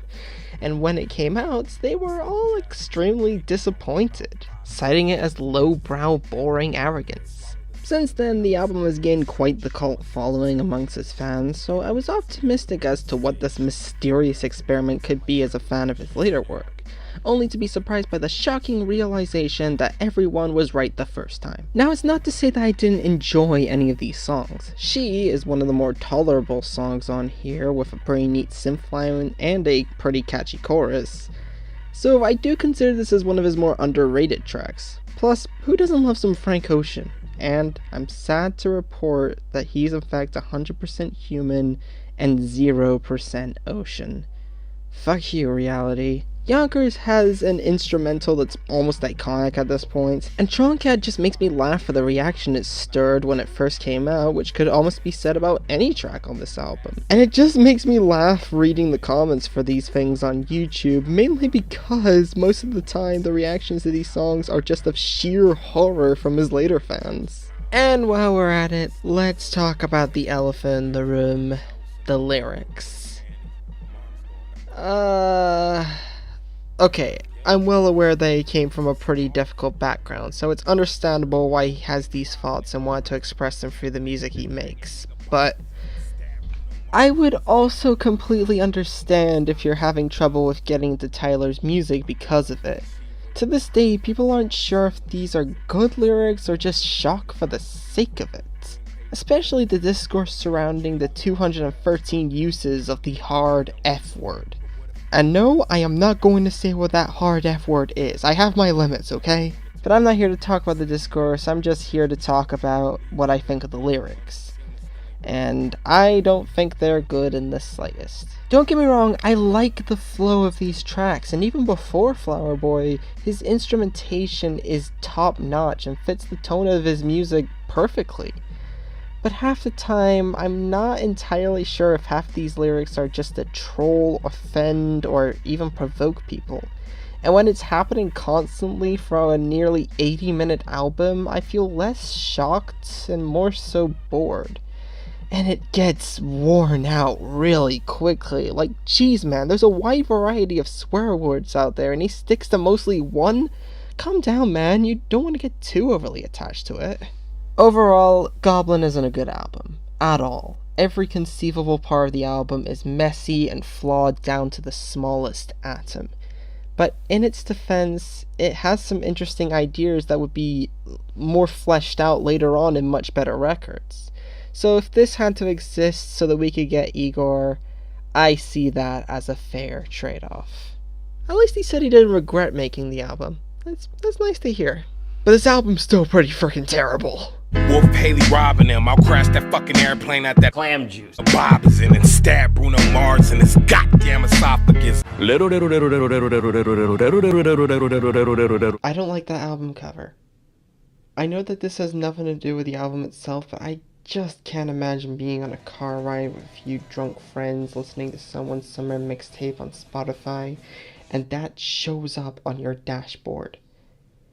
He's probably a serial killer now. We met the mutual friends, and this is where the story of confusion began. A lot of people don't seem to like this one for many reasons that I probably won't get to because everyone else has already gotten to it, but allow me to defend this fun mess for just a little bit. This album's alright. Sonically has the same kind of production as his previous two records, but it also weaves in a few notable jazz inspirations that were partially visible on his previous album, Wolf. But I would be lying to myself if I didn't say that this would only be enjoyed in chunks. Listening to it all the way through, however, is just exhausting. Wait, didn't I say that was supposed to oh yeah, the highlights. Find Your Wings and Blow My Load have some really good production going for it, and I know that's odd to say, but I genuinely miss when Tyler's songs could go over 5 minutes. Two-Seater is also pretty soulful with its production, same with the fourth to final track, Fucking Young. Buffalo has a tribal cry that sounds like a mix between Funky Kong and Rafiki from The Lion King. I don't know why that needs to be pointed out, but when am I ever going to make that comparison ever again? And oh my god! Death Camp featuring Cole Alexander from Black Lips? What an underrated opener! I'm not sure about anyone else in the room here, but this is what Goblin should have been. Also, an editor note, I didn't get a chance to bring this up on the scripts, but Kanye West and the Neptunes' Pharrell Williams are on here. I don't know what they're doing on a Tyler the Creator album, but sure, I'll take it. And oh look, also making a guest star on here is the abrasive arrogance from Goblin. Oh joy. Yeah, it's a little bothersome that whole arrogance from that album is still lingering, but it's more under control here, so I don't mind all too much. But quite honestly, you're telling me that album managed to get a reappraisal amongst Tyler fans, but not this? Maybe I'm not seeing it, but what the hell is wrong with you people? Oh god, oh god, oh god, oh god, oh god. Snoopy of the Arctic. Alright, I'm gonna keep this one particular brief because I feel like compared to every other album on this list, I wouldn't even stand a chance of doing this 18-track beast some justice. Yes, this thing is 18 tracks. Go figure. You want me to do it? Oh yeah, you could kill him. I'm saying, you know, like, all I ever told you to do is blow up, don't go down, you know, like, oh. But I will say that Wolf is a pretty great album. For the most part. Highlights off of the album include Party Isn't Over, Jamba, Lone, Rusty, Trio 95, and Trashwang, Tyler's very own hip-hop posse cup with a funny name. It was very interesting to see where Tyler wanted to go from here and trying to distance himself from the first two albums as humanly possible. But while some moments have definitely grown on me since my first listen, songs like Awkward, IFHY, Slater, and Tamale still have that Goblin musk all over it, which majorly weighs it down for me. The uneven tone of the whole record is set at the beginning with the title track, having these nice sounding melodic, almost R&B-ish synth motifs, and then Tyler busts for the door with a mighty fuck. Don't get me wrong, oh, I forgot how many times I put that in the script, just put a counter in the corner or something. Don't get me wrong, his rapping, his production, his maturity on how he writes lyrics, it's all really great. But it doesn't quite reach the heights and or paling in comparison to his next three works. Outside of Cherry Bomb, but seriously, that album needs more love. Go to your classroom, Chris. Teacher, I'm lost! And our next and final stop on the Tyler the Creator tour is The Big Free. And if Flower Boy was about his sexual identity and Eager was his breakup/revenge album, then this is his traveling album. Surprisingly on the same page here, man. Yeah, I'm so excited to go check out this new matcha store. Released in 2021, Call Me If You Get Lost is probably his most charming record thus far. Probably the first one here that I ended up liking all the way through though. Even if the Goblin Attitude makes an occasional cameo because I guess it's the Will Wheaton to Tyler's Big Bang Theory, it does make a lot of sense with it being about the exhaustion of constantly working 24/7. So it's easier to take because of that, even if he does go a tad bit overboard on the more aggressive tracks like Manifesto or Juggernaut. Safari is probably the biggest sounding track on the album and absolutely rocks it on the recorder. My man. And Lumberjack, Wilshire, and Hot Wind Blows of Lil Wayne are, dare I say, relaxing? Almost MF Doom-like? Same with Wharf Talk. There's a more mellow and somewhat pop sheen to it. And A$AP Rocky! A$AP Rocky is on the album! But what I love the most about this album is that it's very laid back and confident. It doesn't need to dazzle you with any big spectacles in order to get your attention anymore. Tyler's already done it. So what better way to celebrate a follow-up to the album that brought him to where he was than just by doing pretty much whatever he wanted?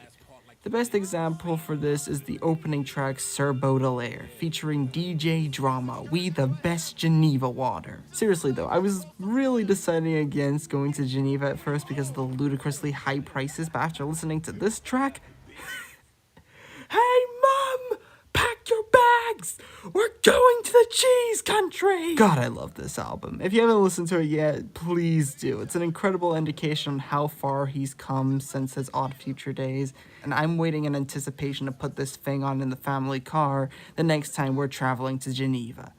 Wait, I don't have a passport. Shit! Police can't come after my Zola. I'm so soft. Yeah, I'm like a flower. Alright, this is it. The big one. The Phobe Stopper. The ultimate choice that I have to make. Flower Boy and Igor. Both albums are sonically innovative, beautifully orchestrated, show Tyler's rapping at its fullest potential, and I would most definitely consider them both as some of my favorite albums of all time. But which one to choose for the #1 spot? Well, this one does have a B on the cover. Igor wins. 2020 vision. Cupid hit me with precision. At the time of this album's release, Tyler was still seen as that very lowbrow friend you had in college that liked to smoke weed and tell you about the deeper meanings of 12-ounce mouse. But Flower Boy did something different that no Tyler album did prior. It actually sounded complete. His sound had been pushed to its fullest potential. His lyrics actually communicated his emotions without coming off as a salty blog post. And it shows that we're a long way away from the same Tyler who made Loiter Squad for Adult Swim. Forward drags us into the album's beautifully bleak tone with loosely woven lyrics, dark parallels to real-world America, the obsession with material goods, and Rex Orange County. Where the Flowers Bloom synth work is phenomenal with a pretty great feature from the rap world's very own body of water, Frank Ocean. The same goes for See You Again and Pothole, and Who Dat Boy, God, I feel so white, is one of the more abrasive tracks in the album, and what do you know, A$AP Rocky is on here too. I think you're slowly becoming one of my favorite rap artists. And that's all I really have to say about it. It's just a really good album. This is part of a stream of Tyler albums that I would like to call the Honest Trilogy, including this, Igor, and Call Me When You Get Lost, on account of them being the most honest and personal albums he's made to date. And oh hey, speak of the devil. Sure enough, Merlin had cast a spell on the plowman's thumb, and as it grew, so did Tom, until he was a normal-sized boy. Do I even have to say what it is? Do I even have to? I feel like everyone and their lovers, mothers, and sisters have talked about why this album is the Jesus of rap music. And I know there are a bunch of people out there who would tell you that this album is overrated. But I just can't help it. It's just too perfect of an album for me to put any lower. And if I had to choose one where his production, instrumentation, and songwriting is at its absolute best, it would be this one. So, ladies and gentlemen, Igor.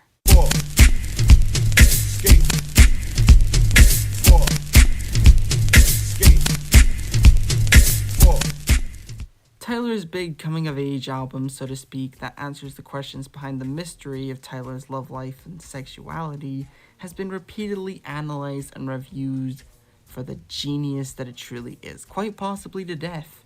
And I'd be robbing the attention of other people who've done this album a lot more justice than I ever would. So I will be getting into the finer details behind the album's narrative, though it is a really good narrative. So instead, let's just roll with what I've been doing so far and just give my thoughts on the album instead of treating it like some ancient artifact. Hey, cut me some slack for this one. This was probably the longest segment I had to write for this video, as in 2 pages worth of praise long. Igor's theme and Earthquake open the album in a strong way with themes that are not just intertwined with each other and would eventually make its rounds later on the album in tracks like I Think and Puppet, but also make for some pretty great bops on their own, to the point where they're both on my summer playlist. Also, Playboi Carti is on this track, and who doesn't love Playboi Carti? Speaking of I think, there's a random name drop of the 2017 movie Call Me By Your Name in this track.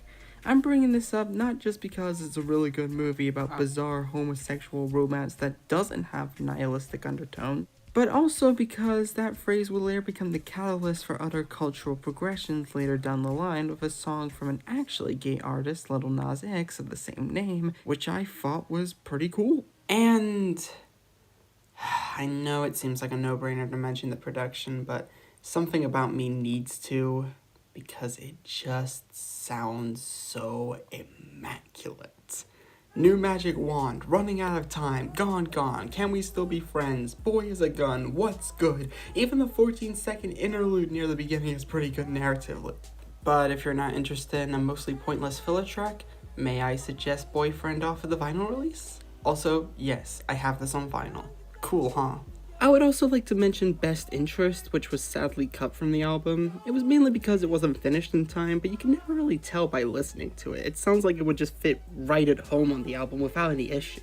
All of these are good and all. Spice them up with some malnourishing Geneva water and they would still be as good nevertheless. But you haven't lived until you heard Thank You. And I know that I usually say this as a joke, but I mean this in every way imaginable. But the whole album would just fall apart without it. An absolute majesty on a production standpoint, Thank You is Igor finally accepting the fact that he might never get back together with his lover. And all he could do now is just reminisce on the fact that it was fun while it lasted. Listening to this, you practically become a changed person by the end of it. Tyler, up until this point, had one of the most divisive of discographies, ranging from the highest of highs to the lowest of the lowest of the lowest of the lows. And nobody would have expected for Tyler to come out with not just one of the best rap albums of the decade, but one of the best rap albums of all time. But he did, and I'm happy for him. And that is why I consider Igor as not just my favorite Tyler the Creator album, but the best Tyler the Creator album, and one of my favorite albums of all time. And that's the ranking. Do I have anything else to say? Nope.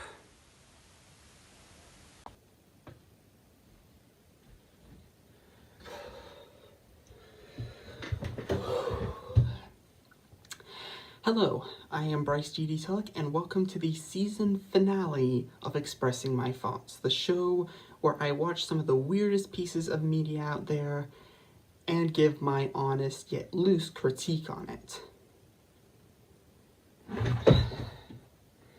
This fucking movie.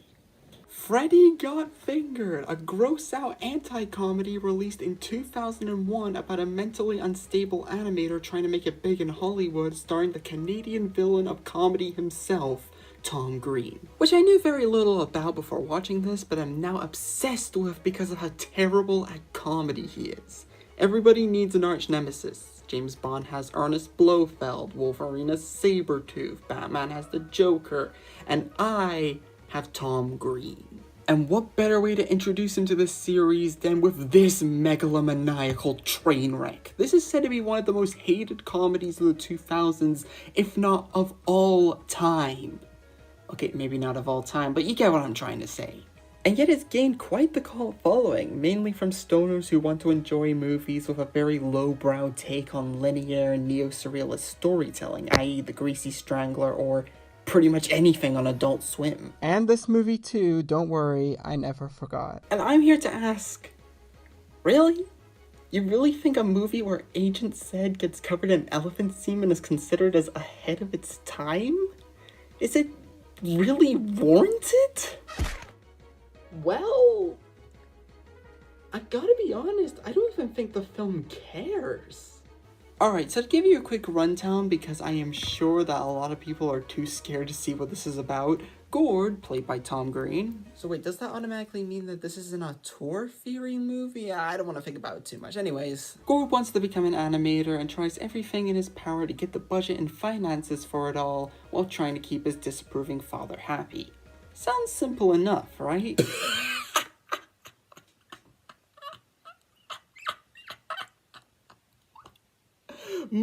answer to that is definitely not. This film gives up on it surprisingly quickly and focuses instead on invading a meat factory, ruining his father's life, violating several animal rights laws, partaking in the most violent barfing scene I've ever seen in a movie, sausages, licking an open wound from a guy played by an extremely surreal actor who was casted as the straight man for some reason, an unplanned trip to Pakistan, the grossest way to eat celery, sausages, Shaq humping the air, a kid getting skewered by an airplane, wonder chosen for the zebra demographic, a disabled rocket scientist who has a fetish for getting hit in the legs with a bamboo pole, someone holding up a sign stating what the audience is currently thinking right now. Okay, that one is actually pretty funny. And sausages. It's also going to bring up this scene of a bunch of kids watching the Texas Chainsaw Massacre, but if there's any kids film out there that could bring an entire family together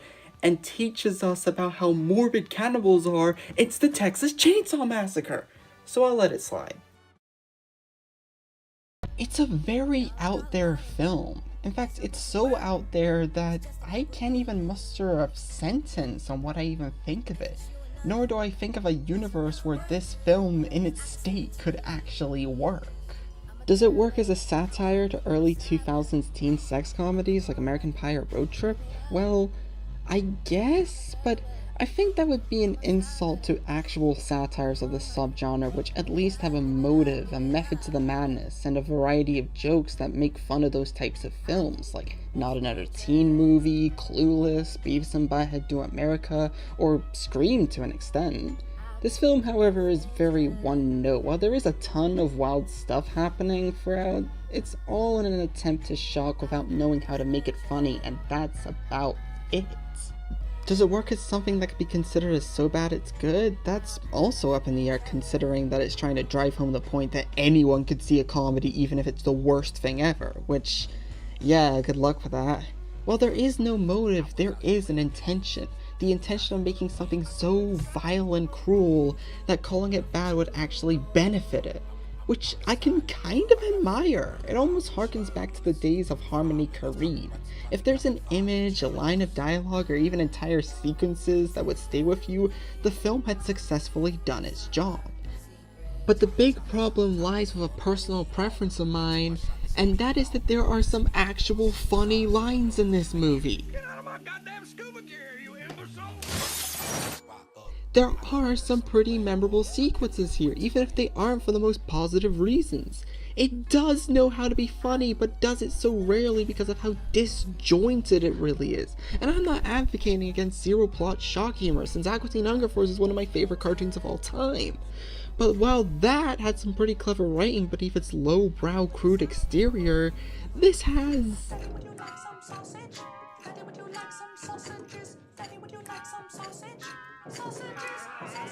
Yeah, that's definitely not going to put people off of sausages for the rest of their life. No siree.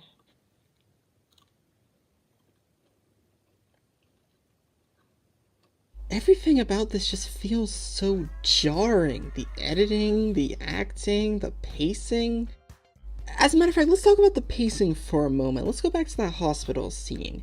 This is probably one of the most disgusting things I have ever seen in my life. I know that Tom Green was trying his best to push the R rating as much as he can, but it's shot in a disturbing way. It's a scene of violence and abuse all done to an unborn baby, and it feels extremely out of place. This is like something that could come from Lars von Trier or Gaspar Noé, not a mostly lighthearted turn-off-your-brain teen comedy.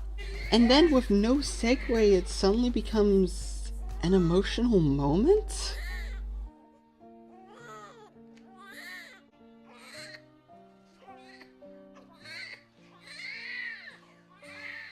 That mother is going to have some very interesting stories to tell to his kid when he grows up. Like if he asks how babies are born, she's gonna come out and say, well, you were pulled out by Tom Green, flung around like a lasso for a few seconds, and bam, you came into this world.